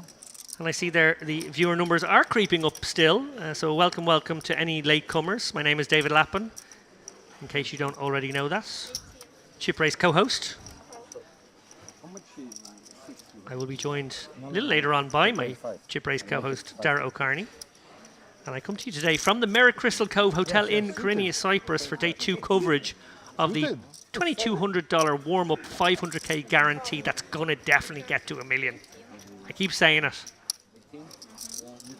but it's going to happen, guys. It's definitely going to happen. Small blind is 1.5. No, she told me like the blinds up. Yeah, 1.5 for the small blind. Only the small blind went up. Yeah, but she told me the blinds up. I thought it's 3. She told me like the 1.53. So that's why I was ranging more. Okay. Yeah. Go for it. Uh-oh. Well, Korkmaz has opened things up here with the ace-9 of diamonds. He's been flatted by Habib. Sorry, he's been 3-bet by Habib and he's called. Oh. Interesting that it goes check-check. Habib deciding not to bet on the ace Jack 4 with his ace-queen. 10 of diamonds now. Korkmaz with the flush draw and top pair. Gonna bet. Habib now will be a little worried about ace-10, ace-jack. Probably just gonna call it here. He does have the queen of diamonds in his hand, but I do think this is a call all day. I don't think this is ever a raising situation. He does make the call. He's played it somewhat cautiously, cagely, Habib. Flop check back. And river bricks out. Korkmaz has some showdown. Unlikely to turn his hand into a bluff now. May go for that blocker. We've seen him use that blocker sizing often. In this instance, it might be something around 15k. Looks like it's 20. Gets the quick call from Habib. Not sure in that situation. I think maybe perhaps Korkmaz could have gone for a check fold. I think. On a serious note, please do stick around and be treated to another 2-hour session with a brand new feature table. For the duration of those 2 hours, there will be late entry. Late registration available for those 2 hours and probably the break thereafter. Magic number is 500. That's what we want to get to top right of the screen. That's the magic million mark for the prize pool. And after that session, late registration will be closed. We will be able to bring you payouts and first place money. We'll know what it's all for. What someone will be walking away with on Friday. Mr. Rustu, Texas Hold'em 5 times it open. Mr. Rustu. During the break, I will try and get the chip counts from a few of those notables around the room. Try and get you a little bit of information. I know there's people out there, probably fans of the likes of Jamie Nixon or Andrew Hulme or Michael Letch, who maybe want to find out how those guys are doing. I'll do my best to get you that information. As we look now, another multi-way pot here. Skripka off a shallow stack has decided to raise the king-queen. And Haddad just flatting here. Now remember, Haddad's flatting here versus a player who's put in a quarter of his stack in this situation. And we see he does have the best hand, but we did see earlier Haddad almost making a similar mistake, not being willing to kind of take the passive line, fold, throw it away, or the aggressive line, stick it in. By taking this line, he has sort of given his opponent the ability to take it away from him when he misses. Now, we see here the script has actually hit pretty much the best flop possible. King high, actually going to check it back. Wow. Well, Haddad had the back doors and the gutter.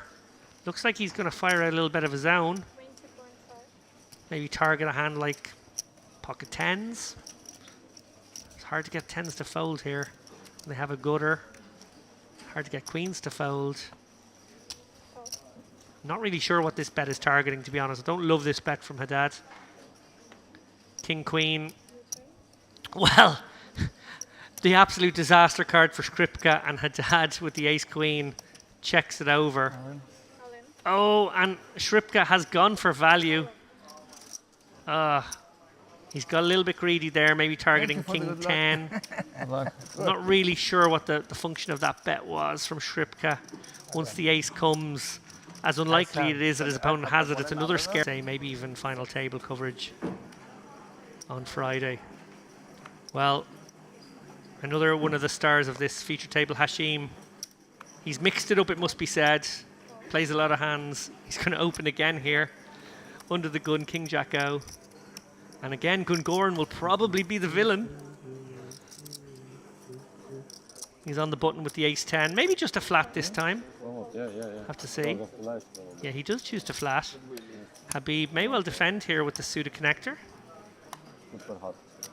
So, getting used to these multi-ways, I must say. Last time probably. And this is going to be the last hand. I think the clock has just ticked down here, so these guys are going to play the last hand out. Oh my goodness, would you believe it? There is a twist in this tale. Drama right at the last moment. Hashim, top and second pair. Gungoran, well, he has been the star of the show, it has to be said. He checks back the gutter and overcard on the flop. He drills the turn, jack ball, corner pocket. Okay. He's just going to flat here. And it's hard to imagine Hashim getting away here, 57k. He's going to bet something. He might bet it all. No, he picks up them all. He picks up them all. He might go for the overbet shove in this spot. He might just bet 20k, something in that region. Gungoran, obviously with the nuts, is going all in. 17k is the number. Gungoran, all you can eat. Very hard to get away for Hashim. Very hard to get away, and he won't be able to. Gungoran shows the nuts. Hashim, well, he entertained us for 2 full hours. There was a cruel twist in the tale.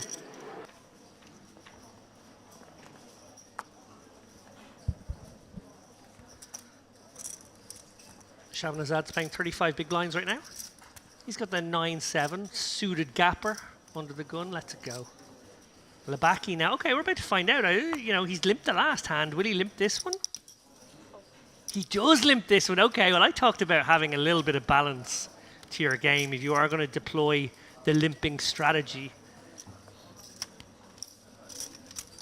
And that's exactly what he's done here. He has actually limped a really strong hand. Right away, we see now that there is some balance to Labaki there.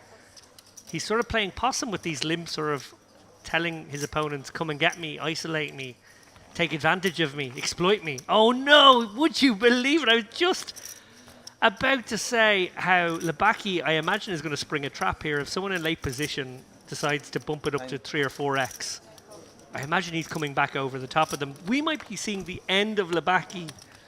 Oh, it's kind of cruel in this situation if that's what happens.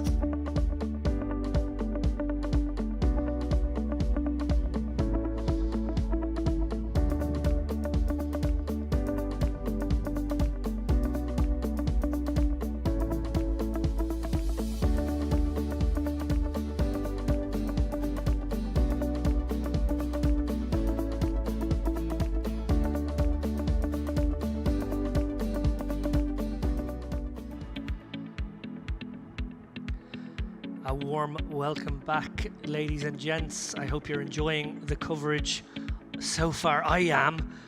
The Merit Poker Western Series warm-up. It's not disappointing us, is it? It's so exciting. The two feature tables we've had so far have been absolutely mind-blowing. Some proper hands that will make the highlights reel for pretty much any poker event. We have 9 new contestants taking their seats. They're going to be. It's been a hard act for them to follow, but I'm sure they will give it their best. We see there Valentine Sloy, 174 big blinds, 700k. What a stack he has amassed! My goodness, not far behind Andre Merab, 640k. They must be two of the biggest stacks in the room. Basil Musa, a very reasonable, a very worthy 354k, well above average as well. In fact, we have a lot of chips on this table. You have to go all the way down to Joseph Kiebert, 21 big blinds, 82,000. Well, you know, far from out of it there, 82k. Only slightly below what the starting stack is. Remember, this is the first level since late registration closed. When we see a number up on the top right of our screens, that will be all the people who are playing, and we will be able to calculate the prize pool from that. Quick shout out to everyone else there. La Sengfet in fourth as well. There are I'm just seeing on my notes here, Valentin Soy started today with 545k. He was the fourth biggest chip stack in the room. The man from Uzbekistan has clearly been a wrecking ball all day, continuing to take people out by the roots. I hope you enjoyed your little break there, 20 minutes. I have news for you guys. 523 runners means we are dealing with a prize pool of 523. Let's do the maths. Blah, blah, blah. 1.05 million? That sounds right. 1.05 million in this prize pool. My goodness, 188 people playing for the lion's share of that. As we look down at Sengfet, straight away, she raises to 10k, 2.5x from under the gun. She's one of the mid-pack here. She'd be one of the bigger chip stacks on another table, I'm sure, but this is a particularly stacked table. Ace-4 of diamonds, beating the same drum as earlier. She's coming from under the gun with the Ace-4 of diamonds. I love it. It gives you that board coverage. Action folds all the way around to Dogan, wow, who wakes up with the pocket tens. Interesting whether he will have a raising strategy out of the big blind to an under the gun open. Often you won't. It's very hard to balance a range of that nature out. So I could see a world where he actually just goes for the flat. I think when you're dealing with an under the gun opponent, your tens sort of don't do well against a 4-bet if one was to come. It does look like he's going to carve out some raising chips though.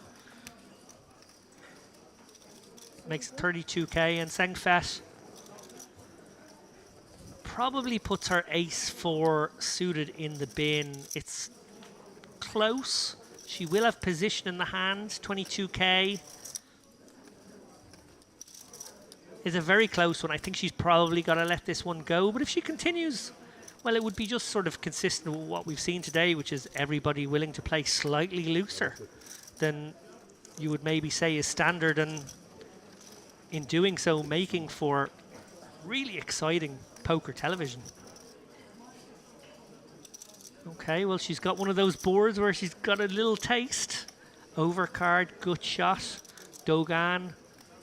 I wonder what the dynamic has been like for these guys for the last 4 hours, and whether Sengfet's under the gun open call a 3-bet range has been tested before, and whether it contains hands like jacks or queens, because it wouldn't be surprising to include jacks or queens in a range like that. Dogan obviously gets a great board for his pocket tens. He's not looking at any overs, and he fires out 28k. Sengfet, you can be pretty sure if one of those cards had been a diamond with the 3 and the 5, she would be in there, but she's in there regardless. 9 of diamonds. He's got to be worried here. Let's try and look at this hand from his perspective. Jacks are ahead, queens are ahead. Okay, maybe aces and kings would have 4-bet. 9s and 8s have now taken the lead on his pocket tens. Is she really in there with ace king off, peeling ones? Well, yeah, maybe she is, but that's kind of maybe all of it. Flop provided no backdoor potential, so hands like ace jack, ace queen are probably going to give up. So you're really down to like the ace kings, ace queens suiteds of the suit that's on that board. Oh, and she's just gone for it. Wow. Oh my goodness. What poker we are seeing right out of the gate here. Dogan has to be hating life right now. Pocket tens. And now you're facing an all in. So he checked to her. Obviously, again, weighing it up the way I just did, I'm sure was the same internal monologue in his head. Nines and eights have now taken the lead. Jacks and queens are possible. Ace nine? Would she do this with ace nine? You're beating ace nine. You're beating a funkily played ace king or ace queen, or as we see, ace four suited. If she's capable of this, he may have seen what else she was capable of in the last few hours, and that may give him reason to make a hero call here. I think in a vacuum, he actually has to find the fold, if I'm honest. 6-7 suited also got there, by the way. The problem is, this is the first hand, or the first hand of meaning. And I don't know what their dynamic is. They've been playing together for 4 hours. They may know each other pretty well at this point. Sengfet may have shown up with some nonsense before. But this is proper gutsy poker. Sengfet, I think you've earned the fold here. It would be a huge call by Dogan.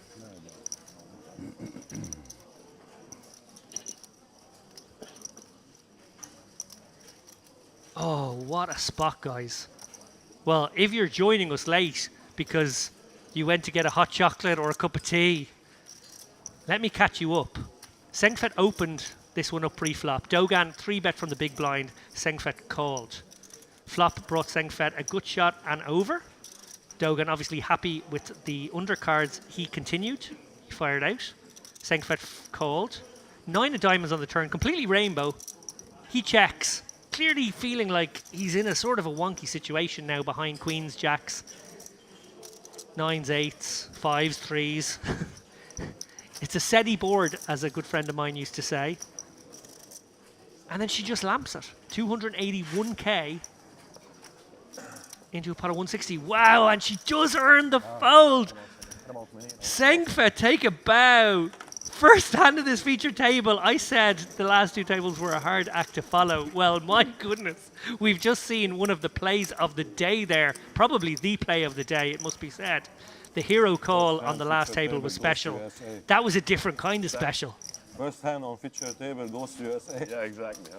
And I think everyone's playing into the logic of first hand of the feature table. It's less likely she'd be doing something like that. Oh my goodness, I love it. USA? This is absolutely phenomenal. Depends if I'm. Oh, that's got my blood pumping. I hope it's got your blood pumping at home, guys. Wow, what a day of poker we've been treated to. It has been absolutely top drawer. I think at this point she should just stand up in the middle table and scream, "Are you not entertained?" Amazing stuff. Amazing stuff.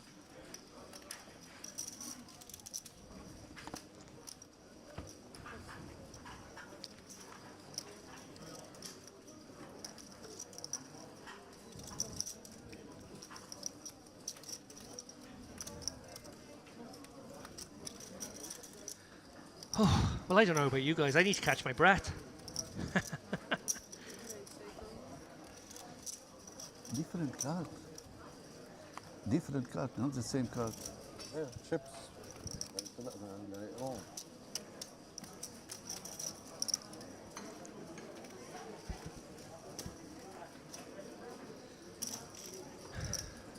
No more defending on feature table, huh? I think we needed that. I think we needed a raise and take in hands just to collect ourselves. Sort of a moment of pause there. I just wanted the first. Relatively uninteresting poker for 30 seconds just so we could all take a collective break, collective sigh of relief. And really fully appreciate the incredible courage of Sengfet there. I'm sure in her mind she would have been hoping to fold out ace kings and ace queens. You're lucky. It's okay. It's okay. Folding out over pairs Yeah. would have been tough. I think if she was up against aces and kings, she probably gets called. But because it was specifically pocket tens and that put him behind the queens and the jacks and the eights and the nines and the fives and the threes, it was just too much out there he could be in trouble against, and the play worked. Whew.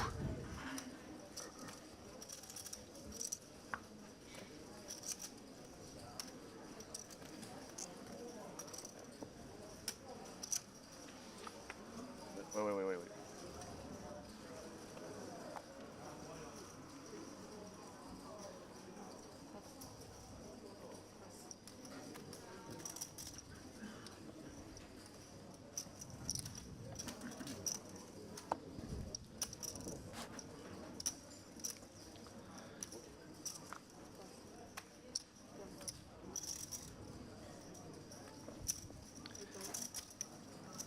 Tasyurek gonna open things up here. Min raise to 8k and Sengfet in the small blind. A very real hand. Ace king off. Probably wishing they could see her last hand now. And she will bump it up to 23. Somewhat on the small size, it must be said, given that she's coming from out of position. More standard 3-bet out of position, the spot would be to north of 30. But 23k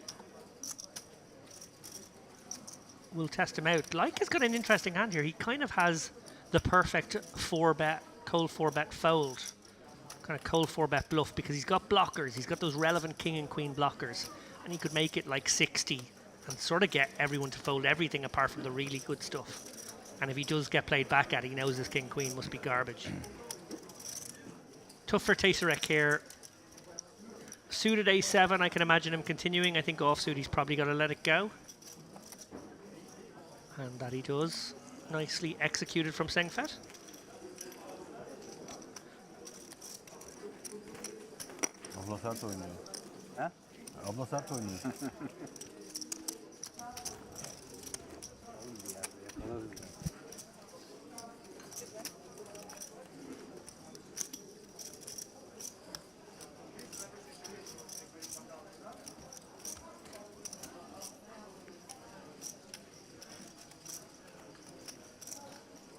Did Larry rebuy? Do you know? Did Larry rebuy? No, I don't think Mike said no.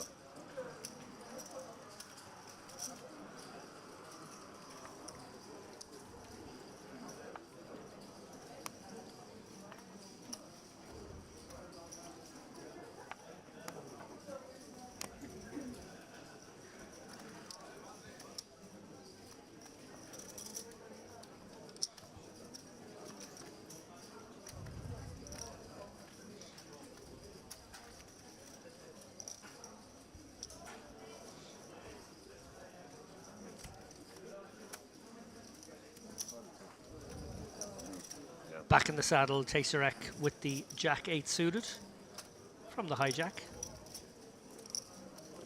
In a way, a more interesting hand to open than the Ace-7 off. Always difficult to play those middly weak offsuit aces.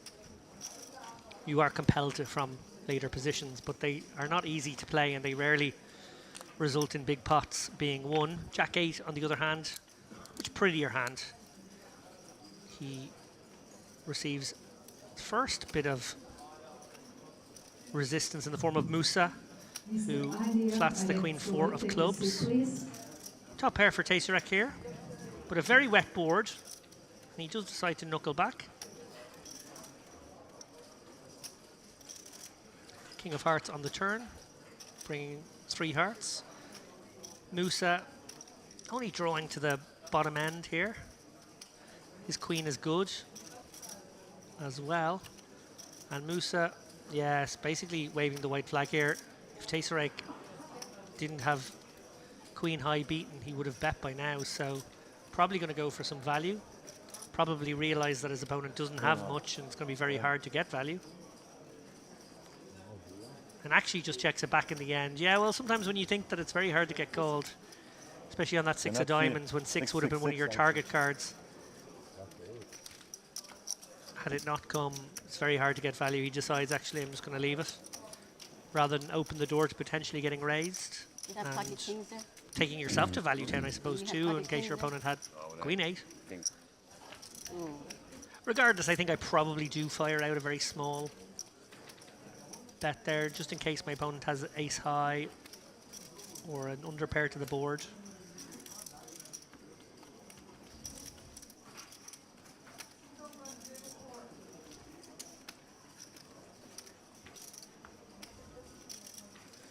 Some Back to the Future attire there.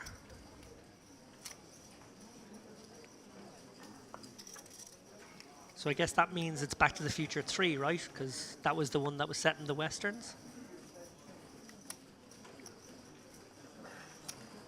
Andre Merab.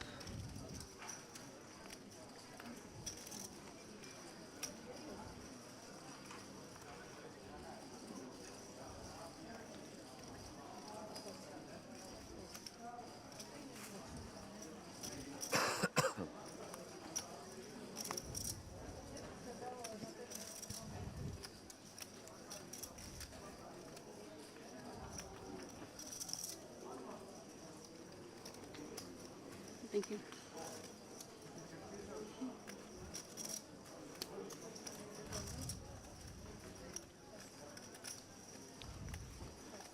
Sengfet once again in the mix. She's bumped it up to 10k here. The 2.5x seems to be her open size of choice. Looks like she's going to get the job done. You do earn a few more folds with that larger sizing, particularly against the big blind. That's one of the upsides of the larger open. The downside, obviously, that you're risking more to win less.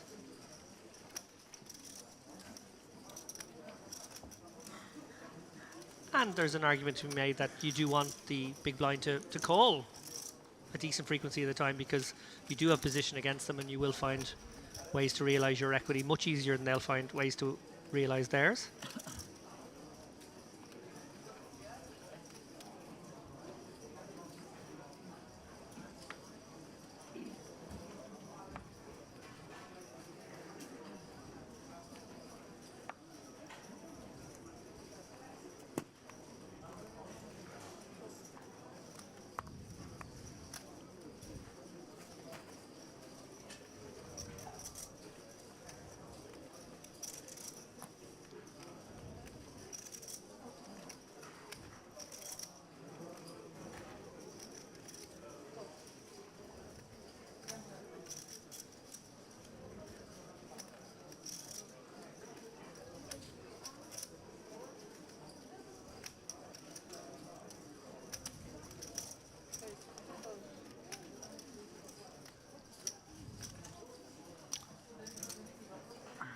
Twist in the strategy here. Sengfet deciding the Jack 10 offsuit. She's going to limp it in from the hijack. Laika in the cutoff decides to pounce on that limp with the ace 4 off, and now Musa with the dealer button in hand has the ideal 4-bet candidate. Probably make it 42k, something in that region is nice. 36, I like it. This will almost certainly get the job done against everyone. Really good recognition of the value of a hand like ace queen here, which is basically the perfect cold 4-bet hand. Blocks aces, blocks queens.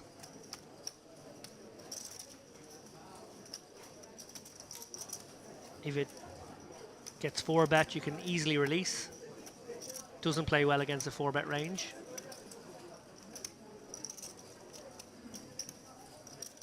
Or in this instance, a 4-bet range. What I really mean is a 5-bet range, but obviously the first into the pot was a limp.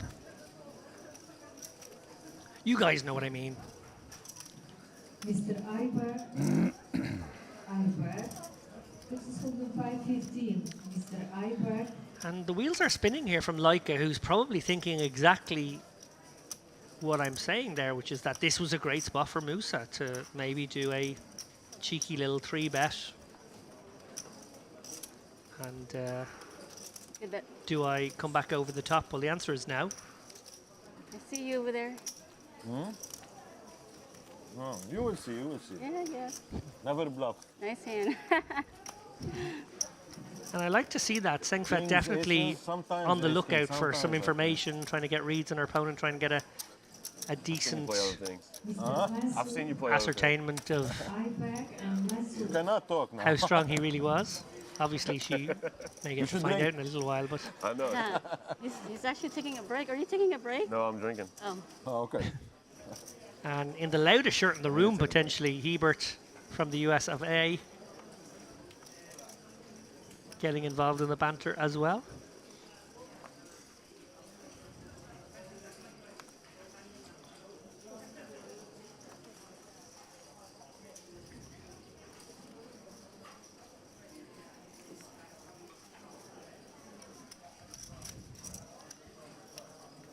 So Sengfet with the Queen 8 suited. Will she limp in? Will she raise?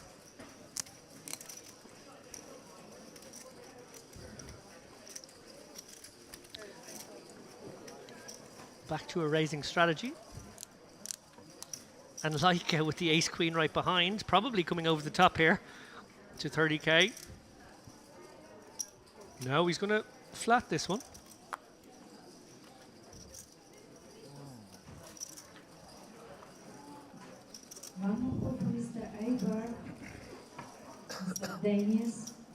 That will probably bring in a few more callers. Indeed, it does. Sabre on the button decides Jack 10 is good enough.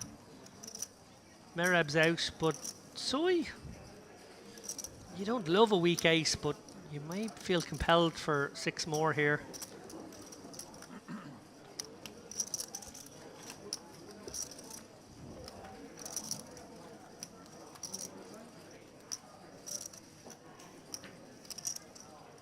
Well, a little bit for everyone. Sengfet with the back doors. Everyone else has a pair.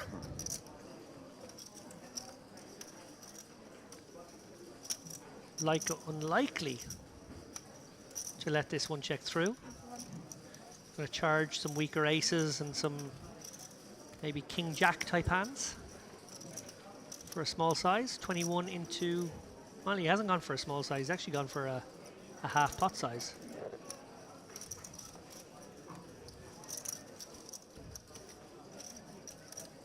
There's a little bit of theoretical stuff around why small sizes multi-way are pretty cool, but we won't go into that now. 21k obviously the bet, and perfectly reasonable.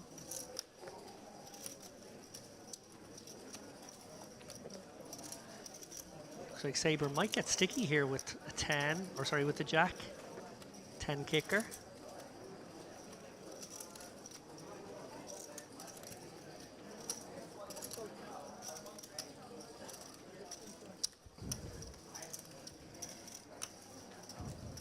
Compelling as it is to call with second pair, this is 4 ways and you don't have a great kicker with your Jack. I'm not sure how easy it's going to be. I guess he does have the dealer button.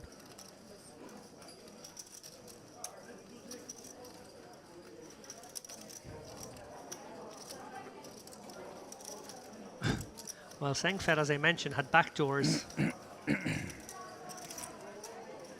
she plotting larceny? She is, you know. Wow.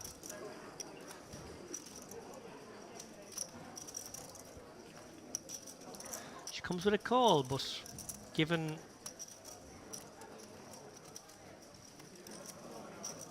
how little of this she really has, I expected it to be a raise or a fold.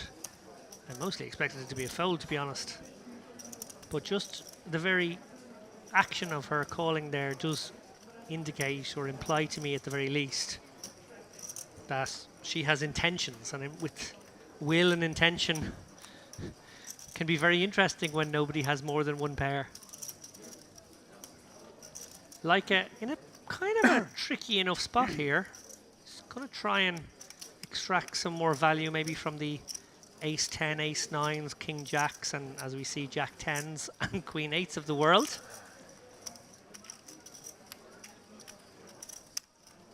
He's gone 36, so downsizing from his flop bet in relative terms. Sengfet has not released, but she... Oh my goodness, what are we watching here? Guys, this is... this is This is different gravy. Sengfed has made it 101k clean. Bear in mind, she's opened this one up in mid position. She's checked the flop and called after a bet and a call on Ace Jack 4 Rainbow. And now she's check raised to 101k on the 5 of spades. Now, I did say a moment ago her decision to call flop was an indication of intent. Well, intent no longer. She has put her money where her mouth is and put Leica in a very difficult spot. He makes the call for 65k more. And this lady doesn't give up. So is she going to put him in for 165 into a pot of 311? Or is she going to feel like that is way, way too dangerous?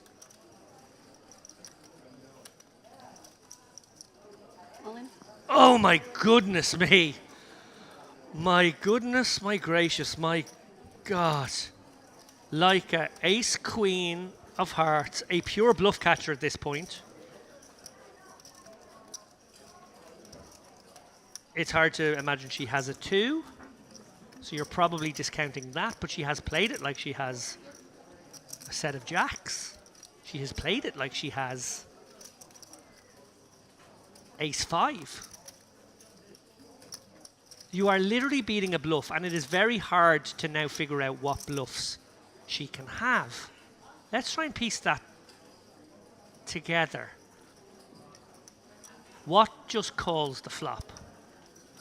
King 10, King Queen, Queen 10 of diamonds, Queen 10 of spades, these kinds of hands. Queen 10 of spades, that's probably our best bluffy candidate. If we're going to start putting her on bluffs, King Queen of spades, Queen 10 of spades. Wow.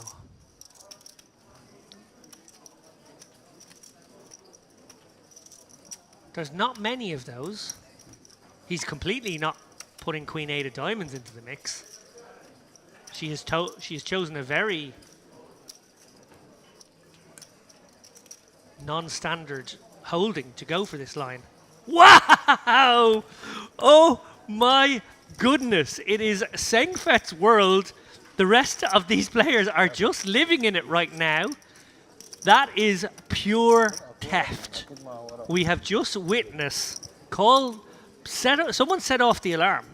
We have just watched somebody commit daylight robbery. Sengfet,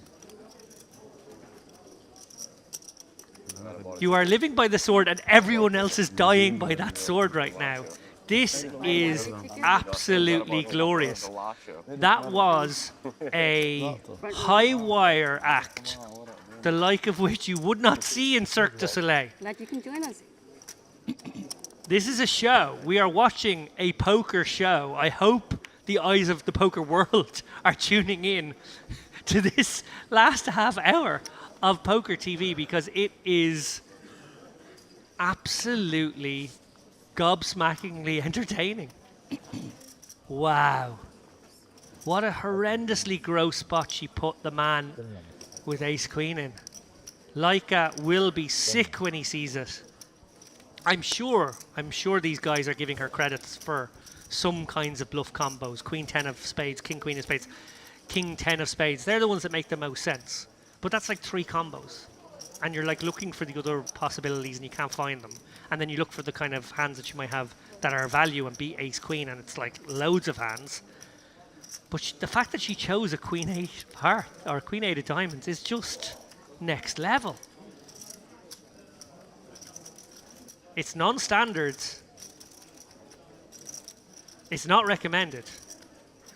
But it is deliciously sick.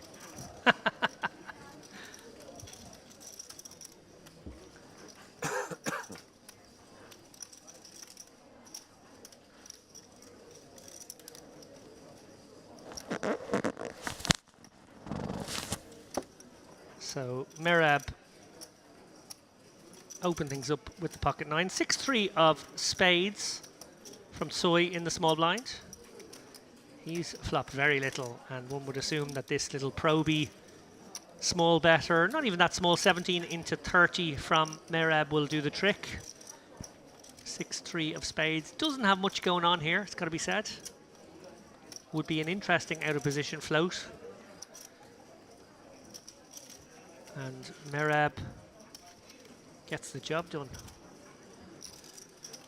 181 players remain in this Merit Poker Western Series warm-up $2,200 event with an almost $1.05 million prize pool. Late registration has closed. It's been closed for about half an hour now, so there's no more buying in. لعبنا 4 ساعات شفت ضلت شغلت اليوم. I hear word now that we are going to play 8 levels today, so that's the end of this session. So this level, one more, 15-20 minute break, and then 2 more levels. No dinner break, so we won't be disappearing off the air for any meaningful amount of time.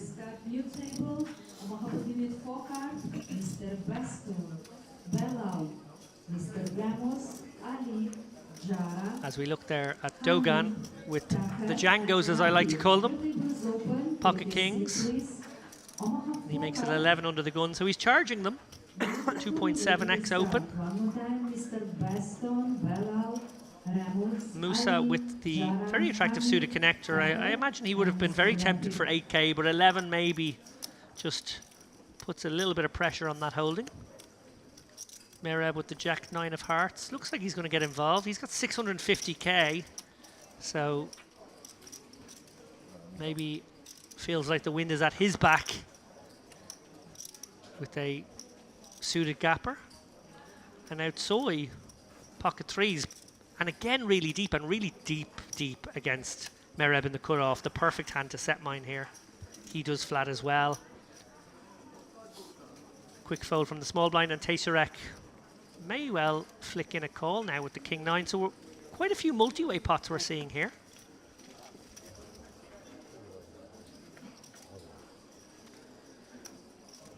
That's a 9. So Tayserek has made middle pin, as has Merab. Dogan still with the overpair, and Soy, not much reason to continue here. Will probably release his pocket threes. Looks like Dogan may have... only 3. I didn't see Oh, he's acted out a turn? Did he? I didn't see him. No. I thought we got a Tayserek check, so Dogan didn't act out a turn. He's checked in any case. Oh no, it's Merab who bet out a turn. I'm sorry, guys. I'm sorry. So, check. But it looks like Merab bet before Dogan had acted. So Dogan was probably going to bet, and then saw Merab bet, realized that the rule would be, well, if he bets, then the bet will have to stand. So he checks. The 12k goes in the pot. Fold. Tayserek calls with the 9. And now Dogan has the chance to check raise. Sort of a dream spot in a way when you have a good hand. People want to put money in the pot before you've even acted.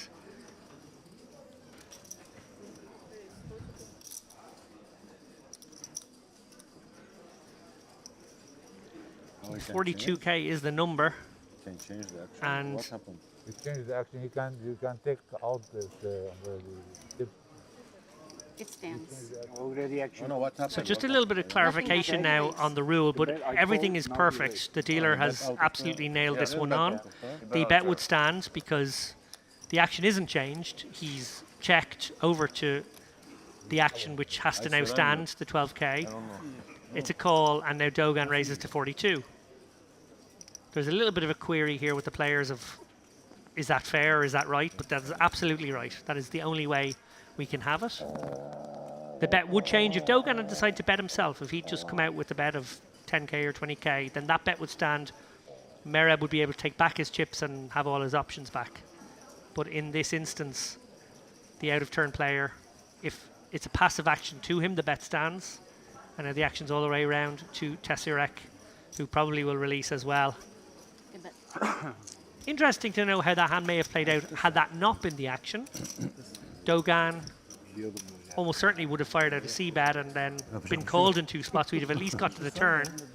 But instead the bet stands, the call stands, and then the raise does look a little stronger.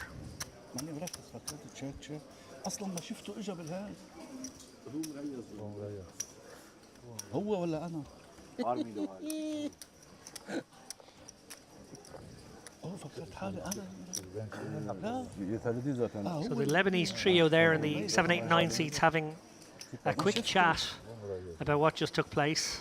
I can assure you at home, these dealers are absolutely top notch here. She absolutely nailed it on. No need for the floor, just correct ruling, absolute handle on all the finer points of the rules. She has been absolutely brilliant all day, it's got to be said.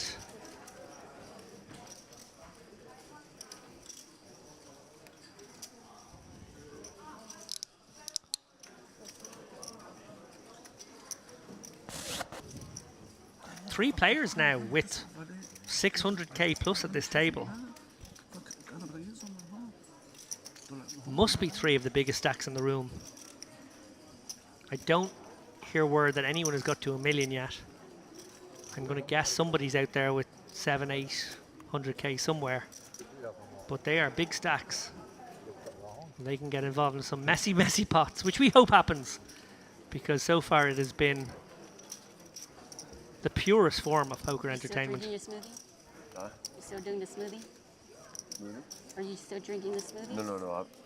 I drank one earlier, but I had a little vodka.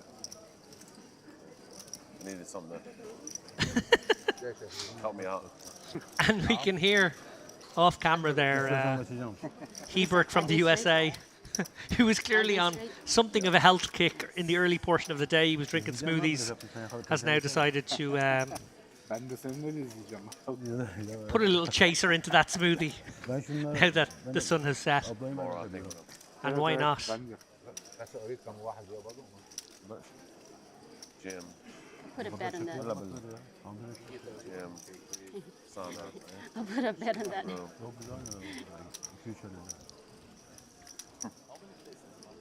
I don't know if I'd take the bet. I'll probably lose. Call it. Did you have any drinks last night? 2?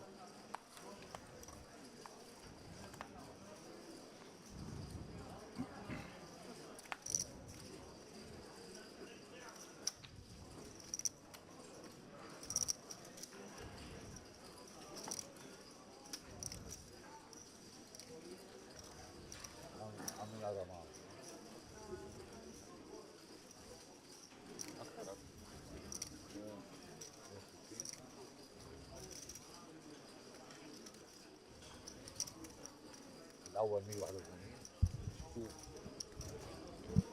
حاطين كثير يعني 18 big blinds and the cut-off. Hebert, probably no option other than to shove here. Oh, looks like he's going to find an open to 10k. Upsides and downsides to this open. Upside is you can get away from a lot of action behind. Perhaps he's going to induce against some players and maybe fold to others. He may have some player-specific reads he's going to go with. If he is raise folding, then it's very dicey because obviously ace kings and ace queens will ship on you and you will fold the best hand. Yeah, interesting one here.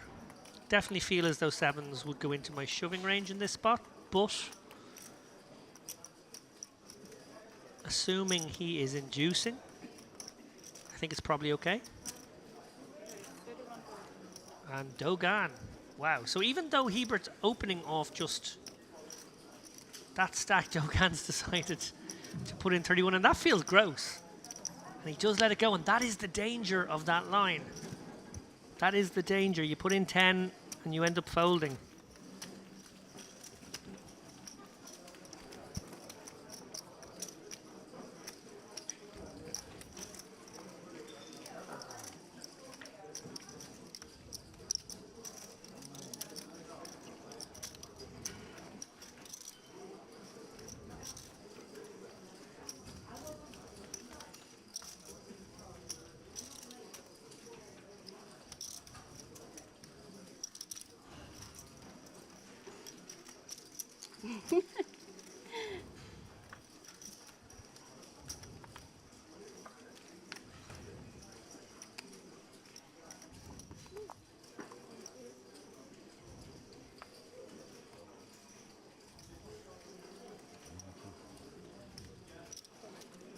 Mix it up so you won't know. Don't look. İngiliz lider. Mix it up. No. You don't want to know.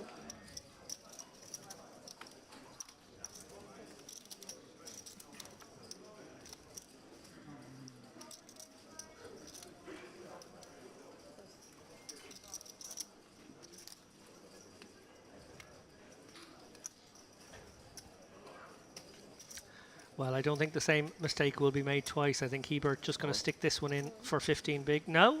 Yes. You're lucky, Bert.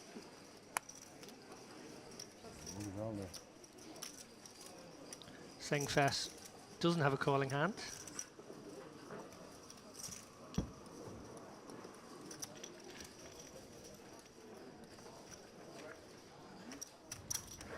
And Hebert gets one through.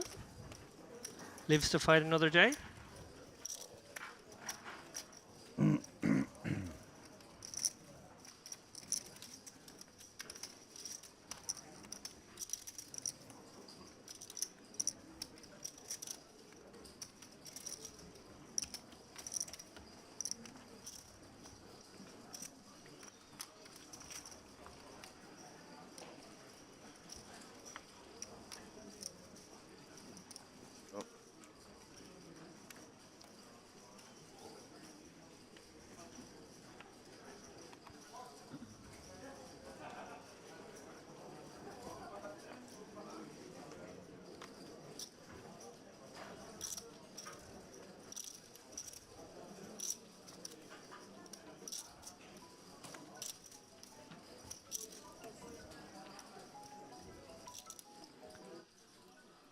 So to open things up with the pocket jacks here.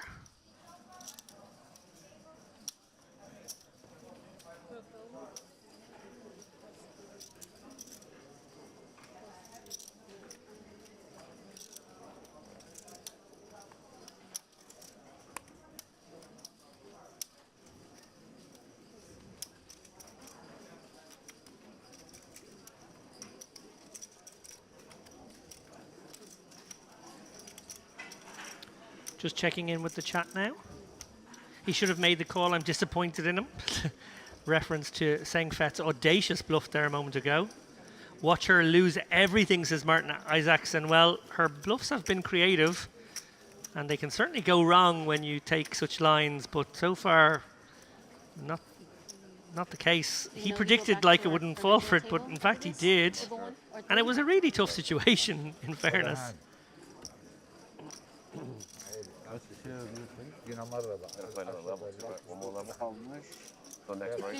Also in the chat, Ali Saro says she's brave. Well, that goes without saying. She is so brave. Some of these lines have been I like my view. Bordering on wild, but I'm here for it. I'm very much here for the wildness. Richard Mass says he's watching from Calgary, Canada. How you doing, Richard? Thank you for tuning in. What do you think about the poker today? I think it's been pretty good.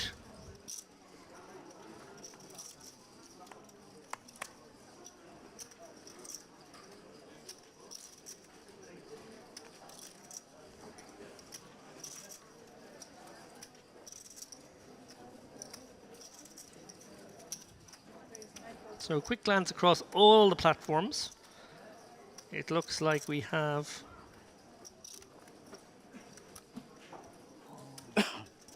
quite a few people tuning in. Looks like a little over 500, unless I'm not seeing some on the website. I guess that's probably true. It's probably more than that. But thank you to everybody who is tuning in. How much?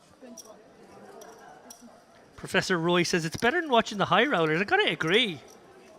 You start shaving off a little bit of optimal poker and start loosening things up, and you really do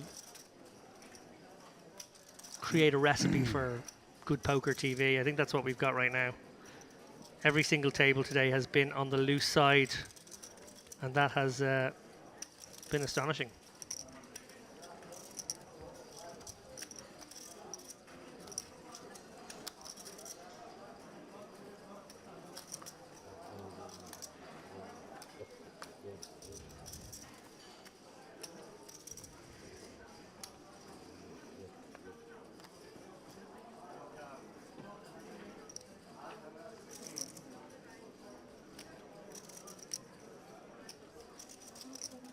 how many one mores? How many one more drink you guys have last night? Wait, what? How many one more drink you guys had last night? I don't remember. Yeah. It wasn't one more, right?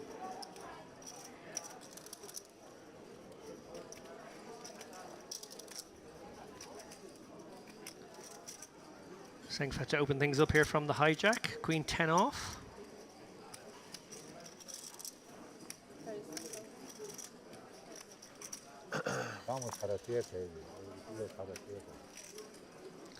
And I imagine there is something of a fear factor for the other players at the table. Word of her first bluff may be finally getting to those who are wired up and connected. Word of her second bluff is probably still a few minutes away. When the word gets out, and even before, I think players are going to tread very carefully, knowing that she is finding ways to put people to the test for all their chips. Whether that's an overbet shove on the turn with nothing more than a good shot and an overcard, or that is an absolutely wild, one of the wildest bluffs I have seen in a long, long time in a poker tournament, with the Queen 8 of diamonds literally flopping nothing, turning nothing, rivering nothing, but calling flop.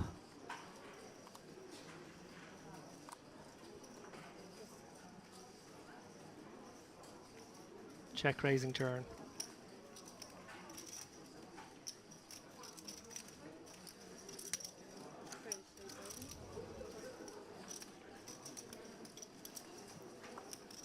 How you doing to Doug Brown there? I see him in the chat. Fun to hear me commentating. Glad I have one fan out there. It was great to meet you too at the WSOP back in, that was the November one, right? That was the funny autumn WSOP.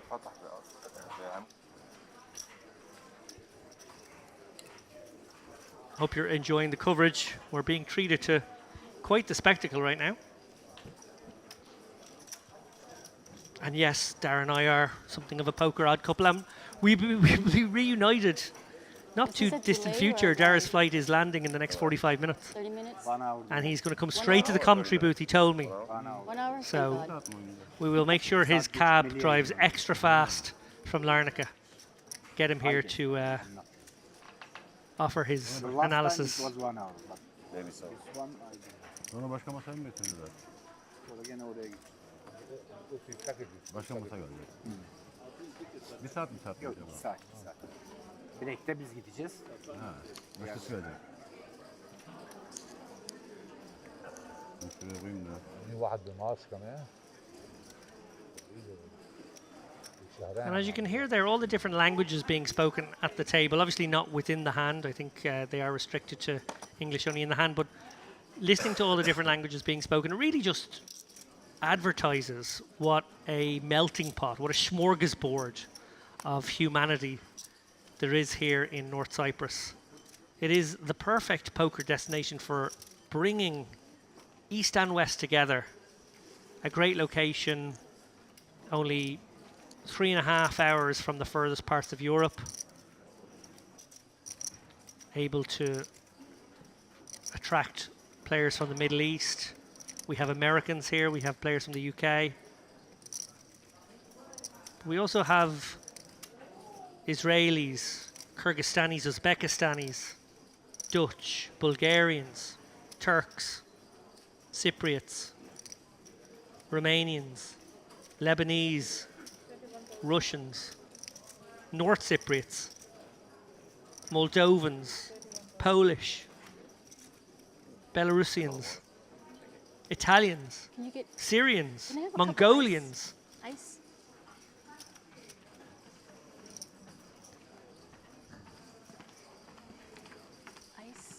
And soon to be 2 Irishmen in the commentary box. Thank you.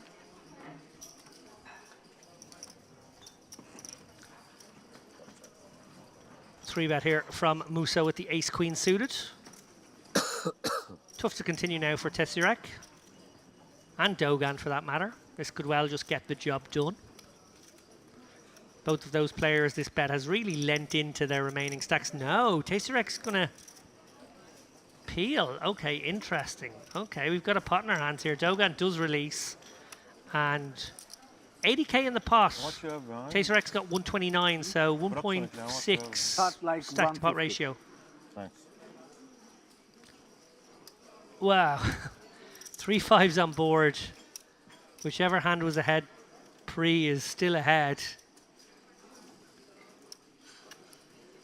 There will be a lot of pairs in Tassirex's range from Musa's point of view, but I don't think Musa can fixate on that. I think he must fire a very small continuation bet here. No, he doesn't. He just knuckles back. Okay. He's picked up a flush draw, which is always interesting on a flop 3 card of the same board. I think he has to check back now. I think I would have gone for a small C bet, but now I think I probably knuckle it back, feeling like I can improve to a flush, and I only have 2 streets to tell my story of a pair. He does go for the bet though. 15,000, sort of advanced blocker. Knows that as played he might have aces, kings or queens with this check. And he's sort of getting himself to a very cheap showdown if he wants. Tesseract can't really fold ace high for that sizing. So really cool sizing from Musa, putting pressure on hands he beats.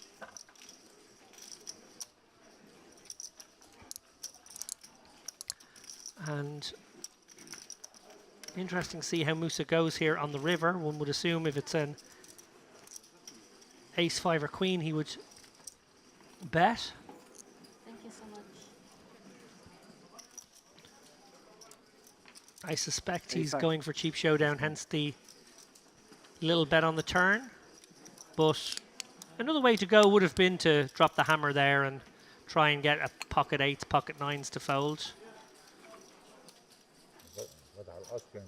I think against the majority or a lot of the range, the line taken is the preferred line. I think it was a well executed hand.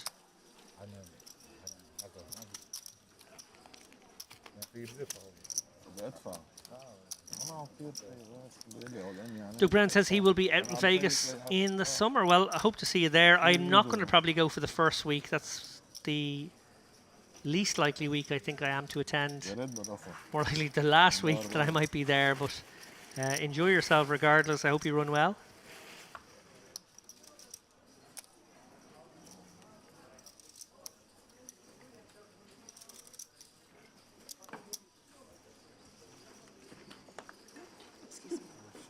And I don't know if you guys spotted it, but during the break, there was a lovely graphic that appeared. You guys might have been making your cups of tea or charging your glasses, but there was a lovely graphic which illustrated all the events on the calendar here during the year. I'm sure that graphic will reappear on future breaks, and I would strongly recommend this venue if you're a poker lover and you want to go play somewhere. Check out that schedule. A lot of the schedule's already marked in. EPT here in October. Retro event, vintage event, gangsters event. I expect other tours are going to come here. This venue in North Cyprus is going to be one of the biggest venues for poker in Europe, no question. It already is up there, let's be honest. But the ambition, I was talking to some of the staff there on the break, the hunger, the enthusiasm, the understanding of what players want. These are the factors. I wrote an article there a couple of days ago about this very venue and the ambition these guys are showing, and how my general point was, okay, I will come back to that. Because right now, Tesseract with the pocket 3s and 27.5 big blinds has decided it's all you can eat time. Ahead of him was an under the gun open from King 10 suited, a flat from Mereb in the cutoff with pocket 9s, and a flat from Tsoi with 9-7 diamonds on the button. He might be feeling like he only has to get through the first guy.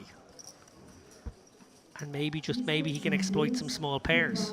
4s, 5s, 6s, 7s, 8s won't love it. 9s, however, in the cutoff is a close one. This is close. Tasarek can certainly have 10s and jacks, but queens, kings, aces, he probably 3-bet induces. Ace, king, ace, queen would play it this way, I'm sure. So Merab, with dead money in the middle, getting a very attractive price, may piece this together and think to himself, you could have 6s, 7s, 8s as often as you can have 10s and jacks. We see he actually has pocket 3s. If he starts putting the low pairs in, it becomes a snap call. But even if he's not thinking these 3s will go for it, I think it's still a call. And he does make the call. Great call here from Merab. He's going to love what he sees. Now, Tsoi has no decision right now. And I'm not quite sure why he's in the tank contemplating calling for 20% of his effective stack. He does seem to be genuinely thinking about it, but he shouldn't be.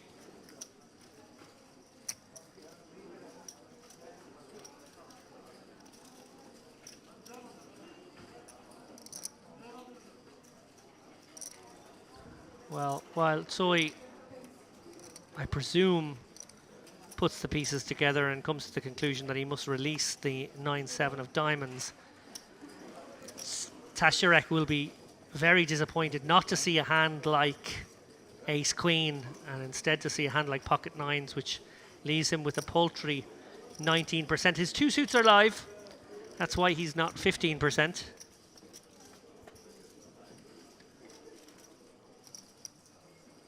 So far, so good for Merab, who is the one standing up.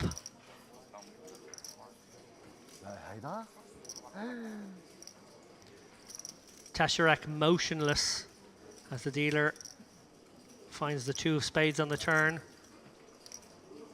Oh, would you believe it? That is the second time today we have seen a river of that nature. My goodness me, Tasarek immobile. He did not flinch, he did not move. He is a hardened gambler. The man standing up with 20% of his stack on the line. Tasarek still composed, seated for his entire stack on the line with just 4%. He finds the black 3 to stay in the game, my goodness. Almost as if he knew. You step your one time, okay? That's your one timer. Nice hand. I didn't say anything. Yes, quite right. Tasarek explaining that he'd never announced one time, so he didn't use it up. Everybody knows that. Come on, Sengfet.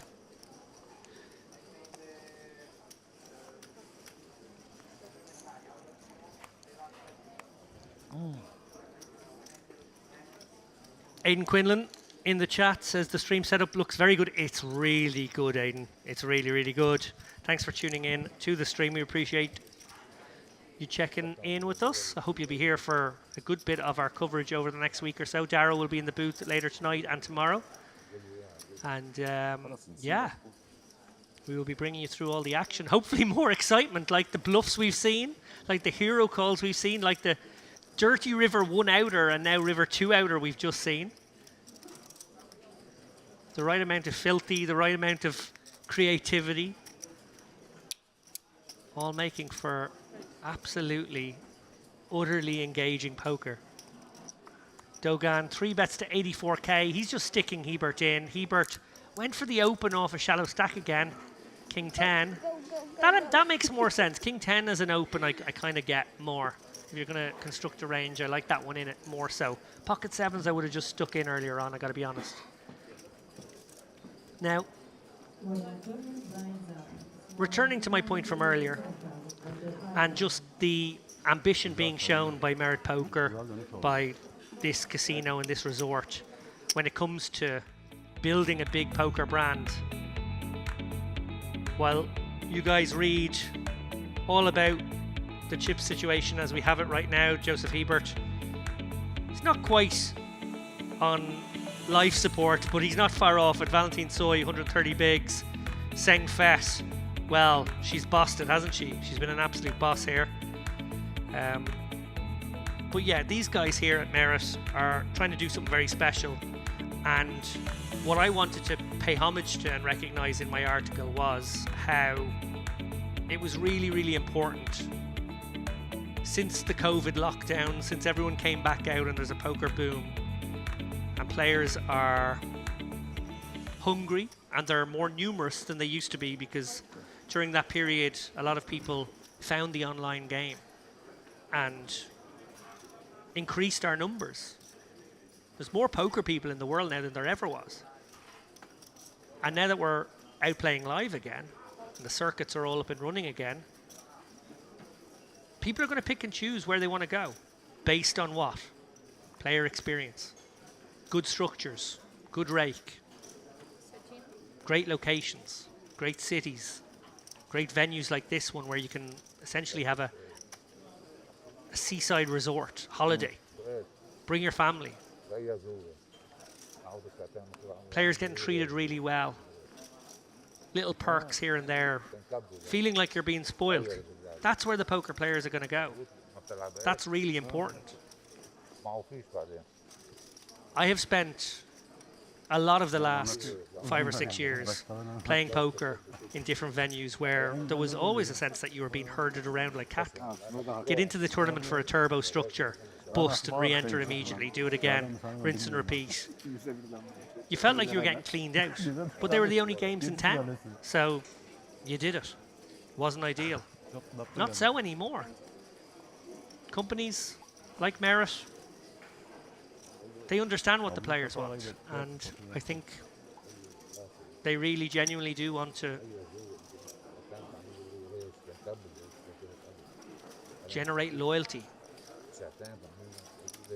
create a brand that's synonymous with quality. That's what we're all enjoying here.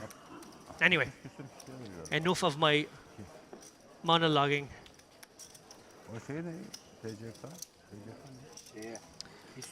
Price of poker just went up, ladies and germs. 2.5k, 5k with a 5k big blind ante. Considering we started with 100k starting stacks, I would anticipate the bubble to burst in or around big blind 16k, something like that. So we are a ways off. 164 left from the field of 523.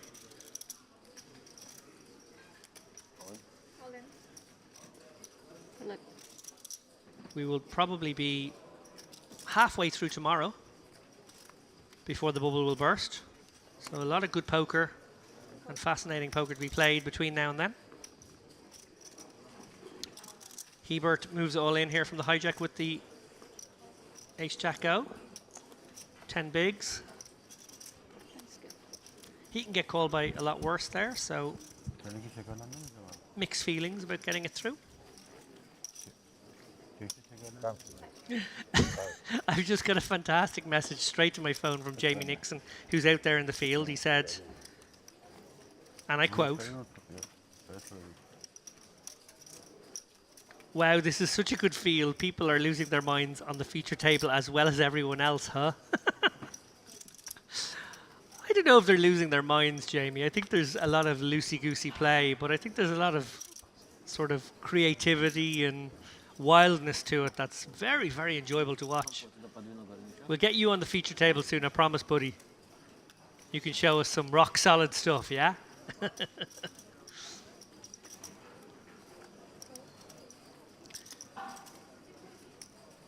Shout out to Jamie Nixon there, obviously GUKPT Grand Final. He was in London, main event champion. Big score that one for him. One of the top regs on the UK poker circuit.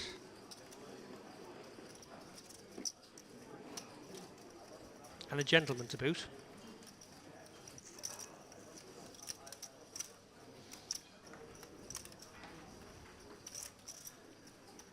battle of the pocket pairs here. Tsoi in early position has bumped it up to almost 3x here with pocket eights. Dogan in the cutoff with fives. I think facing a min open, it's sort of a compelling one to flat and set mine in position, but facing an almost 3x, I think you want to let it go. You could get squeezed out of the pot. You're risking more to win relatively less if you do hit. He is going to make the call though. And I was going to say that might well bring in Leica with the ace-4 suited, but it was a quick fold from him. 8s versus 5s as we take it to a flop. Wow. Oh dear. Oh dear for Dogan. Well, barring the sickest of sickest runouts, the next time you glimpse Dogan on screen, which is right now, enjoy it, savor it, because it's not going to be for very much longer, guys. Top set, middle set. Set over set happens so infrequently in No Limit Hold'em. It's cruel when it does. Remember, Tsoi went slightly bigger pre-flop.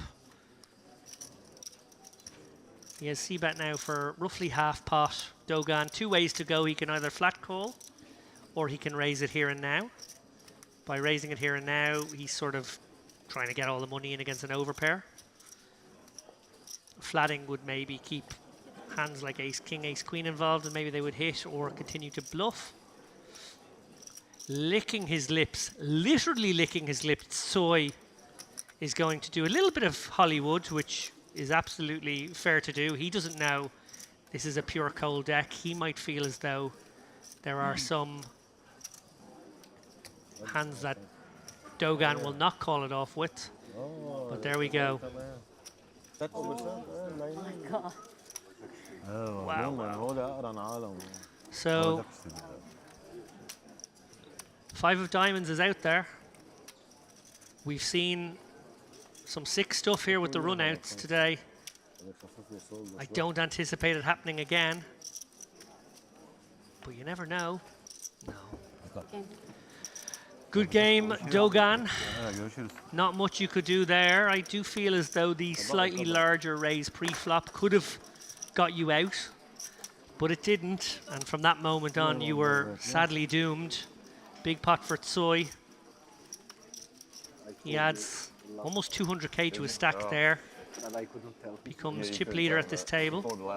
And one of the biggest chip stacks in the room. Case. That's so sick. Wow. Case 8, case 5. Well, we've seen it all today, guys.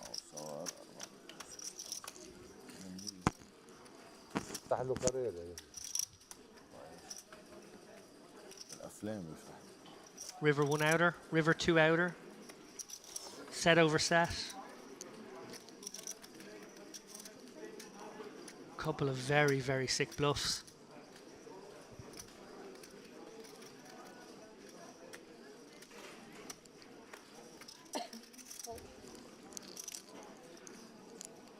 Action back to Tsoi. He's going to let this one go. Hebert looking for a spot still. 13 bigs. 8-3 won't do it.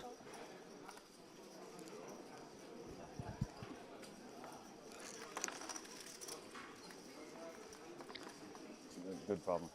And Sengfet, well, if previous is anything to go by, she will certainly be opening this one to some amount. No, she's going to go for her limp here. So last time she limped, I believe it was Jack 10. So maybe these kind of Jack Queen, Jack 10, Queen 10 type hands go into the limping range. Last time it happened, she was pounced on in not 1 but 2 spots. This time, Musa completes and Sabre looks down at the very lovely ace king and he gets to stick it in. I have to. I have to fold. And that will get the job done. I will see it. It's not important. I saw many important things other than your hand. No, no, no, no, no, no. I saw. What you see? Oh my God. Oh my God. No speak English. No, no English, huh? No English, no English. Lunatic. That's not English. Lunatic. It's called Lala. It's called the Lala. But it's not with me, so I'm okay. Good thing it's an hour delay. Great stuff from La Sengfet there. Good thing there's an hour delay. She reckons they haven't quite seen the shenanigans, the tomfoolery, the larceny from earlier. Yes, they'll see it soon.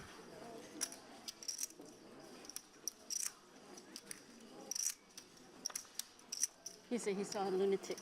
Great to see the How dare table him. talk, though. Always nice when covering a feature table to Have you watched the stream? not be dealing with, That's what he said. Oh. you know, rock solid, quiet.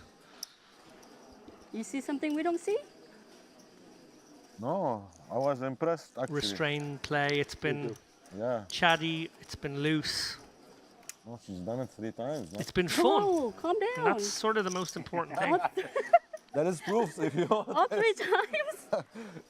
We all have friends. Yeah. Who was watching the stream, so There's everybody. 3 times on feature table. There is 5, 6 times there. So Everybody knows what's happening. So, some of her table mates trying to make La Sengfet aware that maybe, just maybe, people are onto her already. Interesting to see how that will affect the next big pot she plays. Where are my friends? We don't have friends. one right there. I don't know. I don't have my phone on. You have to do it now. It's now or never. Huh? Now or never. Yeah.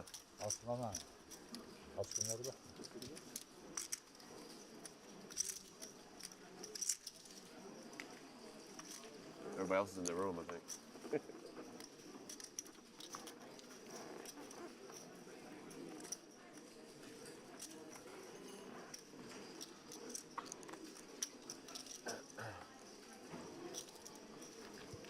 Teixeira putting his newfound ill-gotten gains to work here. Opens to 10k. And Sengfet right behind with the No crazy. suited, just about connected King 9 of clubs. It must be half an hour delay. Mayreb likely to come in here with the King Queen too. He might actually 3-bet. No, just a call. Maybe. From the small. And now Tsoi. Wow. He has a hand as well. Now, Teixeira from under the gun 1. Do you really want to squeeze that range? Maybe. You could certainly flat here, but 3-betting would not be strange. And it looks like that's exactly what's going to happen. Tsoi, something around 50k it looks like. 45. Teixeira has limited options now. I don't think flatting is comfortable. You might have to just go with it or fold. How likely is Tsoi to squeeze over your open and 2 flats from the big blind when he could just complete cheaply? That's the equation for Teixeira to figure out. 80k in the middle now, so shoving would be absolutely fine from a risk-reward standpoint. Flatting would be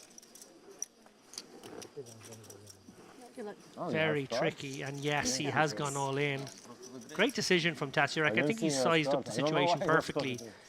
It was almost like my commentary was matching his inner monologue in real time. I think he came to the exact same conclusion. And even though Tsoi is asking for a count here, there is no way he is calling this. It would be a very, very poor call. Ace-10 doesn't rate to be good against almost any of Tasiarek's open +1 shove over a big blind range. But we have seen Tsoi ponder on such decisions before. Everybody has their own process. Everybody takes the amount of time they need to find the right answers. He's found a lot of right answers today, it must be said. So even if it takes him a little longer than we would maybe hope, I do believe he's going to come to a decision that was a well-spent 45k in trying to win what was out there, Show the bluff. and it would be a very poorly spent 200 Show the bluff. No bluff. to try to win the 500.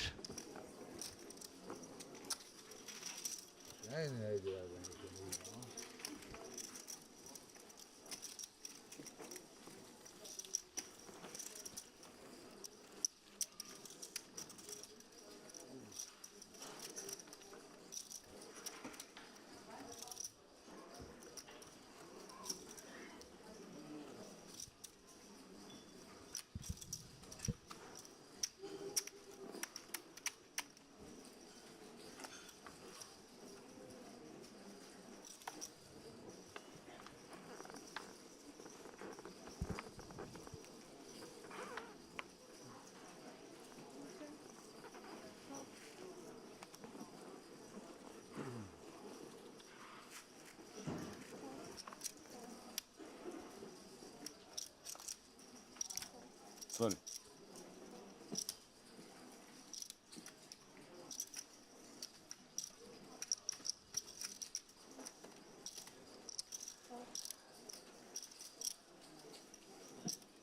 Action folds all the way around to Tsoi. Blind v blind. As I mentioned earlier, we haven't seen too many of these Battle of the Blind confrontations today. A measure of the looseness of our live stream featured players. Tsoi decides to use the 10-5 off as a raise, which I quite like. I don't like the call quite so much, if I'm honest. 12 big blinds, I feel like you could Team USA. Thank you. probably stick it in if you're going to call it off. Slightly strange line, must be said. Hebert with a chance to double up now, looking very good after that flop. Ace 8-4, and double up he has. Hebert now with 130k. Bit of a gift from Tsoi, I have to say. 59. I think he can probably 59. raise fold. He could probably have limped and then probably folded to a shove. Really don't understand the raise call, but maybe just fancying taking a shot against his opponent.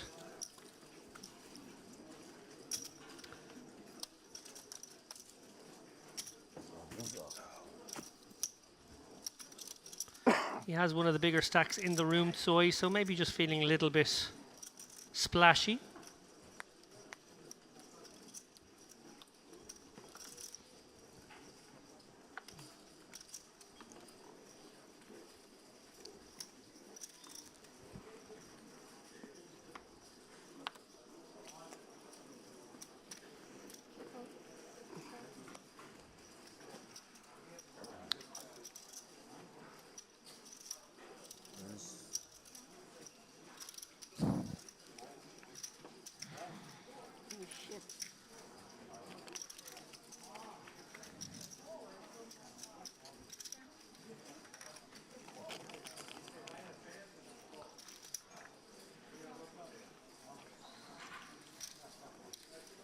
So after Musa opening up +2 here with the ace-9 off, Hebert looks down at King Jack off from the small blind. He's got 24 big blinds. Could consider shoving this. I think he would certainly shove over a later position raise. Question is, how loose does he think Musa would open? Could he conceivably flat profitably? He certainly believes he can. And he does make the call. And I think that will bring in Tassurek with the suited king. King Dewey.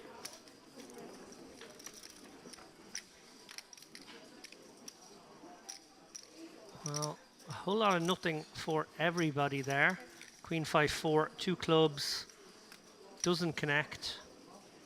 I guess arguably the King Jack with the 2 backdoors is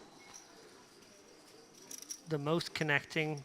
2 of diamonds. Okay, so Tassurek now takes the lead with what was the worst hand, and Musa picks up a gutter.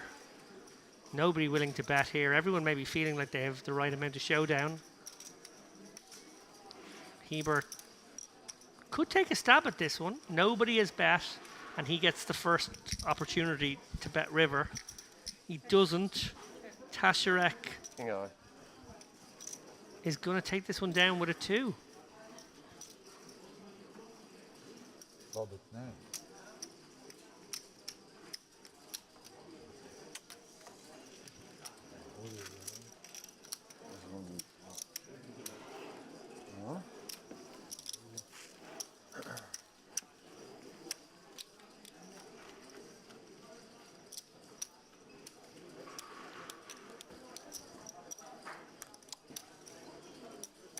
So our numbers are up to over 700 people, not including what might be watching directly from the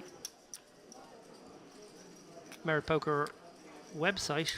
So huge thank you to everyone for tuning in. You have been treated to a cabaret of poker, it must be said. I'm going to try and pull up some chat here and engage with you lovely people. Go Lala, she's amazing. From Dory Coyle, she certainly is amazing. She has been extraordinarily entertaining in those 2 key hands from quite a while ago now. BL Pockdoc says, greetings from Berlin. What's the buy-in amount? The buy-in amount for this one is $2,200 US. The guaranteed prize pool was $500,000. That meant they needed 250 players. And as you can see from the top right on the screen, 523 entrants. So not just smashed the guarantee, obliterated the guarantee. More than double the guarantee. Extraordinary stuff.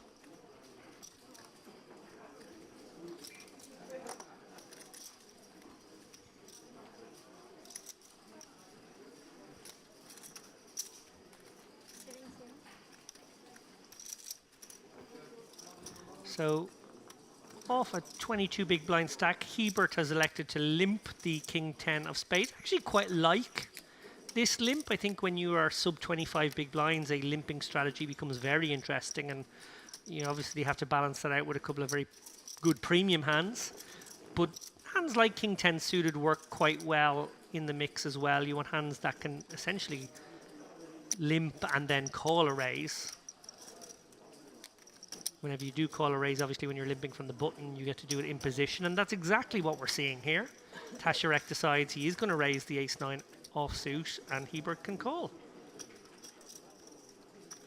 Well, both players miss. Hebert has backdoor potential. He can hit running spades and ace-jack. He's also got an overcard to the board. Tassurek will keep the betting lead, one would presume. Betting small here, something in the region of 10 to 15k always makes sense. And 10k it is, which does make things interesting for Hebert, who could construct a raising range with this hand in it. He could also float. He elects to do the latter.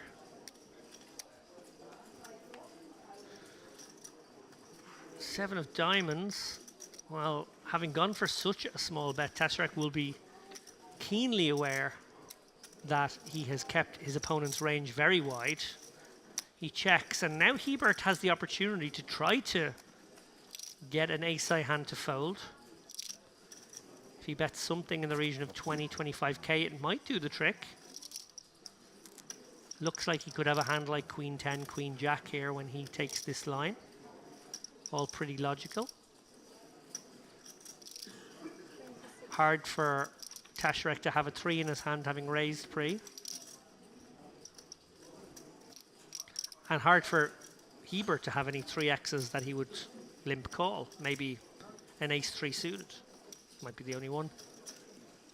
Anyway, that 26k bet that I mentioned a moment ago has been called by Tasharek, who is going to put Hebert to the test and make him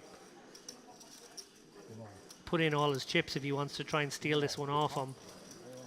Hebert decides it's too likely that he will get looked up, and he decides to wave the white flag, leaving himself with just 60k. So back to just 12 bigs, where he was before that double up with ace-7 moments ago.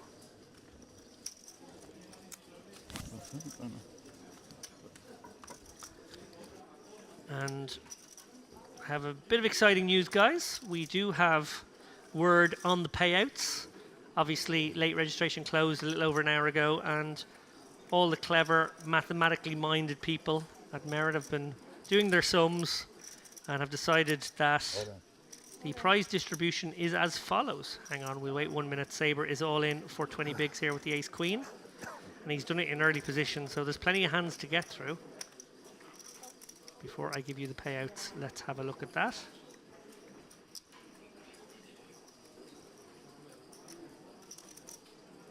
Oh, Tsoi with the pocket sixes in the hijack. From the blinds, this one is tempting. 100? 101. From the hijack, it's not so tempting. It's also hard to believe that Sabre would do this with like 2s, 3s, 4s, 5s. I don't think he should. So you're basically hoping for a flip. Doesn't seem like a great spot, and Tsoi correctly makes the fold. Well played.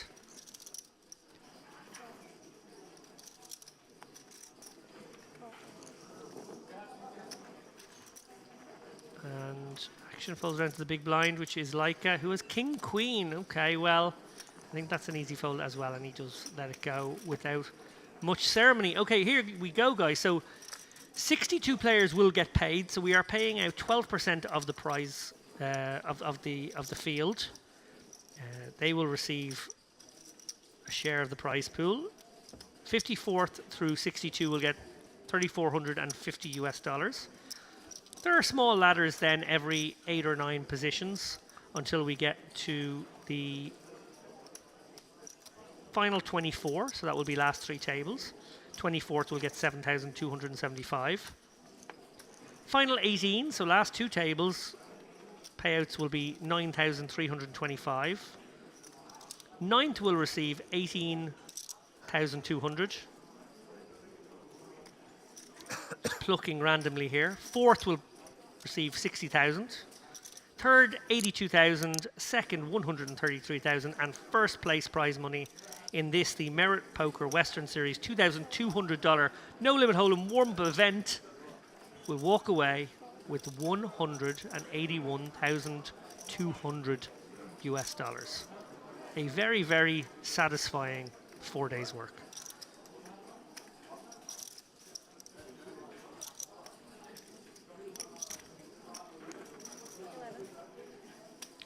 I have also received word on our next feature table, which I'm sure we will have a little preview of. We'll send our camera crew out to scout those guys momentarily.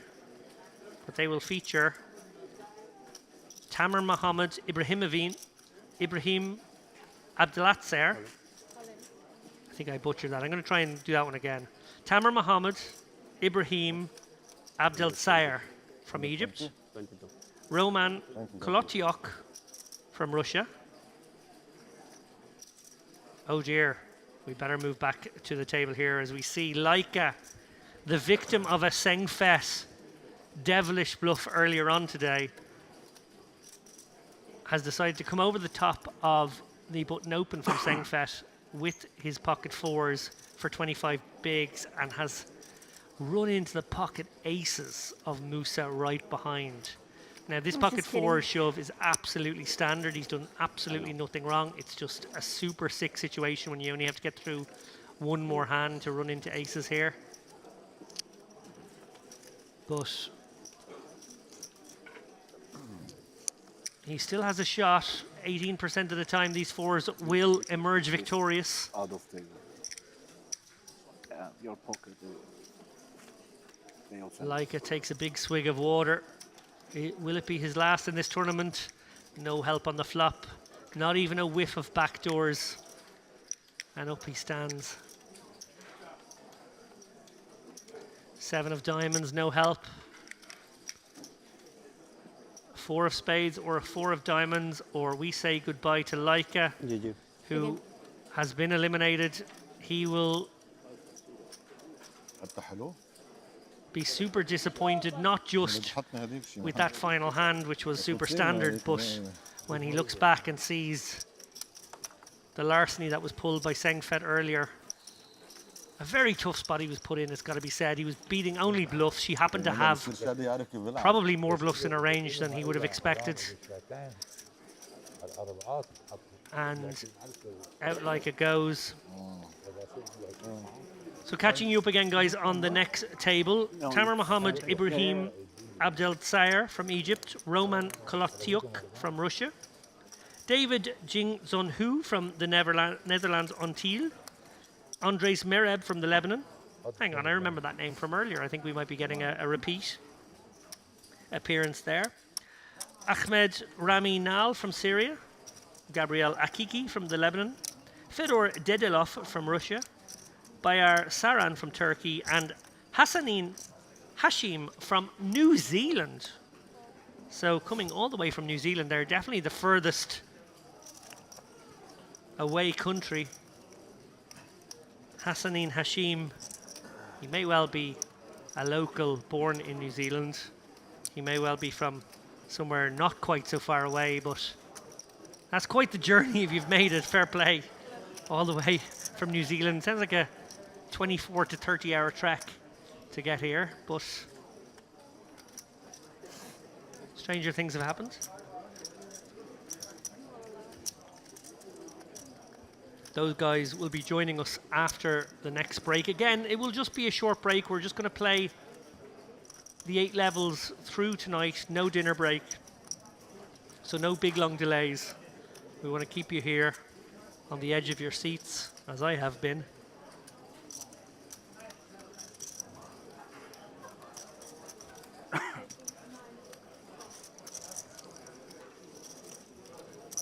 Little C-bet and take it from Sengfet.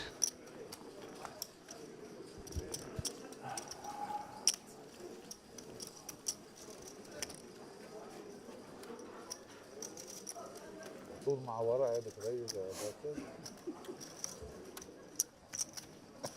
معقولة يعني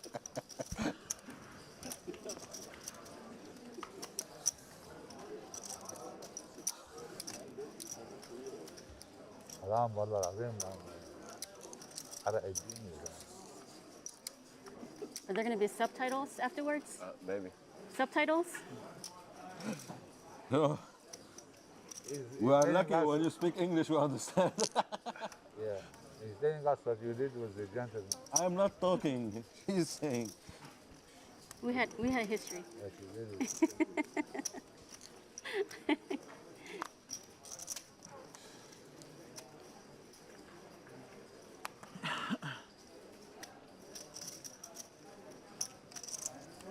Well, what a comeback from Tasharak. Not too long ago, he was all in.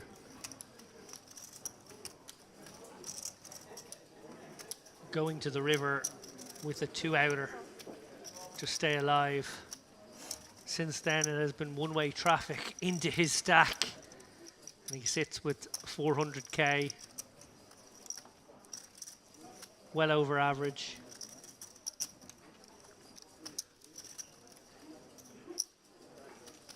Well, he's run into the ace-jack of Mereb here, who looks like his 3-bet here out of the big blind. Yes, he has, 32k. And queen-jack off, definitely the kind of hand you could consider folding here to a big blind 3-bet. You tend to be dominated or in not great shape. That said, Tesserac's not made any instant decision, and these guys are playing somewhat deep. They've got about 80 bigs effective, so I like to see a fold here on balance. Yeah, good fold from Tesserac. Merab, I think, is going to flash an ace before letting it go.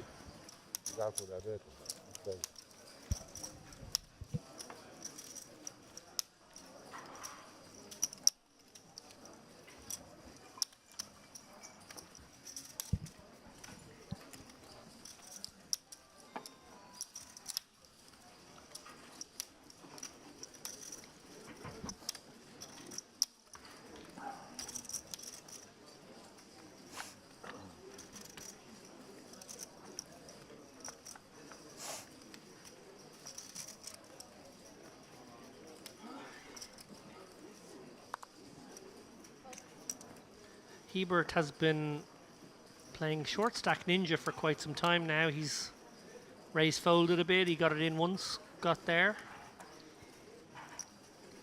Never easy to navigate that short stack in the hopes of ultimately getting a bit of a spin.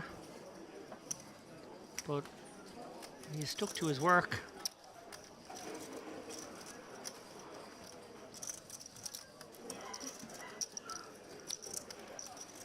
Sengfed into the action again, raises to 11k with the queen 10 off.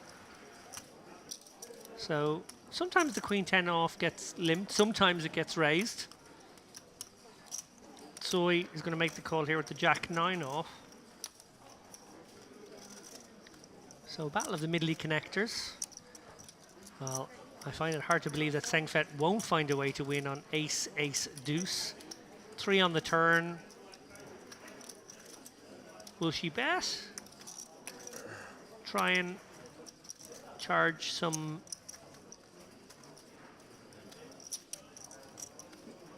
hands. I like this. I think you don't want to give a free ride to 6-7, 6-8, 8-6, all of those kind of cards that are under your 10 to just get a free look. She fires out a little equity denier and it works. A treat.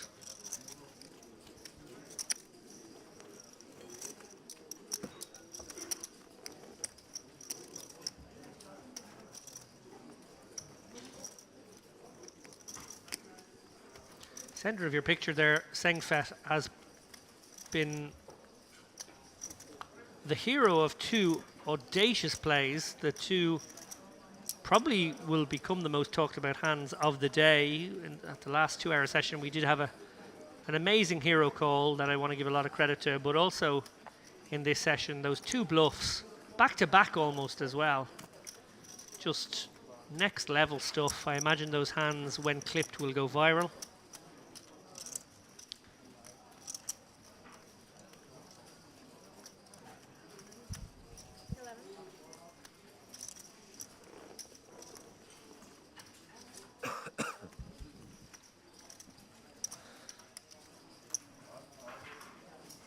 And with a certain degree of certainty, she will be back in the action here. Does she 3-bet the 8s or flat them is the question.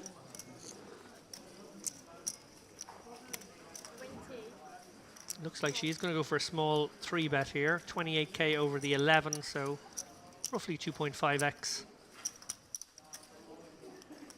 The open.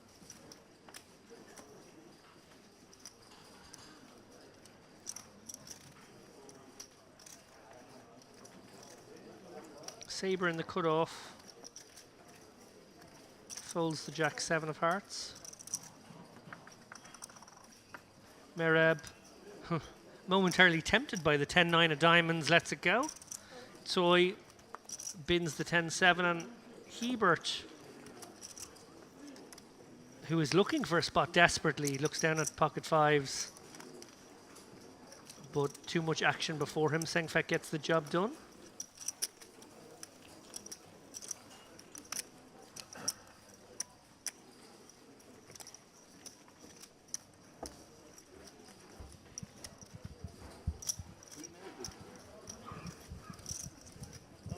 No speak English. No, no speak English. See.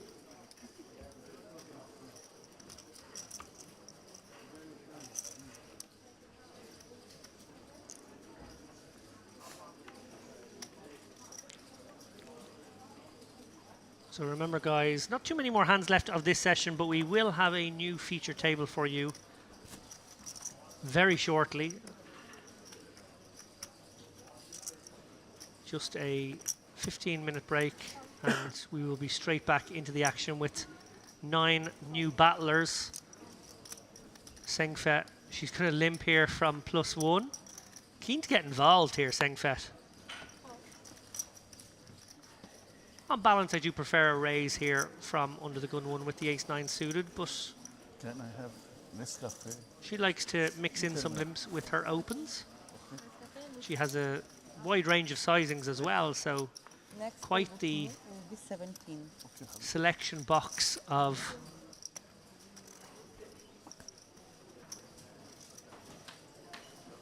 bets and raises. Hebert is going to complete from the small here. He's getting a discount, just 3k into 22, 25k now. So 4 hands, limp pot. No one with anything premium. Nobody has a 4. Nobody has a queen, so... Well, 2 players have diamonds. Sengfet and Soy have picked up diamond draws. Tasharak and Hebert have nothing to write home about. Sengfet is going to bet this now. Soy likely calls for half pot. He's almost getting the direct price of his flush draws good. And there will be some implied odds here. He's got the dealer button and the opportunity to extract more value. He just calls. And if a diamond comes, it could get very costly for Soy. Fortunately for him, the King of Hearts should get him into no further trouble. Sengfet probably can't bluff at that card. She's got a pretty bad holding. When you got the enough flush, you're kind of holding the main draw cards that you hope your opponent has. Question now is, will Soy go for it with his very bad flush draw, which has missed? And the answer is yes. And I think this will work. Sengfet, well, she doesn't like to fold. But, oh wow, she does make the call. Wow. So literally the only hand he could possibly have that she could beat was a worse flush draw, which she blocks. But she makes the hero call regardless. 9-10 got there, King 10 got there. 6 stuff from Sengfet.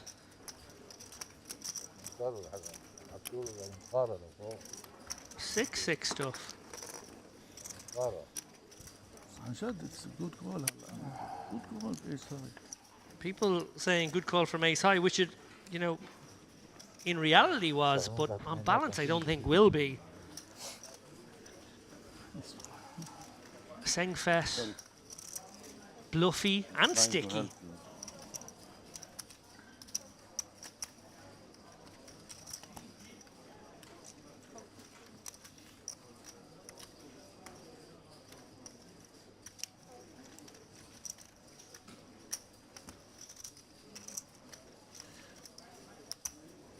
After 15 minutes, we'll move to table 7. Hebert has decided on the button, Queen 8, 9 bigs. He's going to have to go for it. I think Tasharek will look him up here with the King Jack suited. King Jack suited will dominate a lot of the shoves off for 9 bigs from the button. The Jack 10s, the Jack 9s, the King 10s, the King 9s of the world. Suited King Jack seems too good. I think we're going to see a call here. And yes, indeed, he's going to flick in the call. One player lurking in the big blind. Quickly folds. And Hebert at least has live cards for 33%. Will the American survive? Or will he be Hitting the bar. No good there. A little bit of backdoor potential, but not much to write home about for Hebert. Ace no good. Only a queen or an 8 now. Or we say goodbye to the American. And a little bit of overkill there as Taschirk pairs his king. Hebert and his wonderfully bright, loud shirt shorts combo. Hit the rail. He battled with that short stack, it must be said. He did his very best to ninja his way out of the danger zone, but it wasn't to be. He ultimately succumbs. And I am just now, at this very moment, receiving news that the eagle has landed. Dara O'Carney was mid-air for the last 2 poker sessions at these tables, has now landed. He is in Larnaca. He is 75 minutes away, maybe faster. Those taxi men drive quickly. So I am confident he will be joining us for some portion of the day now. I think he'll probably get here for the last hour, which is great to see. Dara is mustard keen to join me in the booth, I know.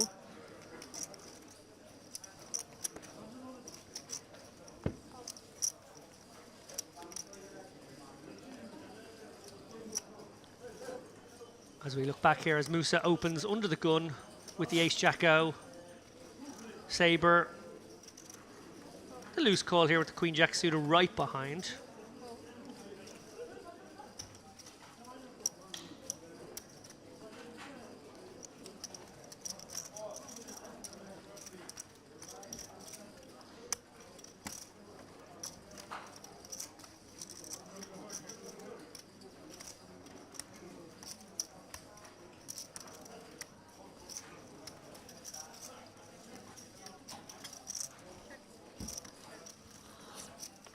Check, check.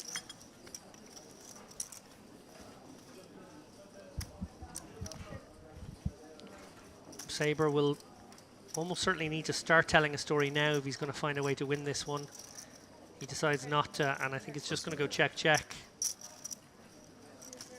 Hard for Sabre to tell a story over one street. Yeah, and he just gives up.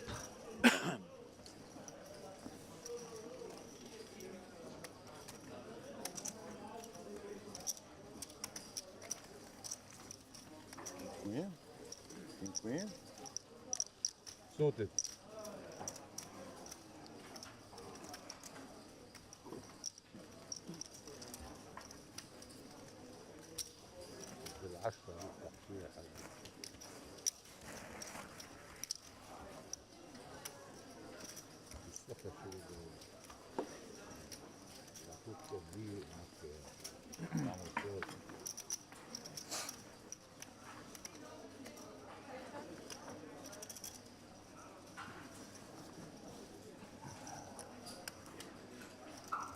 Raise, 10.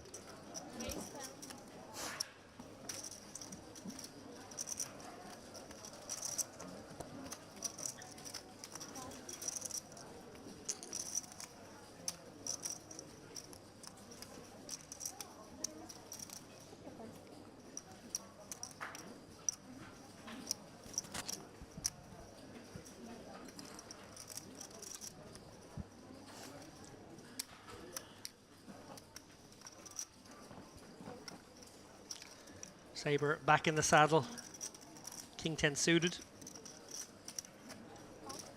After King Queen, you should get. I think jacks.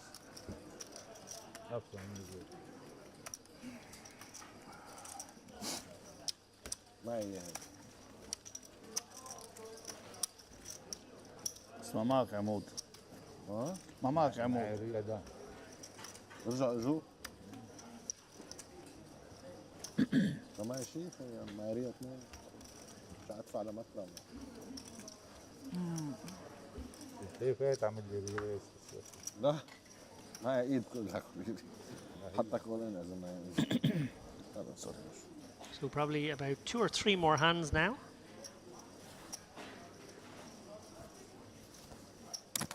Roughly 8 or 9 minutes left on the clock.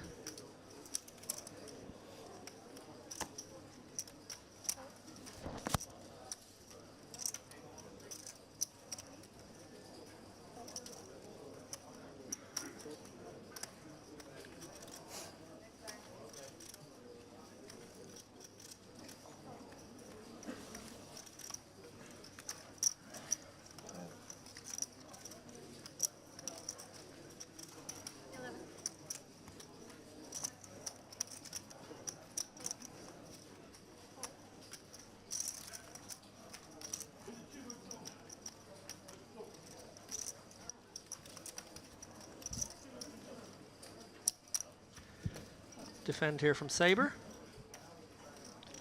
He is on the shallow side, it must be said now. Just 18 bigs. Looking to flop some equity and go with it, one would assume. And, well, there indeed he has. This is very problematic for Sabre. Zogdaria has flopped the wheel. Sabre has got overs and a flush draw. One would assume Gadria is going to fire out a little 10 or 12k bet here. Delighted with life. He's even got the ace of clubs in his hand. Sabre will probably raise. And when he does, Zolgadria will stick it in. I think it's very unlikely that Sabre plays this one passively out of position. I think he probably makes it 23k, something in that region, to be able to shove turn. Welcome to the 25k indeed. Probably not a good idea for Zolgadria to flat here. It looks like his opponent's happy to get his chips in. You want to do that before a scare card might come. Can you see your chips? Oh, he hasn't realized how short Sabre is, so as soon as he does, I think we're just going to get these chips in now. Has to take a few moments, of course, not to appear too strong.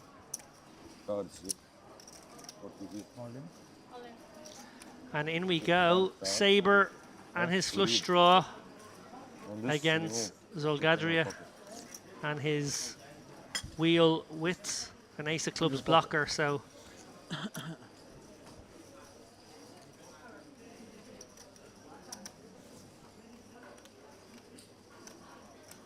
we can't be dead on the turn.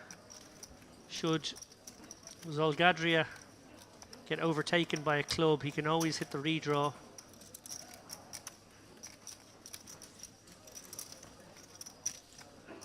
And in they go, inevitable as it was.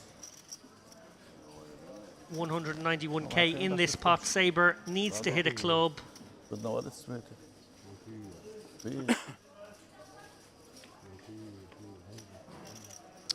That will not do it. A club, and a club only, or we say goodbye to Sabre. And we do. Zolgadria holds with the wheel. Sabre Thank you. takes his final sip of water before departing. Seat open from the dealer. We may have a new player take a seat there, but I would say they will probably wait until after the break as we take a gander at the next feature table. Well, so far a younger table than any of the ones we've seen previously. A dressed up table. We've got some costume.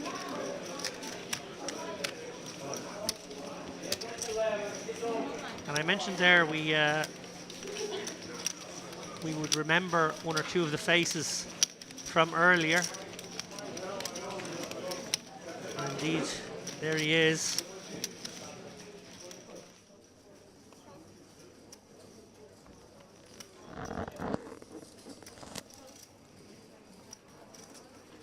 Hassan and Hisham, or Hashim I should say. He will be back in the fray. So we turn our attention back to Sengfet, the Sengfet show, as it has been at different points in this 2-hour block. She opens things up from the cutoff here with the Queen Jack off. Keen to finish as strong as she started. Remember, right out of the gate, first or second hand, she pulled off a huge bluff against her opponent. Overbet shoving the gooder and overcard versus the pocket tens on a 9-8-5-3 board. A huge and bold move, it must be said. But if anything, she bested it moments later with her audacious Queen 8 suited backdoor flat turn no equity check raise river shove.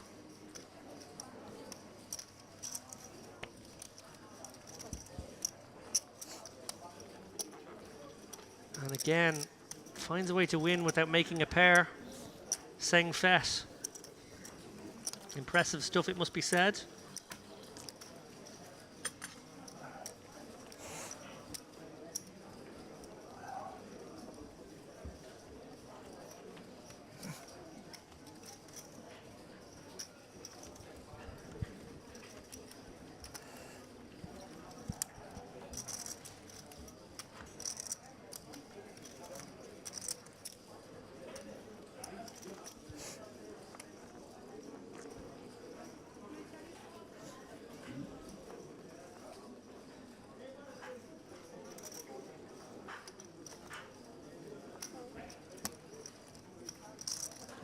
So we're down to less than 30% of the field. My prediction of the bubble bursting at big blind 16k, maybe a little bit off actually. I want to revise that prediction now and say it might go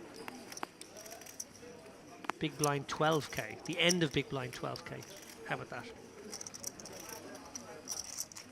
The reason being is this is a very good structure. Levels are long. Players are aggressive. Ranges are wide. Play is loose. All a recipe for keeping the stacks deep.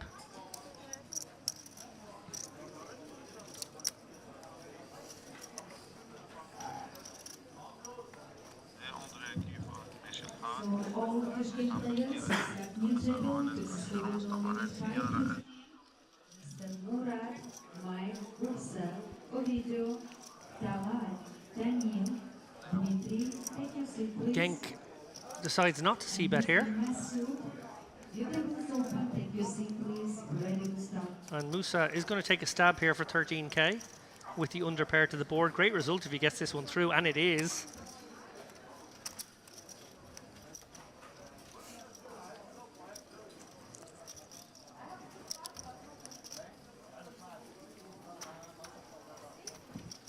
And it looks like we have time for just one more hand. After which, guys, we will be taking a 15-minute break, just a short break. And then we'll be back to you with 9 new players and more exciting poker action here from the Merit Poker Western Series warm-up event. These players have been entertaining us all day. Give it up for them.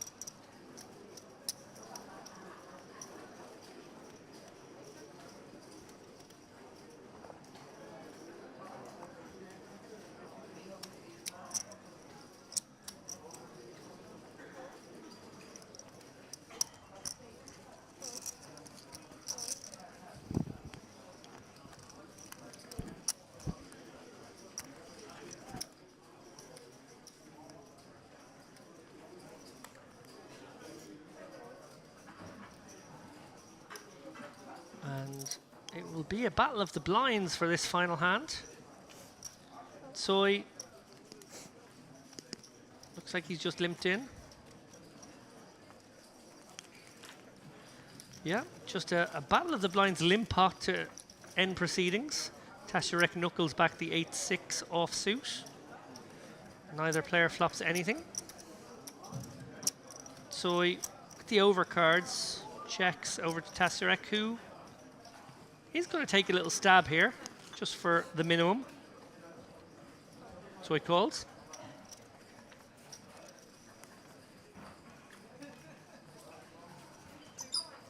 Turn pairs the 8 for Tassurek, but brings Soy an open-ender with overcards. So as tasty a turn card as was possible, Soy has a pretty good candidate for a raise here, it must be said. 17k though from Tassurek is a large bet. He just calls.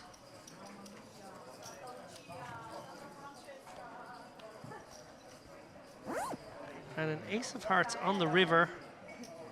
Soy. It looks like it's gone check, check. Tassurek will show the winning hand with 8-6, and we will go on a break. What an entertaining couple of hours it has been. Okay, a little bit more subdued in the second hour, but boy, oh boy, that first half hour was some of the most exciting televised poker I have watched in a long time. Last Seng Fetch, he's top of the charts there with 696k, almost 700k. It was her show, let's be honest. Hard to say it was anybody else's.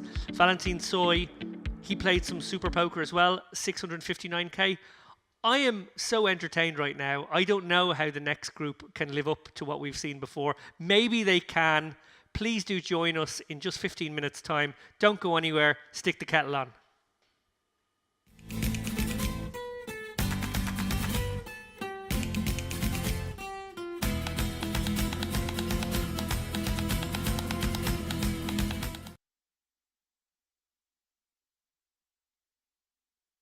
Limp this one. Okay, well, I talked about having a little bit of balance to your game if you are going to deploy the limping strategy.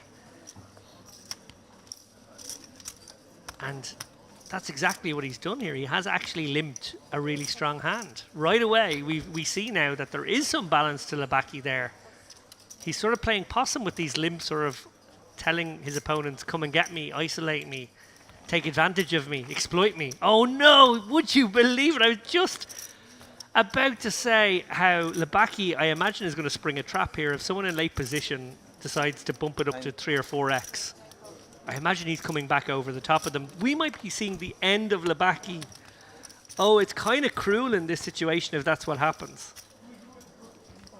Shalayev has woken up with the American Airlines, the pocket aces on the dealer button. The most likely position to be stealing from here. The most likely person at the table to want to isolate Labaki.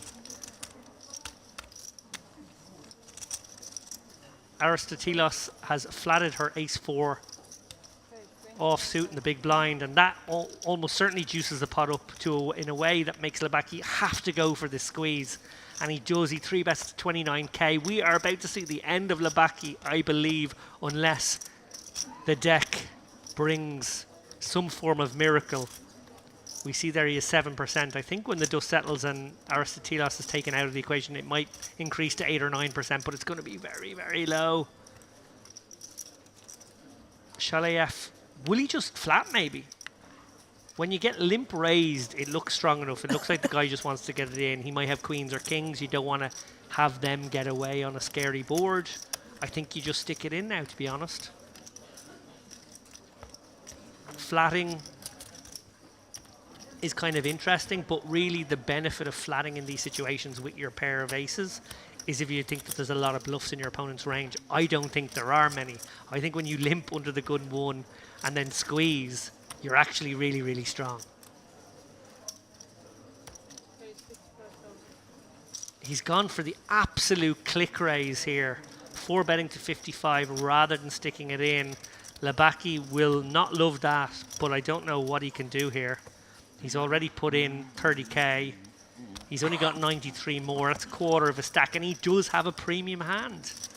Oh, he can't be low. 4-bet, so you limp, you get raised, and then after you squeeze, which looks unbelievably strong, the guy decides to put the absolute minimum raise in. And he can't get away, Labaki. Very unlucky at one level. I mentioned there his limping strategy, how he would balance it up with real hands. He had a real hand, but the realest of the real hands is pocket aces. And Shalayev, there we see, actually the equities went down. Ace King had more chance when the third player was involved. 6% only. Ugh. Well, slim there. The hearts are blocked, so it's only the 10 queen or running kings. That's worth 2% right now.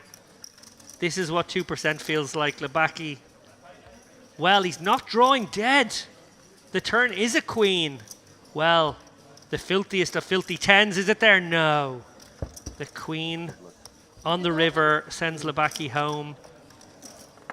Small consolation, he is in time to re-enter if he has the thirst, the desire to do so. Shaliev with the pocket aces, best hand held.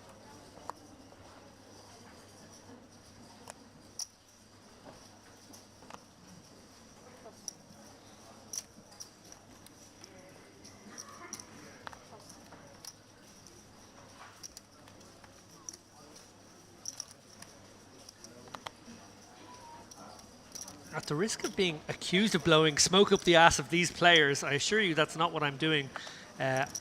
Absolutely loving the aggression levels and the oranges, TV friendliness of these players who are willing to gamble it up in quite dramatic fashion, it must be said. 4-3 suited under the gun +2 from Al Khashab here. Some of these plays, maybe non-standard, but they are very, very entertaining and high wire. There's a lot of moxie being shown by players on the last table and this one as well. It's almost as if they know they're on TV. They want to give a good account of themselves. 4-3 suited has been called in one spot here by Shaliev. Those guys are deep as well, remember. Shabanazad, tempted by the Queen 8, getting a discount in the big blind. He lets it go. So here we go. And there's a club right away. 2 clubs, great flop for Al Khashab. Yes, it's very coordinated and it is much more of the flatter's range, but if you're going to open 4-3 clubs, you're usually going to flop bottom pair, nothing, or a flush draw. And flush draw, one of the better results because it is a way to make a very strong hand by the river. He fires here. Shaliev in this instance, while he will have a lot of this board with his range, in actuality just has a gutter and an overcard. And it's actually the kind of flop that a pre-flop raiser might check. So the fact that he's bet it does kind of indicate real strength. Like you wouldn't necessarily bet this board with ace king, ace queen. Feels like that might be a bit thin. So when you do bet this board, it feels like it could be an overpair or a jack that interacts maybe with the board in some other way. Shaliev is going to proceed with a raise. Oh my goodness! Wow. Well, these guys, it's like the gloves are off and we're in the streets. This is an absolute street fight right now. Shaliev has decided to turn his gutter and overcard into a raising hand. El Khashab probably can't fold here. And the problem for him is when Shaliev doesn't have value, more often than not he has a flush draw. And that would be serious trouble if he had a flush draw because it would be a better one than the 4 high. King on the turn is a brick from the perspective of these two players, but it's a very relevant card because it's another overcard to the board. Shaliev would have certainly been hoping that that initial raise got the job done. It did not. And is he going to have to tell a multi-street story with larger and larger bets? Al Khashab probably will release to a decent-sized bet here, unless he's given a very compelling price. It is a bit dicey when your opponent could have something like a pair and a flush draw, and you're really, really dead with the 4-3 of clubs. Well, we do get a check, and the 3 is actually the winning hand. Al Khashab checks his 3 of clubs. He has some showdown now, and Shaliev, as played, is he going to fire out a bet here?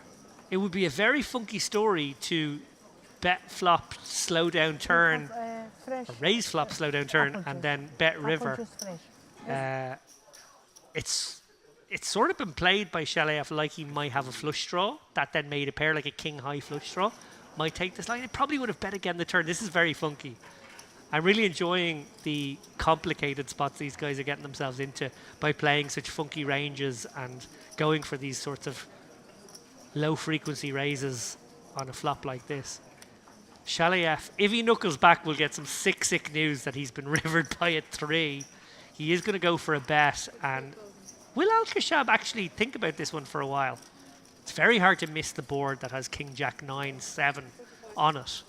He pretty much only beats a better flush draw that has missed completely. Queen 10 got there on the turn, probably would have bet, so maybe we discount that. 10-8 probably would have bet the turn again.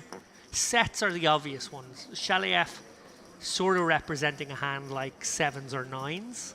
That makes the most sense. I think 9s and 7s may have bet again on the turn too. It's so confusing. I love it when it's so confusing because, and I'm also have to say, I love that Al-Kashab has not released his hand. He knows it's confusing and he's thinking to himself, hang on a minute, there's something really fishy about this. 45k, half pot, I'm gonna call. Show me a bluff. Oh my God, what a absolutely stunning bit of poker. He is absolutely dancing inside, I promise you. Al-Kashab, above the rim, it is. Has there been many females in the tourney? Yeah, there's definitely a few out there. I can't say I saw more than one per table. I think it's probably slightly less than one per table, if I'm honest. But they're out there representing in some numbers anyway. What a fold. Well, I'm assuming we're going back to Aristoteles's above the rim fold from earlier. Yeah, amazing stuff. Vautor says he would have stuck it in. I would have too, I'll be honest. Yeah, just that's from one of the live streams. I see here we're going out in quite a few places, so I'm going to hover around, try and find them all. Looks like there's some piggybacking going on.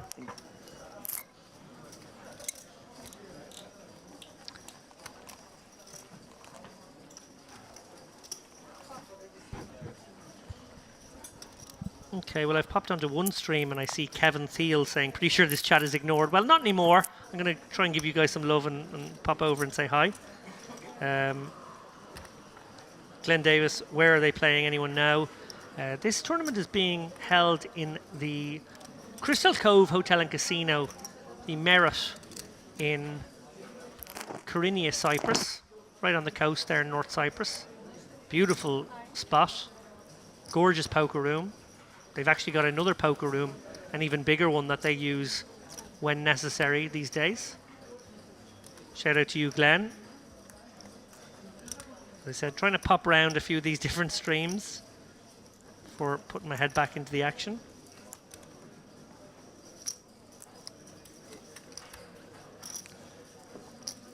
Oh, and I see an immediate one brewing. Sorry, guys, I turned away to give the chat some love, and I missed the pre-flop action here. Which got us to a Shabana Hazad Dahan confrontation where they've both now made top pair. Shabana Hazad not loving his kicker, obviously. Dahan, no reason to put the brakes on here. He's going to bet out something in the region of 25, 30k. He's going to go 16k, so he's really going to try and milk Shabana Hazad. There's no way he can fold for this sizing, or maybe any sizing, to be honest.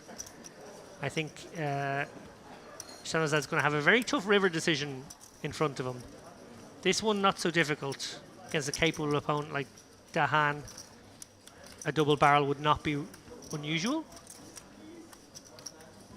No real sense in raising. What I quite like about this tank in a way is when you sort of know against the villain there's no way I can fold it. Actually against this guy, oh, got to buckle up, got to put on my big boy pants, got to call him turn and call him river. Taking a little bit of time over your turn call may convince your opponent that you have more bluffs, or sorry, more marginal hands than you really do, and encourage and increase the likelihood of him bluffing river.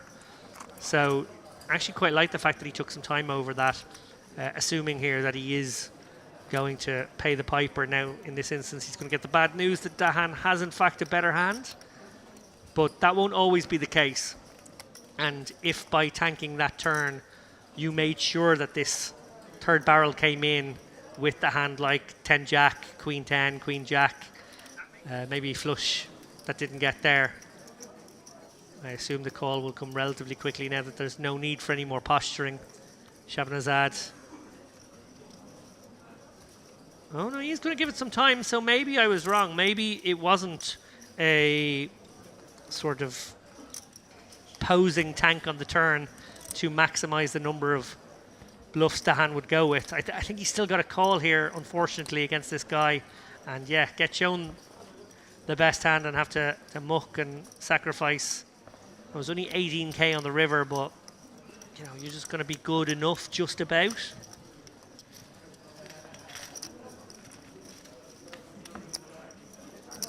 Up here, I was just staring at one of the chats and one of the streams for a while, but now that I realize we're going out in many places, I see that the audience numbers are pretty good. Great to see people tuning in to support what is a fantastic event here, going out on YouTube and on the Merit Poker website. Hagioglu, well, he's only got 18 bigs. It's not a good hand to open because it doesn't have blockers, so it's kind of a shove or fold situation. And one feels like it's pretty close. You could certainly maybe consider not going with 2s, 3s, 4s. 5s maybe just good enough. He does go with it for 63k, and well, Shaliev, pocket jacks, we know he's not going anywhere. There are some bigger stacks behind, so no sense in him isolating. He will just flat call, I would assume. You protect that range by just flat calling your aces and kings that you'll snap off a re-raise anyway.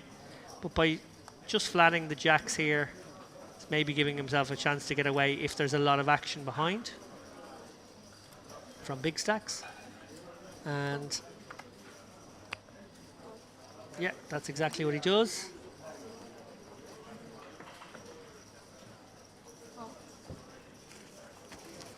Quick folds, and we will turn these cards on their backs. Hagioglu, he needs pocket 5.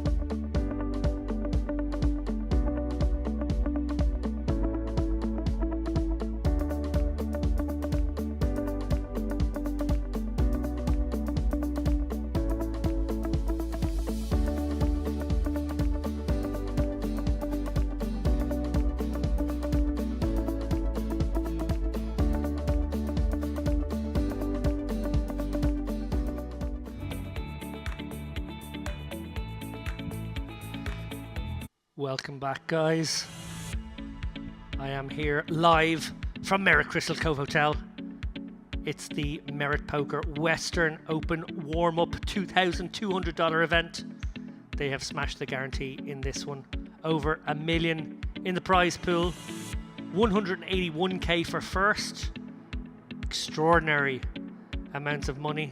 Extraordinary numbers supporting this great event. Bodes very well for the main event starting in just a couple of days. New final table, my God. New feature table for you guys. Roman Kolodiuk, 736,000 in chips, my goodness. What a stack that is. David Hu, 700k as well. Fedor Dedelev, 472k. Ahmad Nal, 321k. Tamer Ibrahim, 289k. Gabriel Akiki, 215k. Hassanin Hashim, 186k. We've seen him earlier today. Andreas Merab, we've seen him earlier today, I think, as well, 162k. And Bayer Saran, 17k, pulling up the rear, but with some work to do just over a starting stack. Big blinds are 3k, 6k, with a 6k big blind ante. Cards are in the air. These guys will play for 2 hours. I have to put it here. Here's Hashim. We remember him from, I think it was the first installment of the day.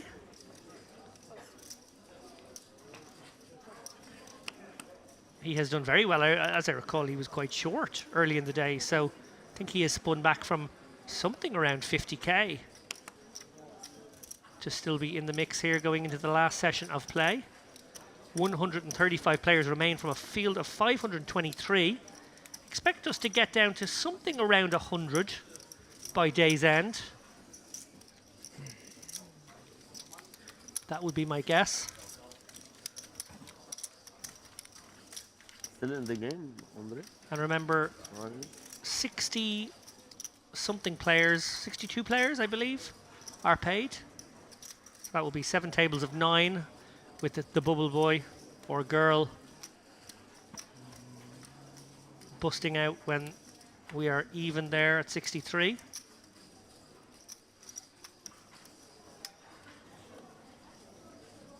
So maybe, just maybe, this bubble will go earlier than my poorly short-sighted earlier predictions in the day. I think there is every chance they might go in the second, certainly by the third level of tomorrow.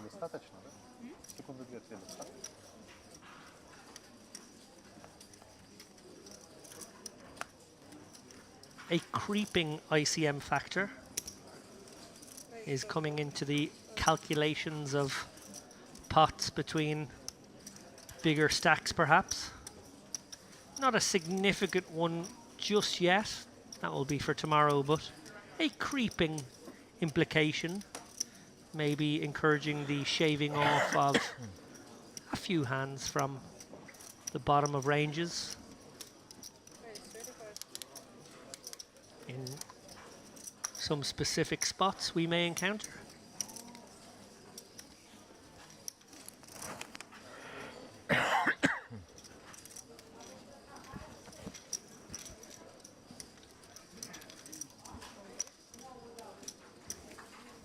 And I see now the numbers have really picked up. Well, that makes sense. Obviously, we're into the poker evening for most people in Europe. I imagine we are on in the background for some of you guys while you enjoy your nightly grinds. If you have been tuning in all during the day, I'm firstly very grateful to you for doing so. The people at Merit Poker have put a huge amount of effort into this event, and the people at Sharehand really do produce a wonderful live stream. Sumptuous HD 4K, I think they call it these days. Multiple camera angles, flawless graphics. 12. RFID technology so that we can bring you cards up coverage, admittedly on a 30-minute delay for the betterment and protection of the game.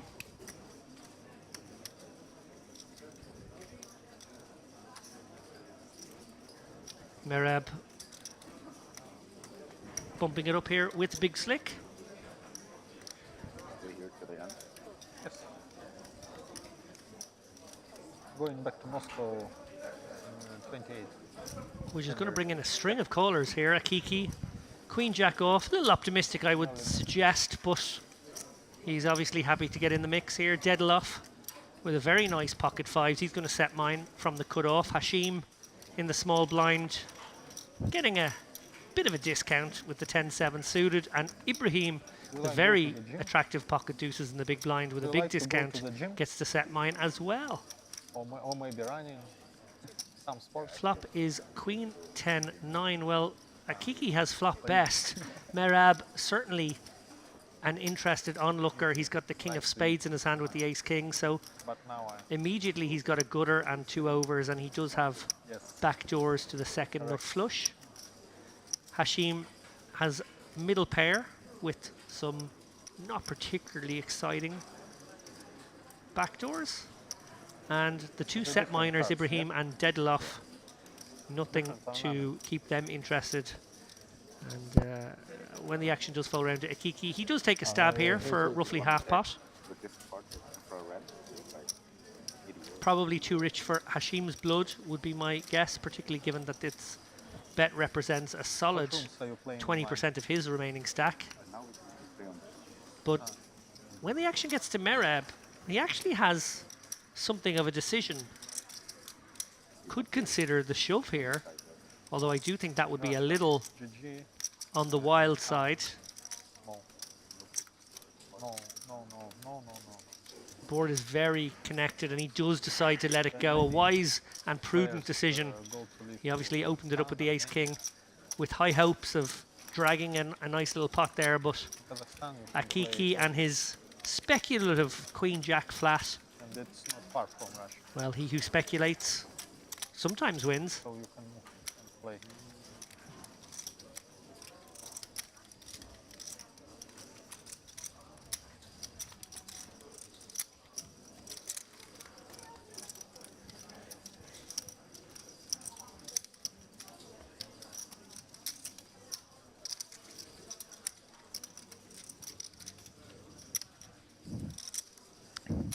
And I mentioned there in the preview when we flashed across to these guys 10 minutes before the end of the last session There was at least one person in costume.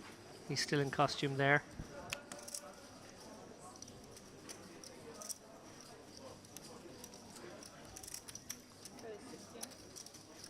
And it's Akiki's turn to wake up with the big slick this time. This time of the suited variety. Ibrahim suited ace-5.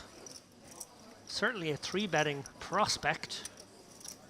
Also a flatting prospect, I think, off these stacks. 40 bigs deep actually maybe makes the most sense as a call. He does call. And a big whiff for Ibrahim here. Akiki top with the backdoor flush draw. Oh, interesting. Out of the small blind, looks like Ibrahim's going to construct a leading range here, which includes ace-5 suited. Gotta say, I don't really understand this. And not just because his opponent has ace-king, it's a strange one. As played now, Akiki has a couple of very viable options. Call and raise both make sense. He does raise. And Ibrahim having taken a stab, one would suspect is going to have to surrender now, and he does. A strange stab, it must be said.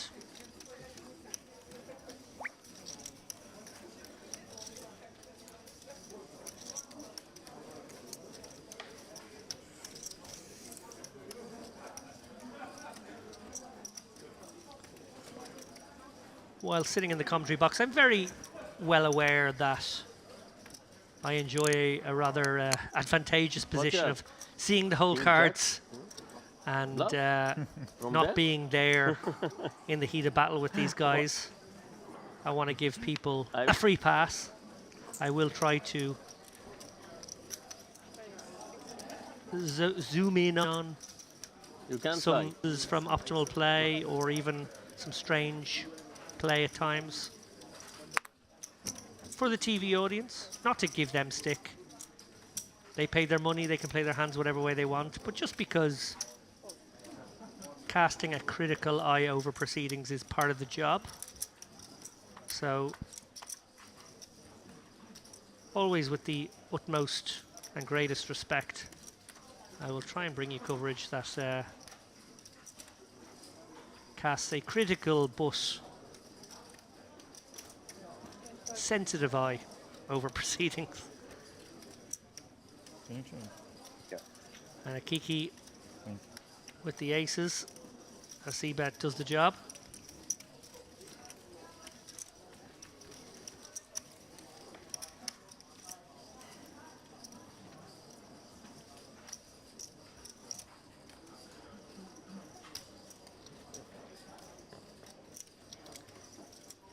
I know some commentators who are severely critical at times of the play they witness, and I know some who give people a very wide berth. I try to be somewhere in the middle. I think my co-commentator for this week, Dara O'Carney, when he arrives, will be similar. Dara has a very keen understanding of game theory. In fact, he wrote the book, GTO Poker Simplified, which I recommend checking out if you haven't already bought it. It's well worth the €20 purchase price. But what I would say is the job is to analyze and I suppose deconstruct and look for reasons why players do what they do, whether it be a dynamical reason or a theoretical reason. As we see Deadloff open to 13k and Hashim just call with the pocket tens. Seems pretty reasonable. 25 big blinds, 26, 27 big blinds. I think he could go either way. He could probably 3-bet, get it in off these stacks. He could call. Both seem okay. And Khalid Tuyuk will try and set mine here. He's playing significantly deeper against the original opener. Well, the worst hand takes the lead. Dedeloff, who opened with the ace-3 suited, has flopped an ace against these two wired pairs. Probably going to proceed with a down bet, something in the region of 12, 13k. 16k is the order of magnitude. And Hashim, tricky little spot now. He probably has to call once. Can't just give it to his opponent, who could be doing this with all manner of Broadway combos. Yeah, and a very good call from Hashim. Obviously, we see he is behind and far behind, but against the range, this is good play. Tricky now for Hashim, with Dedeloff making top trips, bad kicker.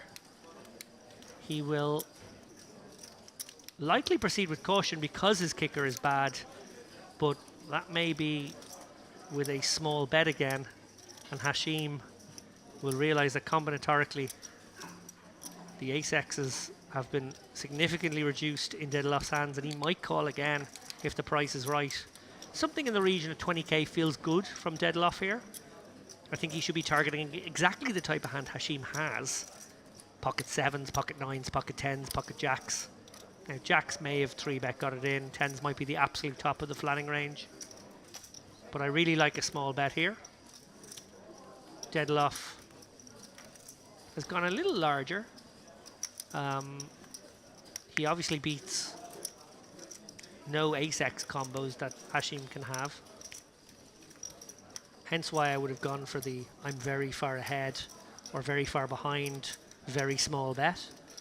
But he has actually chosen a bet side that gets the call. Hashim, not a believer, at least not yet, has left himself with a very awkward stack to pot ratio of 0.7 to 1. Dedeloff with the 6 pairing is playing the 8, which I guess is an upgrade of sorts. He's now at least chopping with ace 5, ace 7. No obvious draws that are likely in Hashim's hand. 9-10 suited probably doesn't stick around for the turn. 9-7's very unlikely. So hard for Dedeloff to know what the size should be. Obviously, stack to pot ratio, he only needs to bet 60% to get him in. I think he should go smaller, to be honest. I think he actually needs to find a sizing that gets 10s to cry call. I think 10s might actually be the target hand in his mind. Very important to hone in on a target hand. Think about exactly the kind of hand you would like to find a call. It's good mental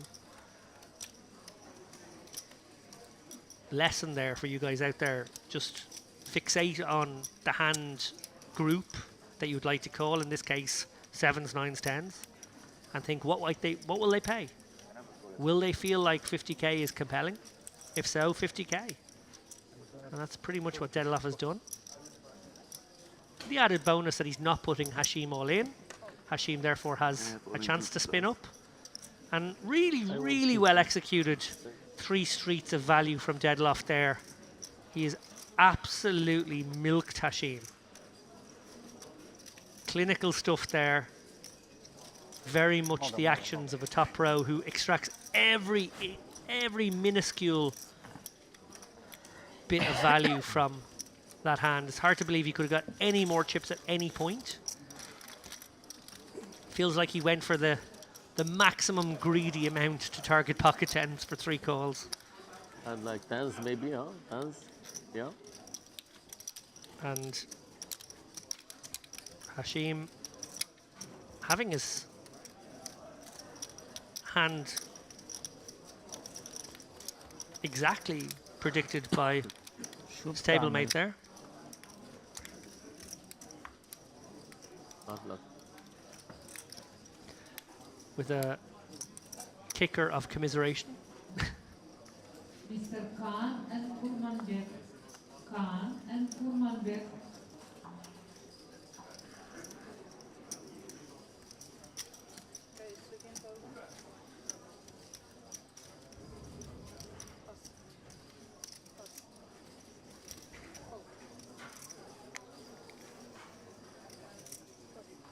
Well, somewhat of a card rack in the early going here. Akiki 13. Raise it up with the pocket eights.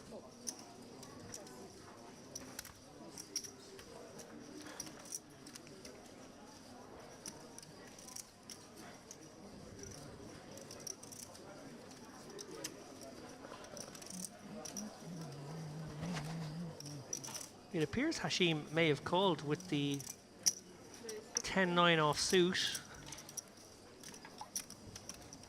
He's playing just 8 big, so maybe looking to just flop some equity and go with it. Don't love this. I think he would find better spots than 10-9 now, middle position, early position even.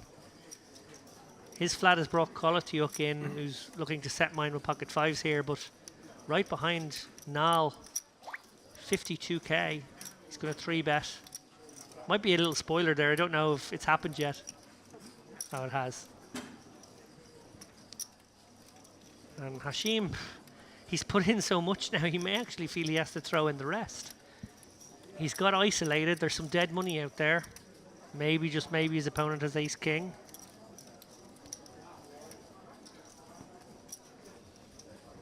Action is on Kolatiuk. I'm not actually sure Hashim commit any chips to the pot there. He may have, and that may have been a call fold with the 10-9, but I didn't see anything with my own eyes. And I don't want to mislead you here, guys. Kolatiuk now.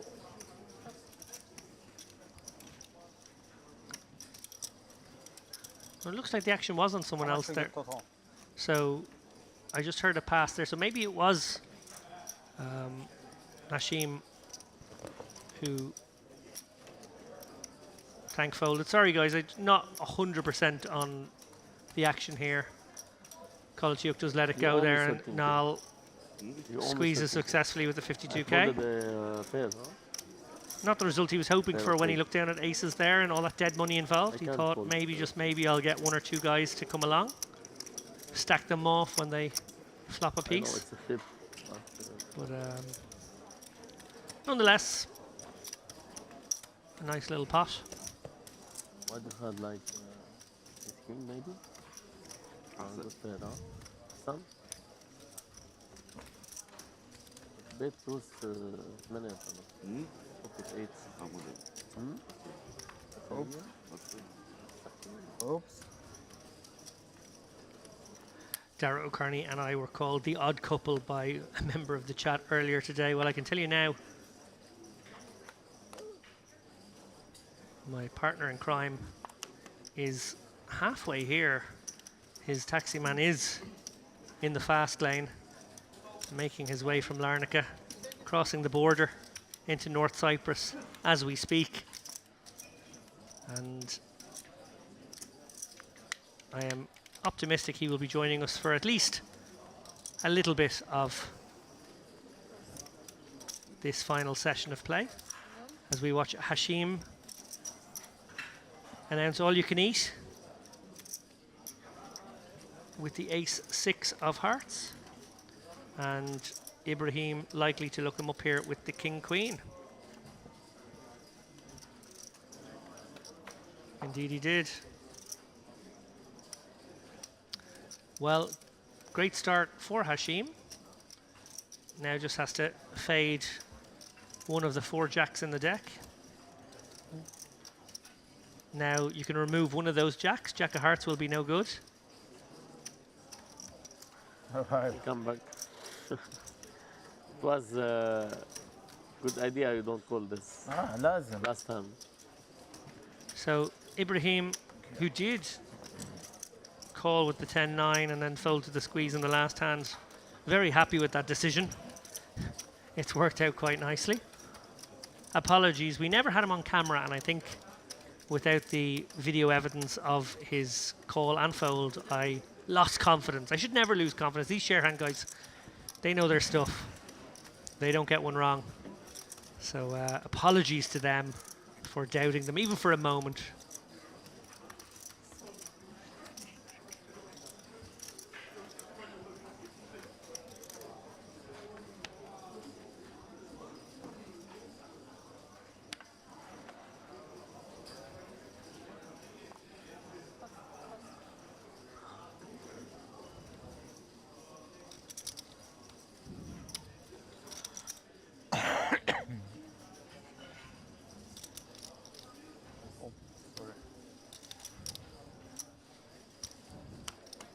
Kojak for Ibrahim.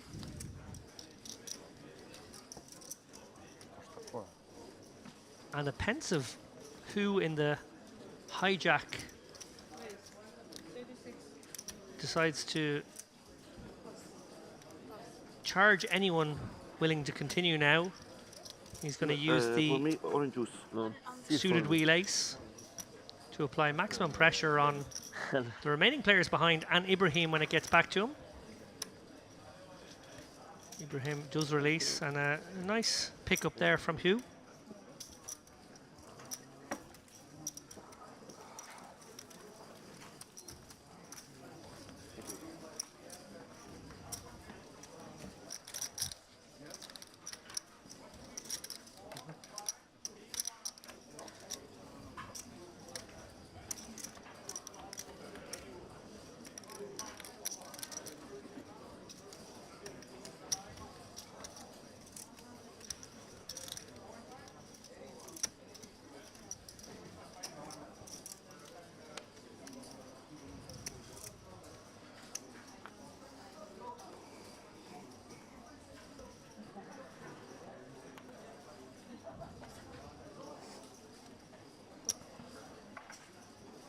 So it's an interesting table just from a dynamical standpoint. We've got some very big stacks out there and some very short ones. And clearly there are very different ranges in both situations. So the big stacks wanting to play maybe some deep stack poker with their deep stack table mates. Those ranges are not constructed the same way as they would be against the short stack guys who are looking for reshove spots. So that creates an interesting dynamic on its own there, and actually one that's somewhat advantageous to the short stacks who may find themselves in situations where there are lighter ranges opening up pots that they can come over the top of. Something to watch out for as we move forward. Well, Saranchek's now clearly happy to come with the bet here. He's got bottom pair, flush draw, and some backdoors. Saran, a whole lot of nothing, gets out of the way.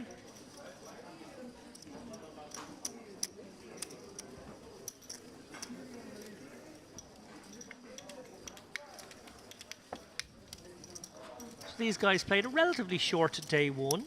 They're going to play a relatively short day two, keeping plenty in the tank for what will be a slightly longer day three and a very long day four should they get there. That's going to be the exciting day to watch, guys, on Friday. From early, we will probably be playing down from a couple of tables all the way to a winner. I don't know how long exactly that will take, but would one anticipate burning the midnight oil? Okay, Gobi.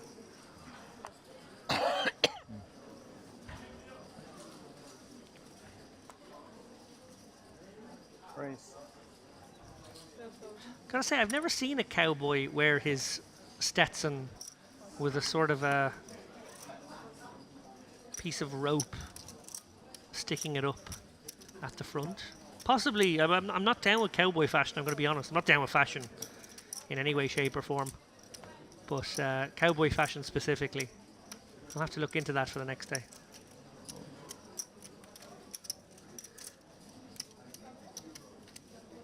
And a trend that was noticeable on previous tables continues to this table. It is obviously a trend in the tournament, is that we are seeing people open generally wider ranges than you would maybe expect. Kolotiuk on this occasion bumps it with the ace-8 offsuit from +1. Hashim defends the jack-3. I could imagine both hands hitting the muck pre-flop.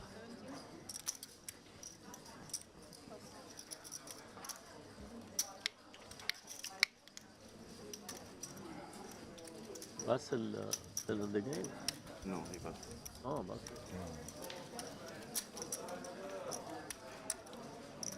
usually we see him in the final table. Final table only. 9, please go out directly. Always number 9. Yeah. Last time you make it back to back 2 times. Yeah.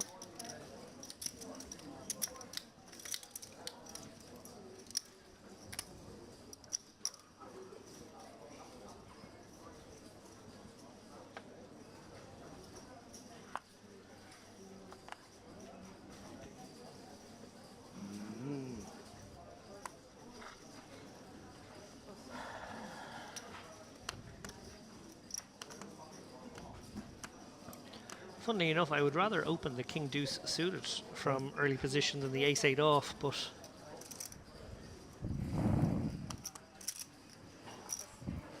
different players have their different favorites. I wouldn't do either, by the way. But I think if I was to pick one.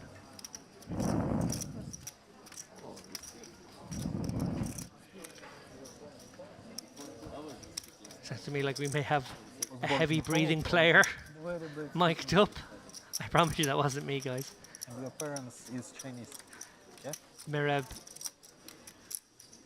is going to kick things off with a suited gapper. Not all. Mr. Payman, successful bill 5. And Saran, Payman. big raise. Oh, it's more or less an all-in raise. He left 6k behind with the ace queen of diamonds. Gets the job done.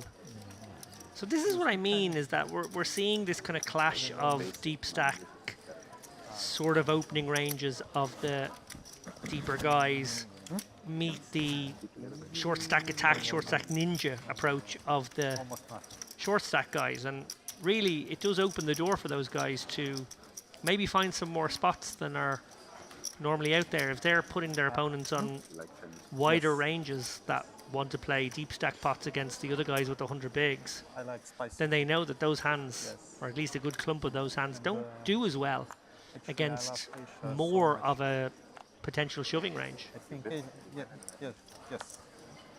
Such are the dynamics of tournament poker, and part of what makes it so interesting. We're going to introduce a risk premium, or we already are, in a, as I mentioned, creeping way,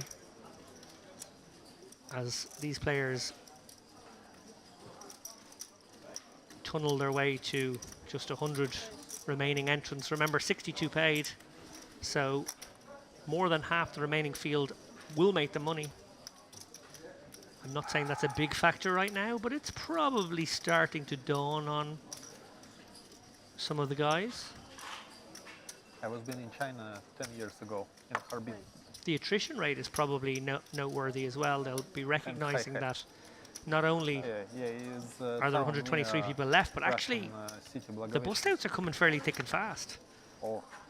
We're about to see a showdown. Sarana's 3-bet to 100k, and Hashim delighted to see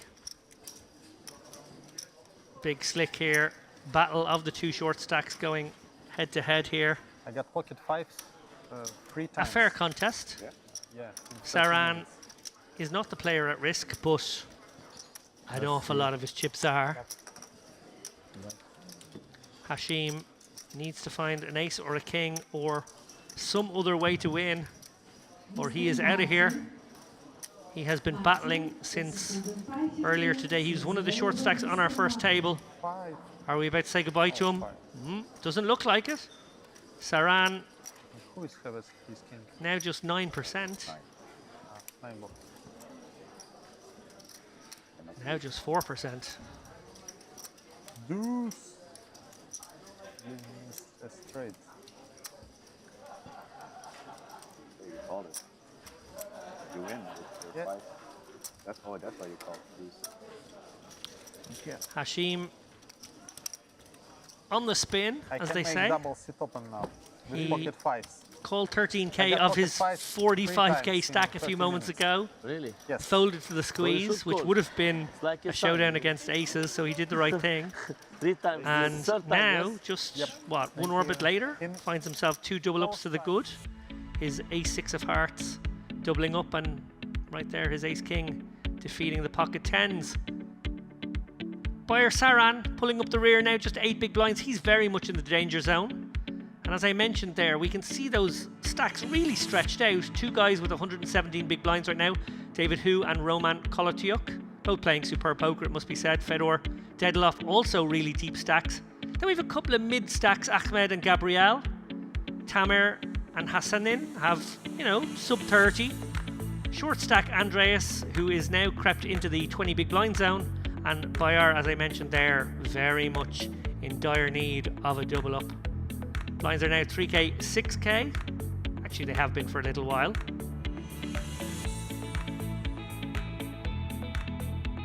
And I'm very much looking forward to how things develop here.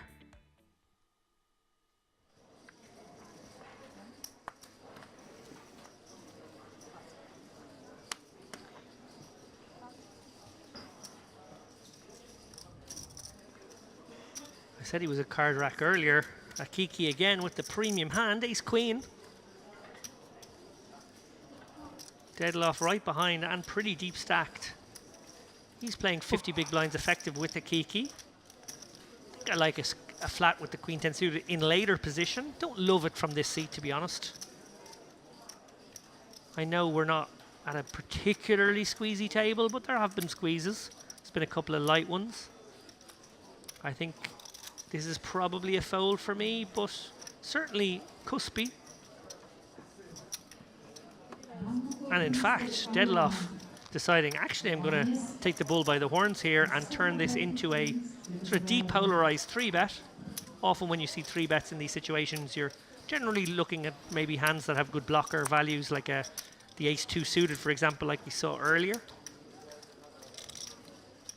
By deep, we're basically looking at what would be kind of a nice flatting range in this situation. The jack-10s, the queen-jacks, the queen-10s, particularly the suited variety.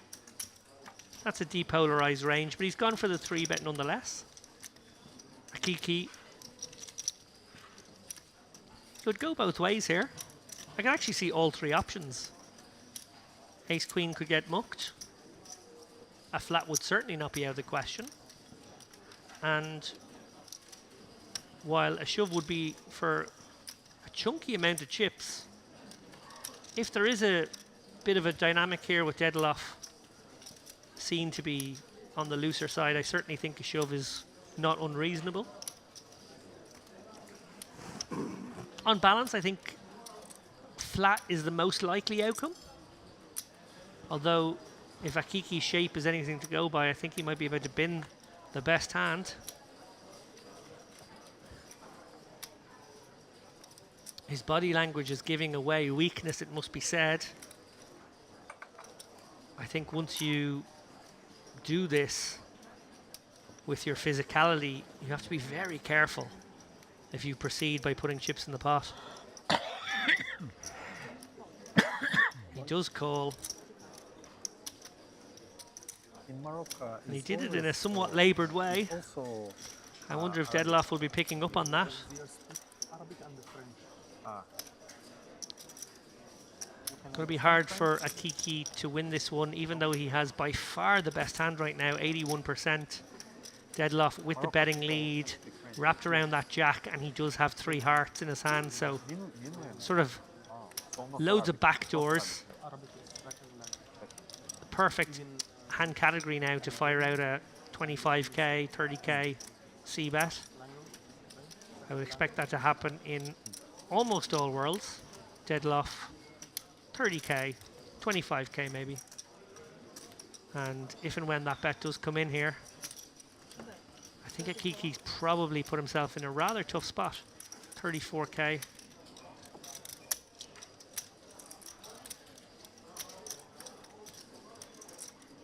It's a sort of guessing game for Akiki here. He's getting a great price, about 4-1. Needs to be about 20%. He is 81%, remember, but he's just got ace high.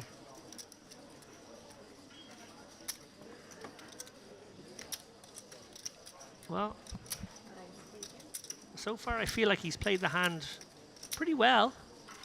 Oh wow, sorry, Akiki has raised 80k here. I did not expect this. I had no expectation for an aggressive line here from Akiki. Possibly recognizing something dynamical with Deadloff, who has maybe been putting in these sub-premium 3-bets and sort of felt as though he could find a raise size that where he could fold if he met further aggression and make his stand there and then. Credit to him, Akiki. Definitely not how I expected the hand to be played out. Not the wildest hand I've seen today, not by a long stretch, but another example of some non-standard play. Some street poker.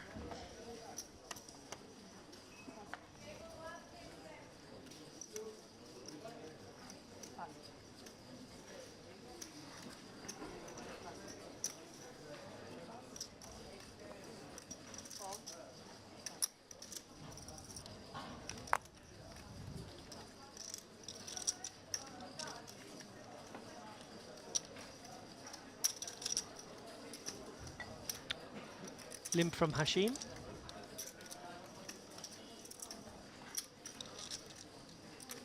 Over limp from Hugh in the small blind, getting a discount. Merab can knuckle this if he wants, but he may be considering the merits and demerits of a shove here. He's only got 18 bigs.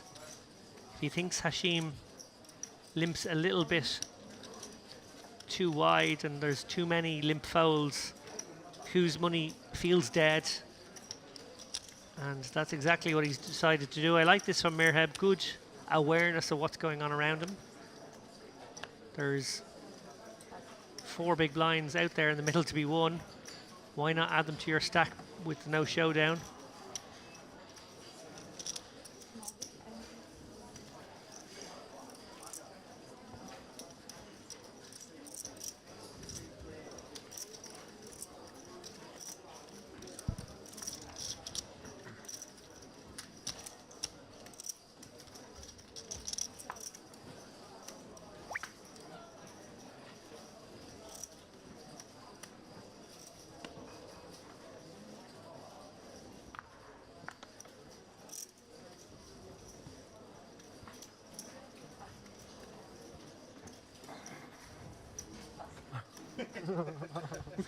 Hello? Hello?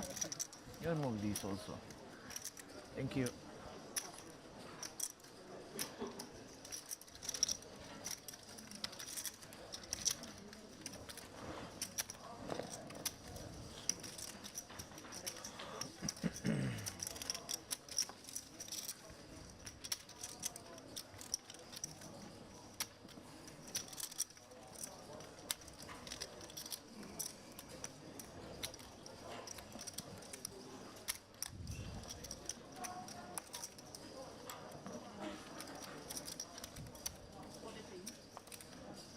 And maybe a function of how wide we've seen Ibrahim opening here from early position. Kollatiuk 3-betting with the king-queen offsuit from the cutoff. Basically leveraging Ibrahim for his entire stack and at the same time forcing everyone behind to have really significant hands if they're going to continue. Ibrahim is going to give it some thought because, of course, where a dynamic like that exists, if you know that they know that you know, then you have to be willing to maybe put in the 4-bet light as well sometimes. Not on that occasion, though.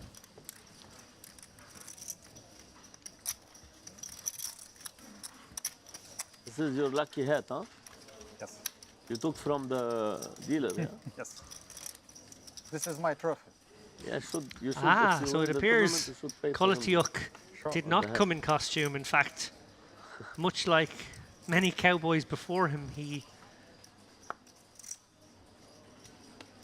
came to that hat via ill-gotten means. A good deal. Really? Yes. Work on me in Russia. Yep. Because he is a very good dealer. Yeah. Yeah. I can find a good job for him in Russia. Really? Yes. Private game. Yes. Dealer of what? He's fast and... Dealer of Yes. He's fast, he's smart. Yeah. Yeah. And he is nice Also, guy. Is it car dealer or other dealer? Yes, car dealer.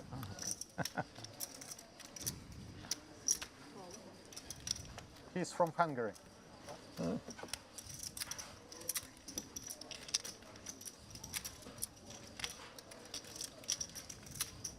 What are the blinds? What are the stakes? In game? Different. Undeterred, Ibrahim We are again playing with Chinese the poker.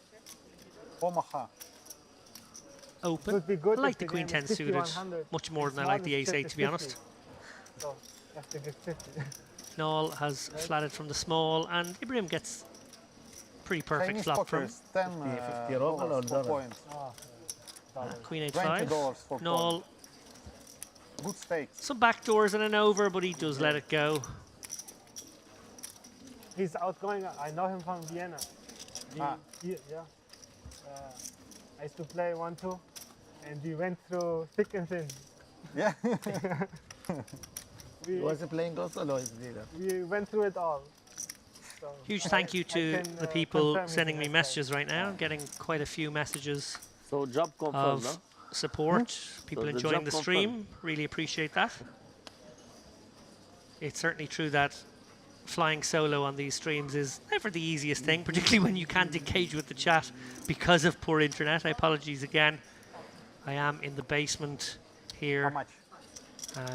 We'll try and work on that for future streams, but Not very in much case. looking forward to Dara arriving and having someone to bounce off. But in the meantime, also just thoroughly enjoying I like you. I don't want to. getting 100% focused on the hands. I want to. All of these tables, as is this one as well. Lots of table talk, lots of chat, good dynamics.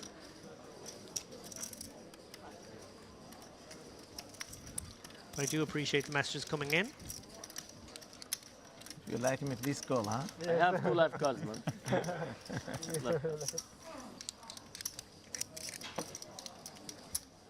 Well, is this tip or what? Tip? Yes.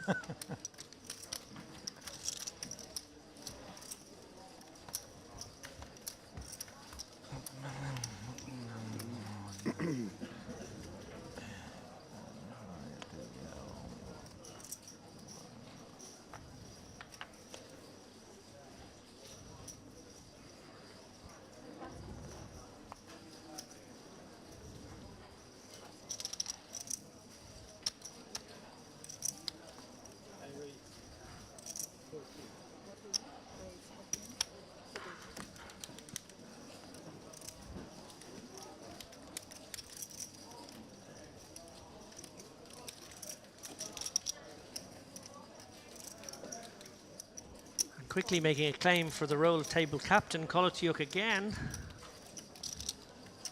Opening up proceedings, this time with the wired pair.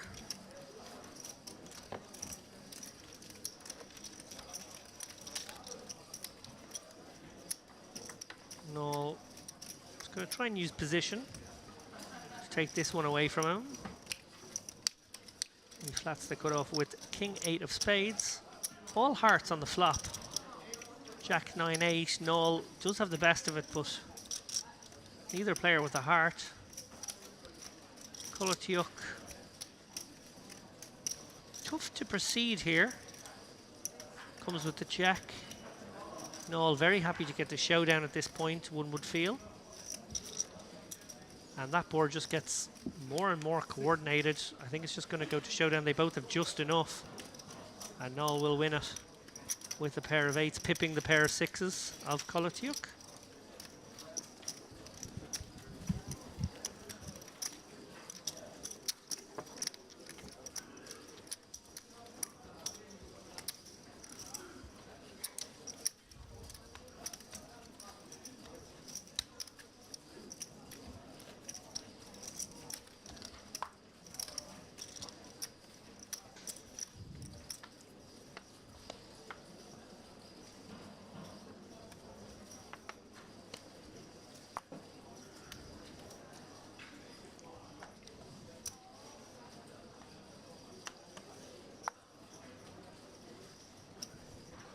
Raise.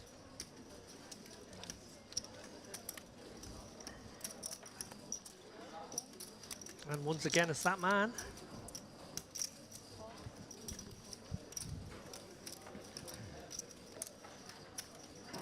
Akiki with the same hand. It's his turn to defend his cutoff.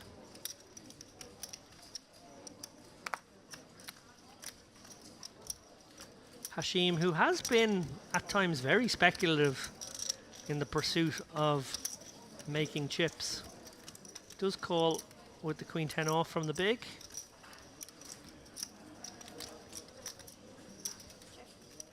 Eight, 5, 4, 2 spades. No spade in anyone's hand.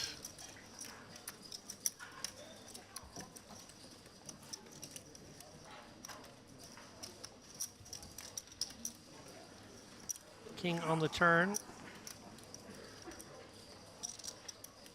Interesting to see now, would Kolotiuk try and represent that? He doesn't.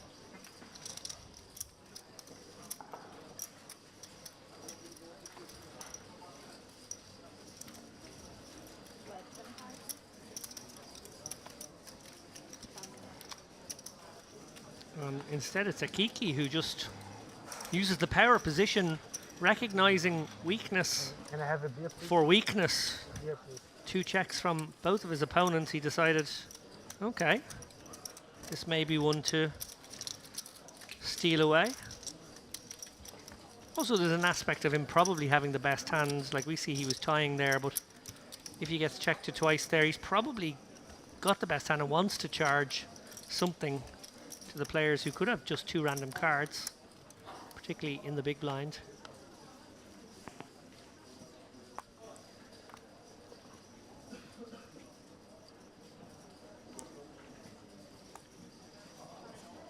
Information for all the ladies. We are eager to start the ladies event. $100 buy-in. Once again, the registration are open for the ladies event. And we hear there in the background on the side tables the ladies event about to kick off.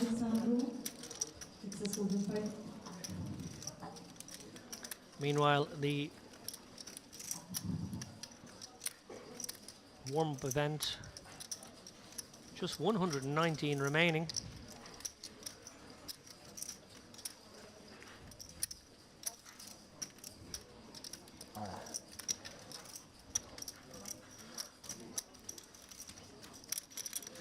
Saran passes a pocket pair in the big blind there to a larger opening size from Akiki, figuring no fold equity, and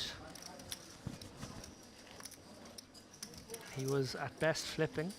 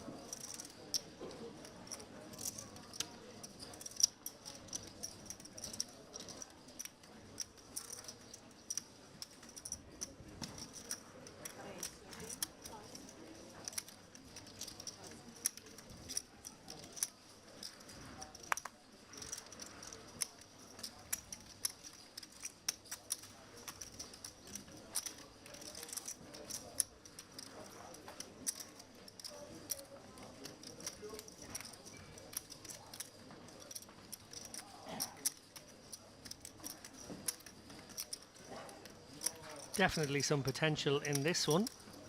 Daedalov opening the 10-jack offsuit. Kolotyuk defending the big blind with the ace-6. Board comes ace-jack-7, so both players with a piece. Goes check-back call, as one would anticipate. It may well go check-back call again. Kolotyuk actually going to lead now. He's improved to trips. Obviously not loving his own kicker, but maybe feeling like he wants to prevent the possibility of a check back here. I think if he balances this sort of bet out with some hands like a flush draw, maybe an 8-9, a 9-10, that makes the most sense, particularly if he has the heart variety. And because he probably is the type of person to balance his range in that way, Daedalov does call. Now, big problems here for Daedalov is that he's actually made a full house now on the river as the jack pairs the board, and Kolotyuk bets 50k into 120k. I went to Dubai in 2006. Tough spot now for Daedalov, who knows he's up against a capable opponent, but that opponent has chosen a very small sizing, one which won't contain too many bluff hands. I think theoretically he has to call, but maybe, just maybe, he can analyze this situation, look deeper into that turn bet in combination with this river bet, in combination with that flop call, and find a fold. It doesn't look like he can. He flicks in the call. Can't blame him there, to be honest. Tough situation there when you make a boat, particularly on the river. Koletyuk wins the battle of the boats, and the rich gets richer. When I go from there, start to buy money. He has been a chip scooping machine here for the last hour or so. Combing. Bombing.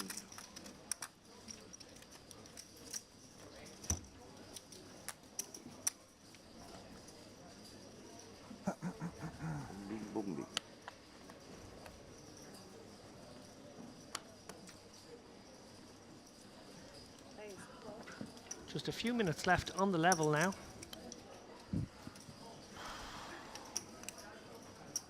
As we see Merhab come from under the gun. Again, Noel with the speculative call in middle position with players to act behind. I'm not a lover of this trend I've seen. It's flat to 12k here. It's hard to proceed on so many boards. Brings in a chain reaction of calls there as Hashim, very speculative also with the ace-4. Queen 9 suited, pretty standard from who in the big blind. Flop comes ace-4 queen. Amazing flop for Hashim. He's likely to win a reasonable amount of chips from Merhab in this spot. As we see, particularly because the Queen Jack and Queen 9 are out there.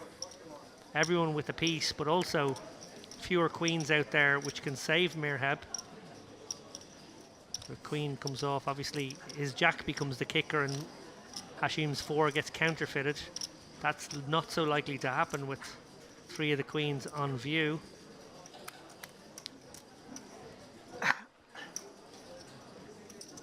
Hashim gotta stick it in now. He has flatted the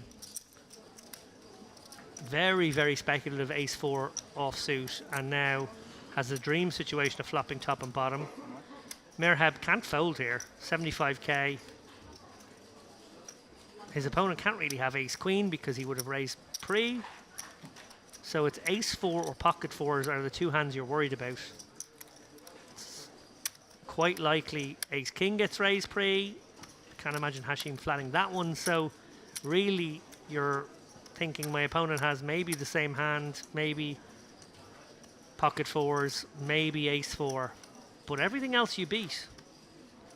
And you have to ask yourself the question, would Hashim just go with this hand if he has ace-10 here, ace-9 here? Would he just go, okay, all of it? And I think he might. Anyway, Merhab in the tank. If he's wrong, he still has 23%. He can hit a jack. In most worlds, the turn card can pair. There is 1 queen left. It's only because of the cards we can see that he isn't slightly better. In reality, not knowing what's out there, he's probably more like 30%. I don't see a way he can fold here for this price. He only needs to be 30%, give or take.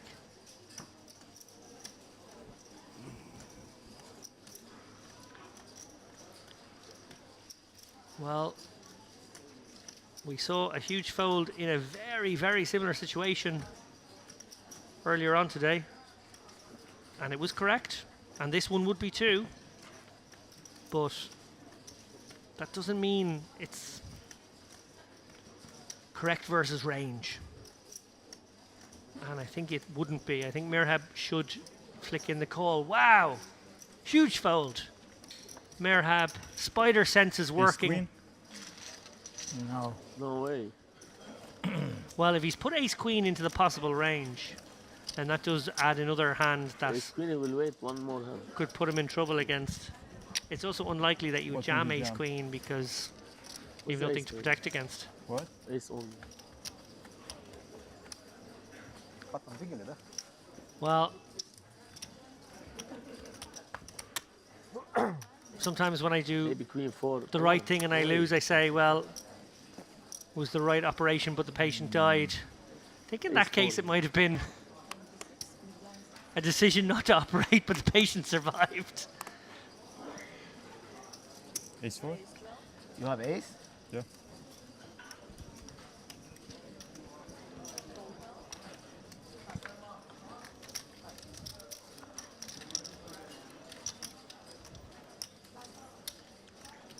Yeah. Again, early position Yeah, action here. Noel opening things up with the pocket fours. Ace 4, yeah? While he is playing 60 bigs deep, it's not a great open. Cannot lie. Yeah. Akiki right behind with the sevens calls. Again, so many people jack behind these guys.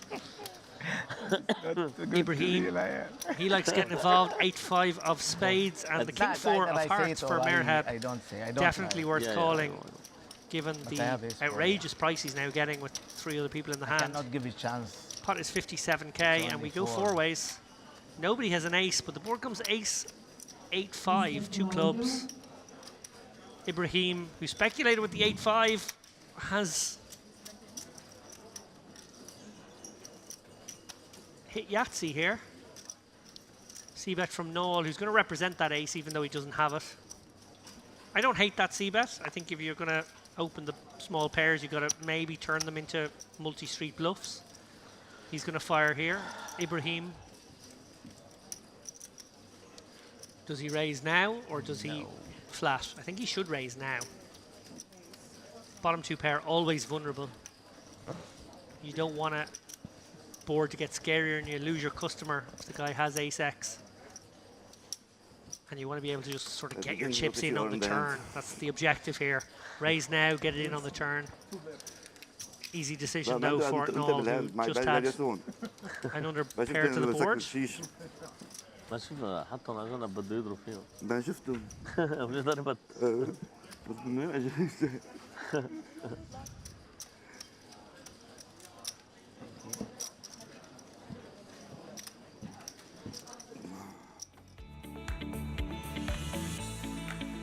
We take a look at the updated chip counts here. Roman Kolatiuk, well, as I said, it's sort of been his show here for the last hour. He's up to 810k. David Hugh, 665k, holding steady. Gabriela Kiki, well, audacious move to get himself to 427k. That was when he, with the best hand admittedly, played ace-queen a little bit back to front, but did the job against Dedeloff's queen 10. Dedeloff there with 50 big, still 400k. Those guys all hovering around average, as is Ahmed Nal, just below average with 328. And Bayer, we see there at the bottom of the screen, very much in dire need of a double up. New level. Yes. Lost level.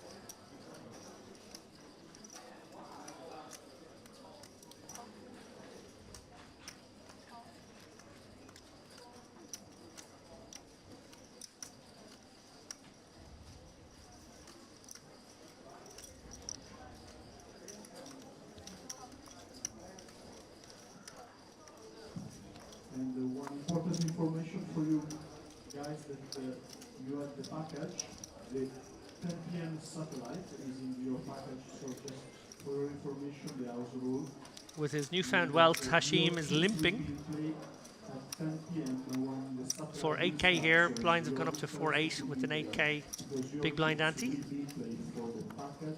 So he's limping off 24 bigs. Action round to Merhab in the small blind, who may just go with this. We saw him recognize that Hashim was limping a little bit weak on occasion. May just decide, might be able to get this one through sometimes, and even if I can't, I could be ahead sometimes. And even if I'm not, I probably have the equity most of the time. Question is, will Hashim now call off 63k into a pot of 95, so he needs about 40% here. We see it is his opponent that actually has the 40%.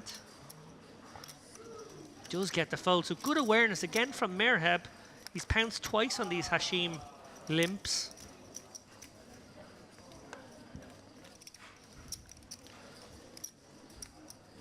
Punish the limper.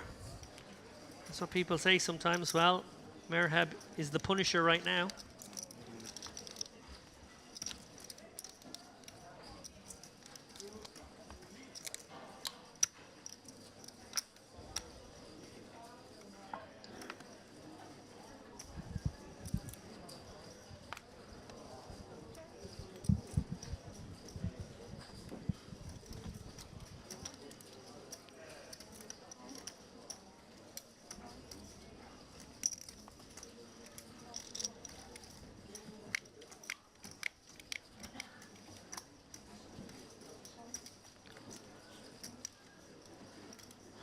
noteworthy that the pace of play at this table, a little faster than the others, it must be said. Future tables normally a little slower through the gears. Obviously, players have to put their cards in the RFID reader. Sometimes they take an extra couple of seconds to compose themselves. As I mentioned before, that rail is kind of high on your elbow, so it's a little less comfortable than you're maybe used to at times. It does look like a comfy rail, but just a little higher than most of the rails, and that can create a slight discomfort. So we see Merhab go with his ace-6 on the button. He's going to get it through, and another little no contest pot for Merhab, helping him chip back up. But as I said, they're noteworthy. This table actually really getting their hands in. 26 hands already. Hands, but I think they're on course to play roughly 50 hands over the course of this 2-hour session. Yeah. I don't think any of the other tables got near that. So these guys very, very you can push with any hand. Had you crushed? quick to make their decisions. Yeah. Great to see. No, No. ace-6. Ace-6? Oh, okay. Not that I thought any of Well, the I have other the deuce. tables were particularly slow. Certainly no players were particularly slow previously, but these guys particularly rapid, to be honest.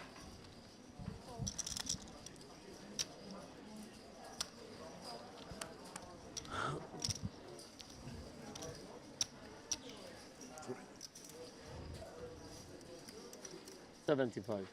So Saran effectively gone all in here. He's got 6 bigs. He's put 5 of them in. Akiki has Because just you like me. clicked it basically. Sort of trying to prevent anyone from coming in behind cheaply. 48. He wants to isolate the effective shover here in Saran. So 112k pot here, Saran with live cards. 40% roughly always in this situation. King Jack against the Ace Queen. Yeah, there it is, 39.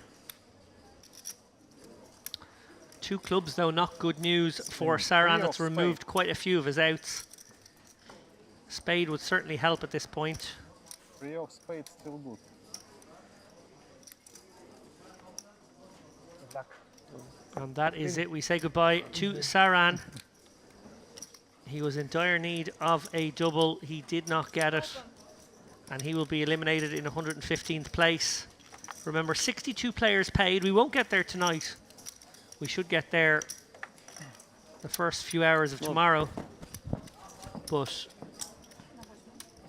my prediction of 100 players making it through to day 3, looking pretty good right now.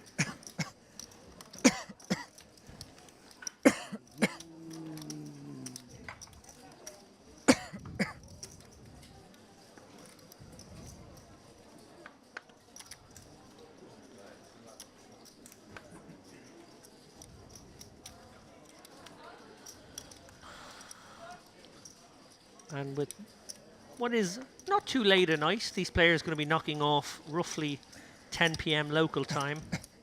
It will certainly be interesting to see how they spend their evenings. They've got a few hours rest. Obviously, they haven't had a dinner break, so maybe a light bite, a couple of drinks to wind down maybe at this all-inclusive resort. Restaurants in every hotel available to these players. Pick and choose where they want to eat their food.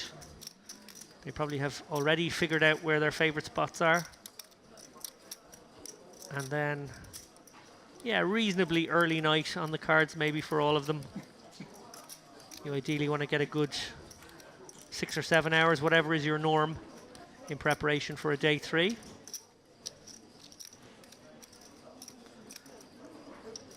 I mentioned the creeping ICM factor. Well, with every bust out, it creeps ever so slightly up again. That, of course, means that some of these middler stacks and eventually some of the short guys will have to give real consideration to their tournament survival over accumulation. Trouble here for Hashim. This could well spell the end of Hashim here. 3-bet pot, 100k in the middle, stack to pot ratio 1.4 to 1. And he's basically got the kind of flop he wanted to see. 300 cards, 5-5-4, 2 spades. Bad news for him is his suits are blocked as well, so the running spades no good. Could hit the 6-7. And a snap call coming from Noel here. And Noel will see the great news. Hashim will see the bad news. Spade's no good, so 6, 7, or an 8.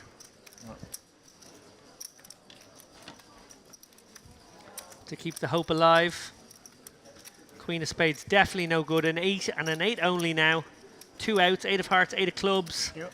Jack of hearts will not do it. And Hashim, well, he fought valiantly. He was in the mix early. He was short. He did speculate. He always wanted to put chips in the pot to make hands. He was optimistic. He was positive. He gave it his all. He made it to the final level of tonight, but unfortunately it wasn't to be. Nothing he could do there with the last hand. Pocket 8s, pocket 9s, and a 5-5-4 board. Hard to see it go any other way. Perhaps he will have a better look in the main event. Satellites for that running already. Side events for the next couple of days as well. And then the main event, of course, starting on Friday. Only big blind.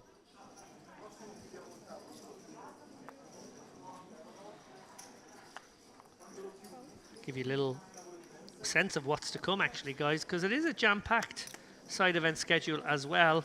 We're obviously fixating on the warm-up, the main, and the high roller here in the commentary booth, but there's a lot of other poker taking place out there.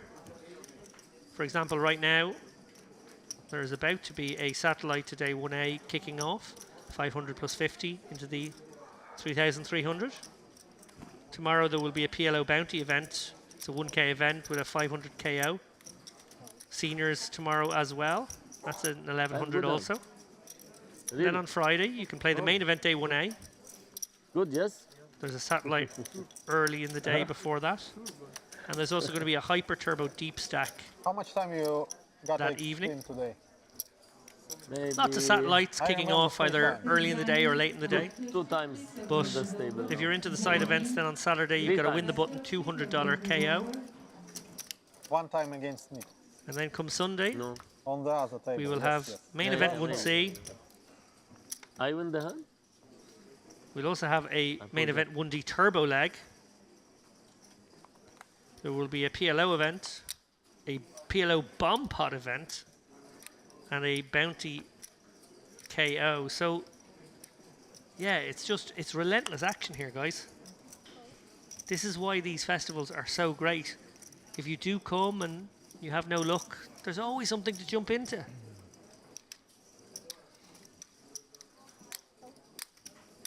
And dare I say, there is more than just the poker. Swimming pools, leisure centres, salons, spas, the beach, the weather, the pool. More restaurants than you can count. All-inclusive booze, food, you name it. You won't get bored here. As we see a 3-bet pot here, Queen Jack against King 10, 2 depolarized ranges, as I used that buzzword earlier. Queen Jack flops best. They stop the clock. But one feels like Kolotiok is not done with this one. In a blind v blind scenario, he's going to recognize that this board misses his opponent quite a bit, and it looks like he's going to make it. 31k. Ibrahim calls. 8 of clubs on the turn. Now, feels very strongly like Ibrahim has a queen from the perspective of Kolotiuk. The 8 paired, that makes it much less likely. The ace of spades.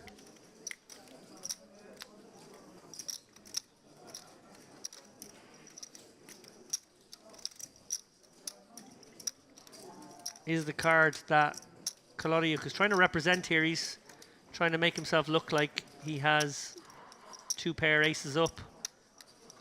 And Ibrahim, oh, it's going to be so difficult for him against an aggressive opponent. One feels like he has to call again. Getting a great price. Oh, and he's just decided to take a difficult decision he may find himself in on the river, out of the equation. Stick it in here. I suppose he just felt like there was so much in there already if he calls the 50k, but actually I do keep the 110 back, and if I'm going to go with it as he has here, I would at least keep some bluffs in. Obviously, in this instance, he is clearing out a little bit of equity. Claudio had 14%, but it's a funky way to protect your hand when you have second pair. Just a queen. Just a queen, Don't exactly. try, So don't try. Claudio could be head scratching how we will see just the a queen hands. would take that line. Probably doesn't believe him, but Ibrahim says, well, you'll see it shortly, which they will. Mr. Cristo, You don't have 1 of 5, 10, 4, 5. I have queen. Queen jack. Queen jack. Oh, So he Wait. does announce the hand. really?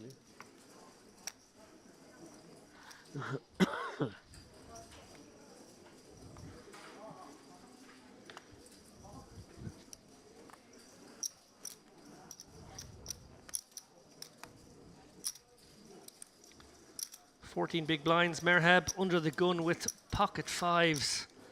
You don't love it, but you might have to go with it. That big blind ante is about to get you. Changes the maths ever so slightly when you're somewhat short. If he passes this one, which he does, he's about to get gobbled up by 20k in blinds and antes over the next two hands.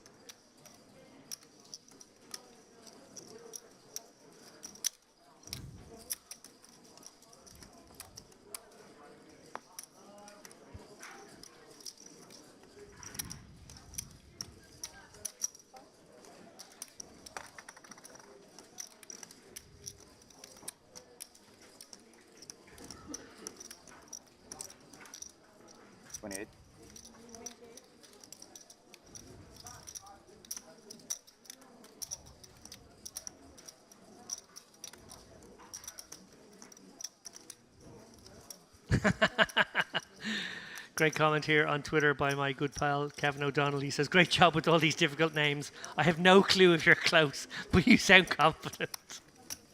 That's it.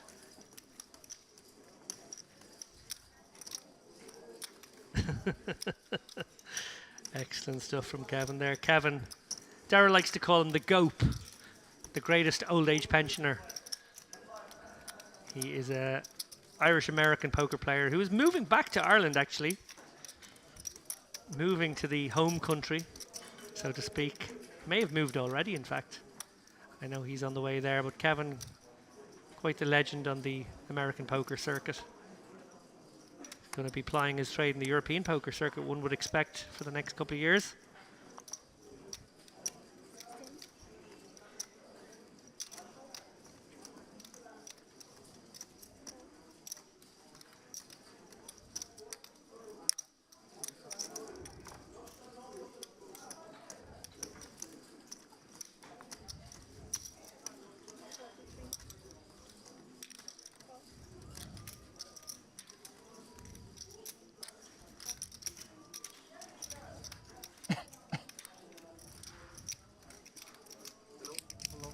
Hello.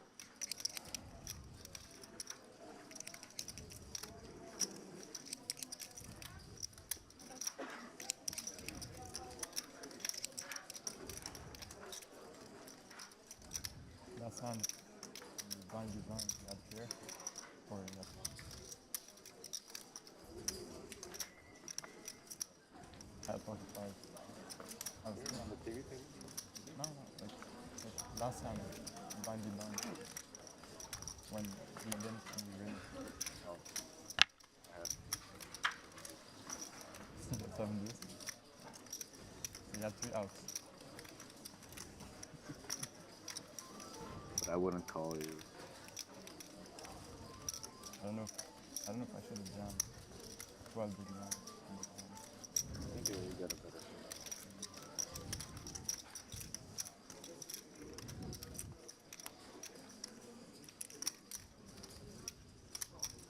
I'd rather have like Broadway cards. Yeah. Ibrahim happy to check it all the way down. Noel never taking a stab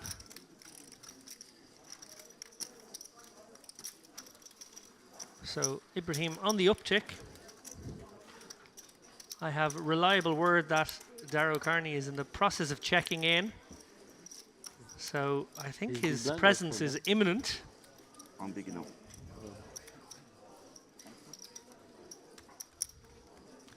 Looking forward to seeing my compadre, I must say. And I suppose getting to just do a little bit of back and forth with some fresh legs here in the booth. It's not been a long day, but commentating solo is never the easiest gig. Always more fun to bounce ideas off, analyze hands in tandem. It has been a shockingly good TV watch from a poker perspective. Maybe the purists will raise or furrow their brows, but if you just love action, my goodness, have these players given it to us.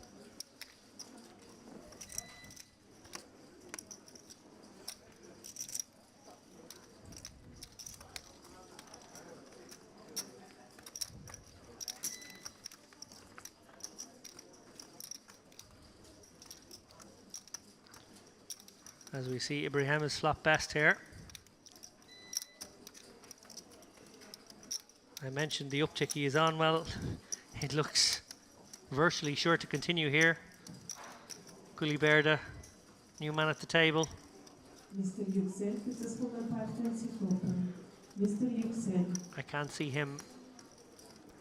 Well, I would say I can't see him losing too many more chips, but he is going to come with a C bet. That makes sense. He does have some backdoors going on, and Ibrahim, of course, could be flatting not necessarily an ace.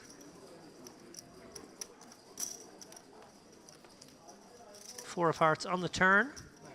Will Culiberda pump the brakes? Huh?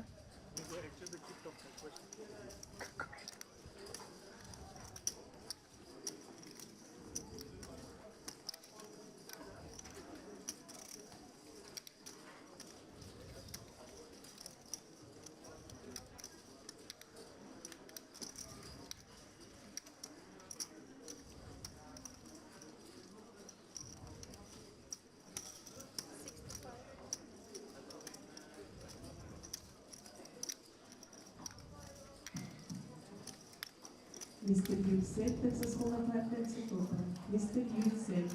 So Culiberda not pumping the brakes, quite the contrary. He's barreling away.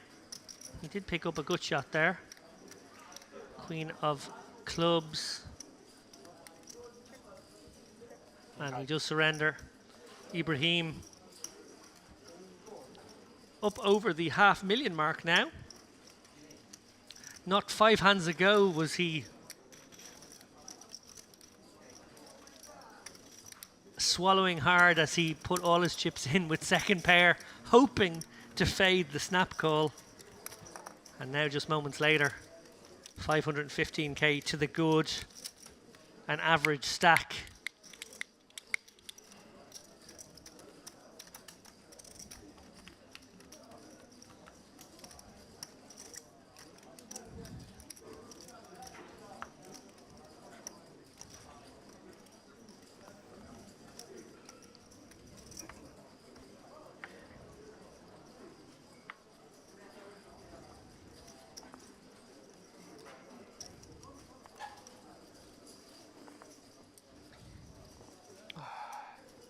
Deadloff likely to open things up here from under the gun.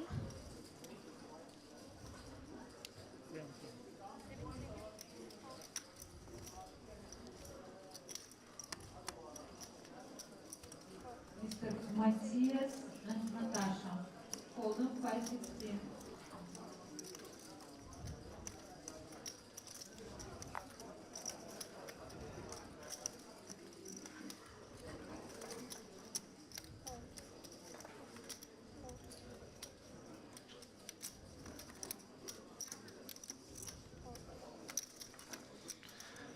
Well, look at all these medium pocket pairs. Batbold with the 8s, Kolechiuk with the 9s. Akiki, I think, prodigiously bins the A6 there, could get him into a lot of trouble. Obviously, we see that it was very much liver than 9s or 8s, but you aren't to know that. Oh, and there is a 9. Kolechiuk.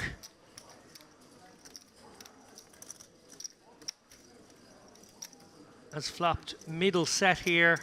Deadloff may well fire out a bet here. Obviously, he won't be loving the overcard king, a very likely card in the hands of Batbold or Kolechiuk. He actually does decide to check it. Batbold checks, and Kolechiuk with top set would probably check back and allow them a little rope, but I feel we'll probably bet something small here. He has been pretty aggressive. He wants to stay consistent. Yeah, 25k is a nice amount.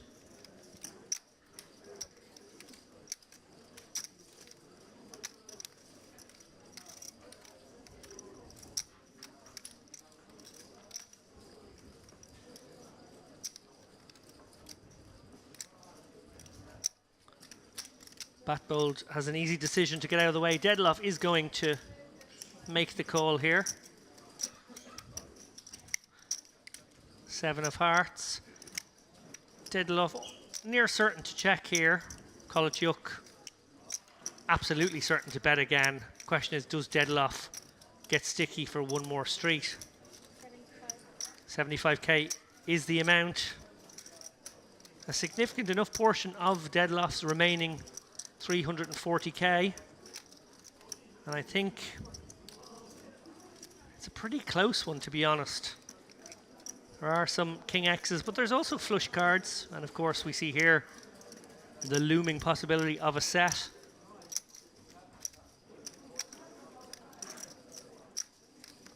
Deadloff in a very difficult position, decides to let it go. He will be delighted given what he was up against there. And Kolechiuk, the rich get richer, 762k now. Well above average.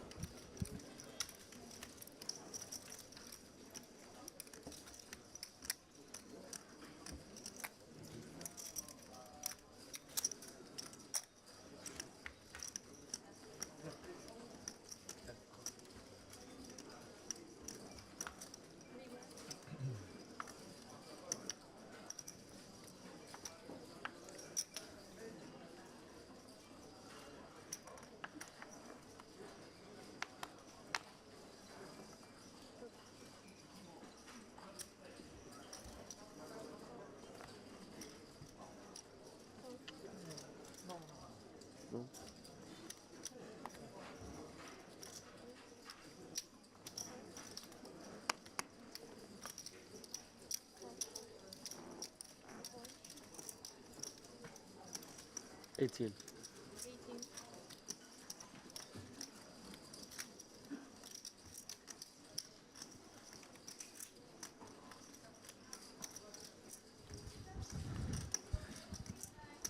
As we watch this battle of the blinds here, Akiki raising to 18k, Deadloff in the big.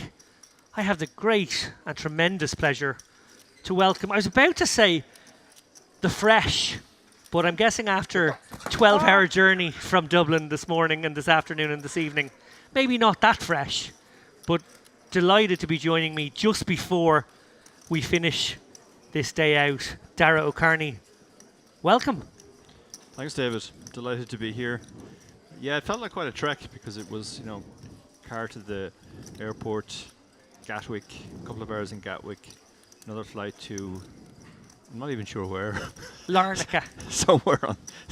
somewhere on Cyprus, and in then a different country. And then but a country I'd been in before. I've never actually been in North Cyprus. And then a very interesting drive, to say the least. Did your taxi driver, possibly the same guy, drive as quickly as mine did yesterday? I don't think so. Although you said yours drove really quickly, so I thought I'm going to be late. But he seemed to get here in the same amount of time. So, also the border procedure was a little bit different from what you described. He never actually got out of his cab. So. Okay, maybe that caused some delays. Anyway, there was traffic. Yeah. Anyway, Who have we got here? Well, we've got a whole lot of nothing going on in this particular pot, I gotta say. King 7 and Queen 6 in this Battle of the Blinds, 10, 5, 3, 9. No one has anything. Deadloff's going to try and steal it away here with the worst hand. And I think he's probably going to do so successfully. Probably, yeah. King, yeah, I mean, King high, you're losing to ace high and anything on the board there, so even if you're ahead, you're not going to feel good about calling the river. So we have been in session for about 7 hours so far, Dara. This is the final hour of the day. They're just going to play 8 levels today. So taking it kind of easy on these guys now. Apparently tomorrow will be a little longer, and then there's going to be an almighty final day. Okay. They predict 27 hours. Just 27 hours. No, they predict maybe 12 or 13 though. Okay. We'll have to see how it goes. The play has been loose, like aggressive, wild. Some extraordinary bluffs. A couple of extraordinary bluff catches. That doesn't surprise me. And yeah, just fun to watch, I gotta say. Very, very entertaining brand of poker. We have an extraordinary smorgasbord of countries on our list here. Players from all across Europe, Middle East, lots of Eastern Europeans here. Uzbekistan, Lebanon. Yeah, I think there's a lot of countries in Eastern Europe that don't have any poker, and places like Merit really cater for that. They act as a kind of a hub where they all come together.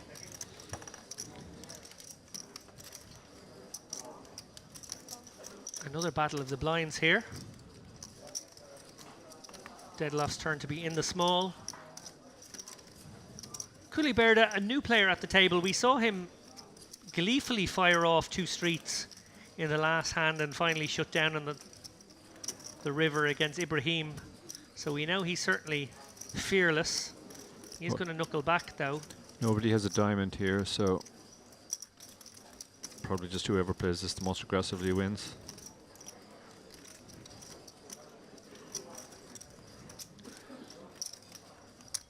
Deadloff is going to chance a little stab here.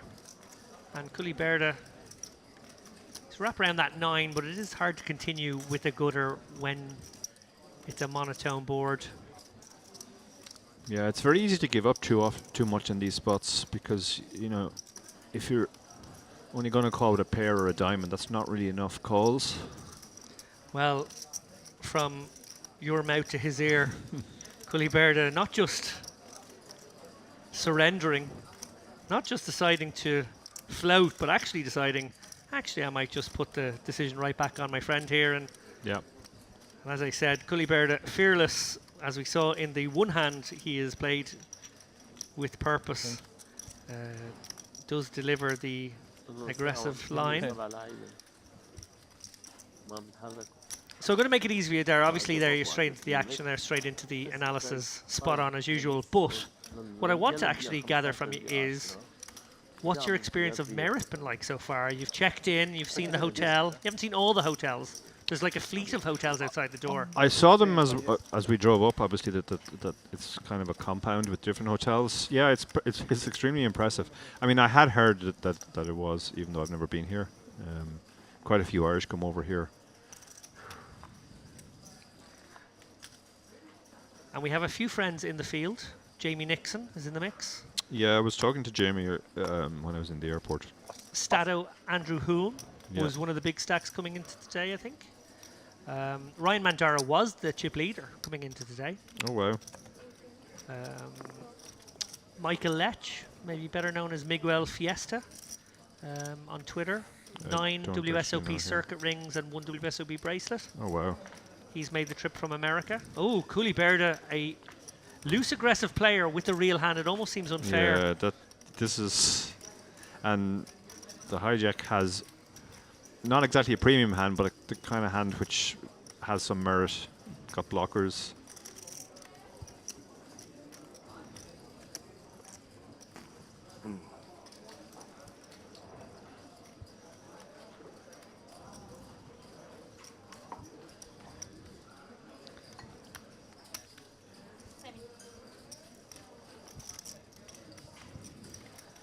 Not really. Oh, and the big blind has a hand as well. Quick fold. Quick fold, and yeah. Good decision from Bat Bowl there. Definitely could have given that one some thought. Culiberta 3-bet. Could be fairly wide. King, Queen. I suppose he had an awkward kind of stack there, 380.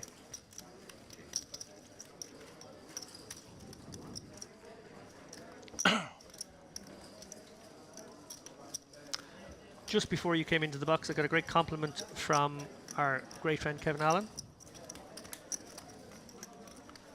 I want to make sure it was Kevin Allen, actually. No, it might have been Kevin O'Donnell. It was Kevin O'Donnell, sorry. It was Kevin O'Donnell. You were talking about Kevin Allen. We do know Kevin Allen as well, but Kevin O'Donnell. And he said, tremendous job by me today pronouncing all the names. No idea if I got any of them right, but I'm doing it with confidence. You're doing it with confidence. I think that's the key. Just commit to it.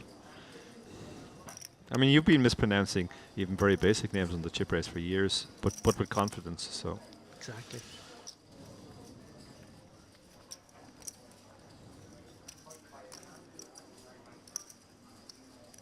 Action folding round to Deadloff. He mucks his 9-7 as well. Culiberta, King 6 off in the muck here on the dealer button. Slightly surprised to see that. I thought he might open any king from that seat. yeah, sometimes players tighten up a little bit towards the end of a day. It's kind of an emotional bubble. They want to just bag up chips and go home.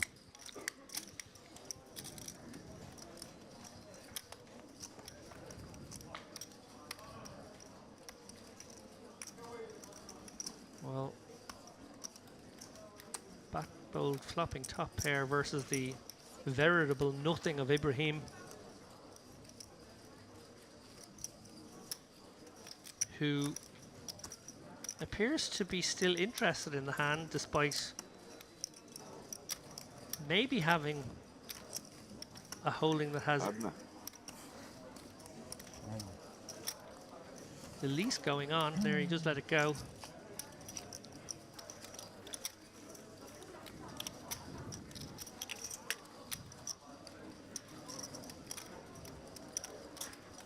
And as we gently enter the wind down period of the night, I want to point out to you all that we will be back tomorrow. Same bat time, same bat channel. I think It's too late. half an hour delay, 12:30 is a likely start. I know we started a little bit later today than anticipated. That might happen again by a few minutes, but if you're here at roughly 12:30, you won't go far wrong. Really appreciate, obviously, very, very impressed with the numbers across all the different platforms. We're somewhere between 800 and 1,000 viewers right now. That's fantastic to see. If you do have the opportunity to mash the relative like buttons. The YouTube algorithm is a mystery to Darren and I. Yeah, but I am pretty confident that hitting the like button is a good thing. Yeah, I've been watching a few live streams recently, and they always seem to prioritize trying to get people to hit the like button. So that's clearly important.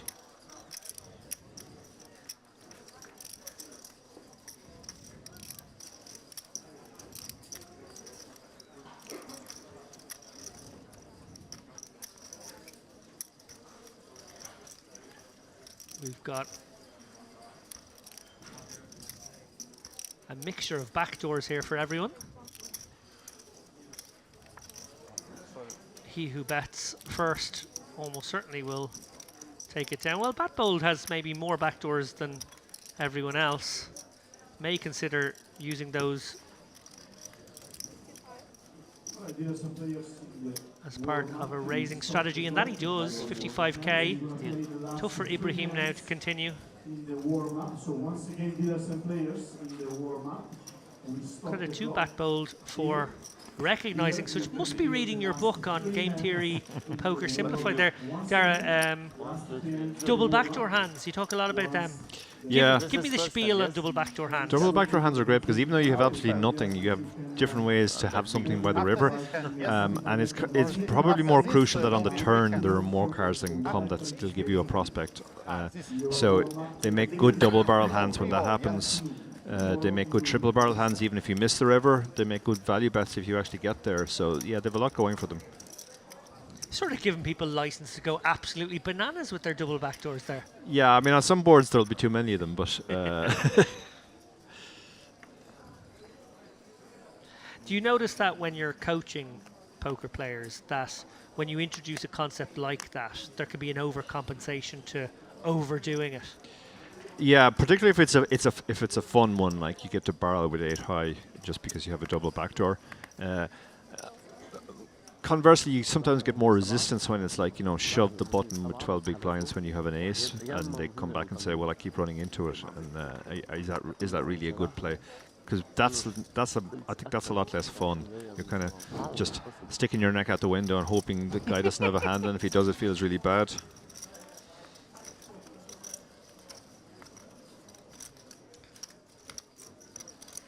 Well, again, a little bit of something for everyone here. Hugh with bottom pair and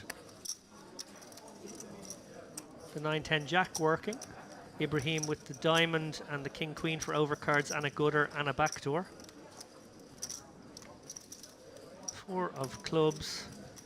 Feels like Ibrahim's hoping that he's just enough showdown, and Hugh's hoping that his 5 is good and he doesn't have to do anything else. Hugh could probably go for a very small blocker bet here, maybe a 10k, just to try to extract a call from a disbelieving ace high. That's exactly what he's gone and done. 8k. Love this bet, to be honest. Very hard for Ibrahim to plausibly tell a story where he can raise now. And very hard to fold because he's potentially folding away the best hand sometimes, but he does fold and he is correct. So, nice execution there from Hugh. Blocker bet's a very important part of the overall arsenal, Dara. Very much so, yeah. These days, you just so many situations where that sort of one big blind bet, or 12% of the pot river bet, or whatever it is as a choice, can one, extract some value by targeting some portions of the range that really don't want to fold. 2, really paralyze because your opponent is facing a spot where he can't plausibly raise ever. So therefore can't try and bluff you off it anymore where he could have if you checked. And those two things in combination, really powerful weapons. Yeah, it's. I think it's something which has changed since we learned poker. Back in the day, it used to be when a scare card came on the river, people often threw out that bet, not wanting to face a big bet. But it's more useful in a situation like that where the card wasn't really scary and couldn't really have helped his opponent. Could potentially actually have helped him. You have to be careful. You can't always do it with, 4th pair or whatever. You have to protect your range by doing it sometimes with the nuts or close to the nuts. Otherwise, there's a fairly easy counter to it, which is just to always raise it. But if you're doing that with the really strong hands as well, then you're defending against that.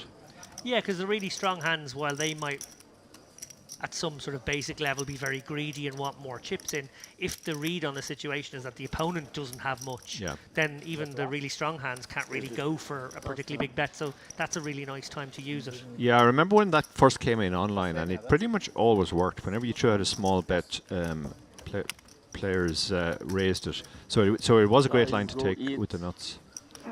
Well, nobody raised last time. On that note, just a little sample of the strategy nuggets I have not been able to provide you with running solo here all day. I hope I've still provided you with some entertainment. But tomorrow, Dara O'Carney will be here for the entirety of the day. Myself and Dara will be here from 12:30 or so local time. That's morning time for you guys in the UK and Ireland. Still sort of poker morning time, early afternoon for you guys in Central Europe. But we hope you do tune in. And we will be providing you with our usual double act, Dara, which is me sort of teeing off Dara to say clever things. Yeah, or you saying all the really entertaining stuff and me just droning on about strategy. Well, it's a formula that's worked for us in the past. Yeah, let's say our appeals are quite different. Well, look, we won't give up on this hand. We do have one more to watch here. No, we can. We can give up on it completely. It's over. Race and take it for the last time. There we go. As you said, an emotional roller coaster, an emotional bubble, perhaps, to try and just get yourself to the bag stage of day 2. Well, here we go, guys. These lads will be... Oh, no, wait. One more? Cheeky one more? No. Here come the bags. Here come the bags. Day is over.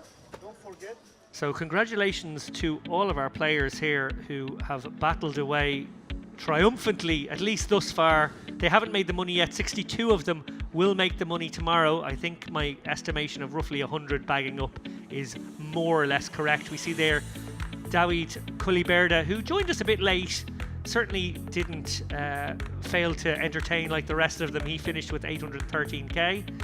Roman Kolotyuk was sort of our table captain for that session. He played tremendously well. David Hugh bagged up a very tasty 667k. Down at the other end of the leaderboard, Merheb, who has been with us all day as well. Just 8 big blinds. He will be hoping for a spin of some sort. Got to look at the camera now, Dara, you and me. Oh. Look at us. Can I just point out something before we go? And I'm sure everyone's just sick of us now. They want to go, look at us, we're both wearing Merit Blue. Yeah. So True colour coordinated. True professionals.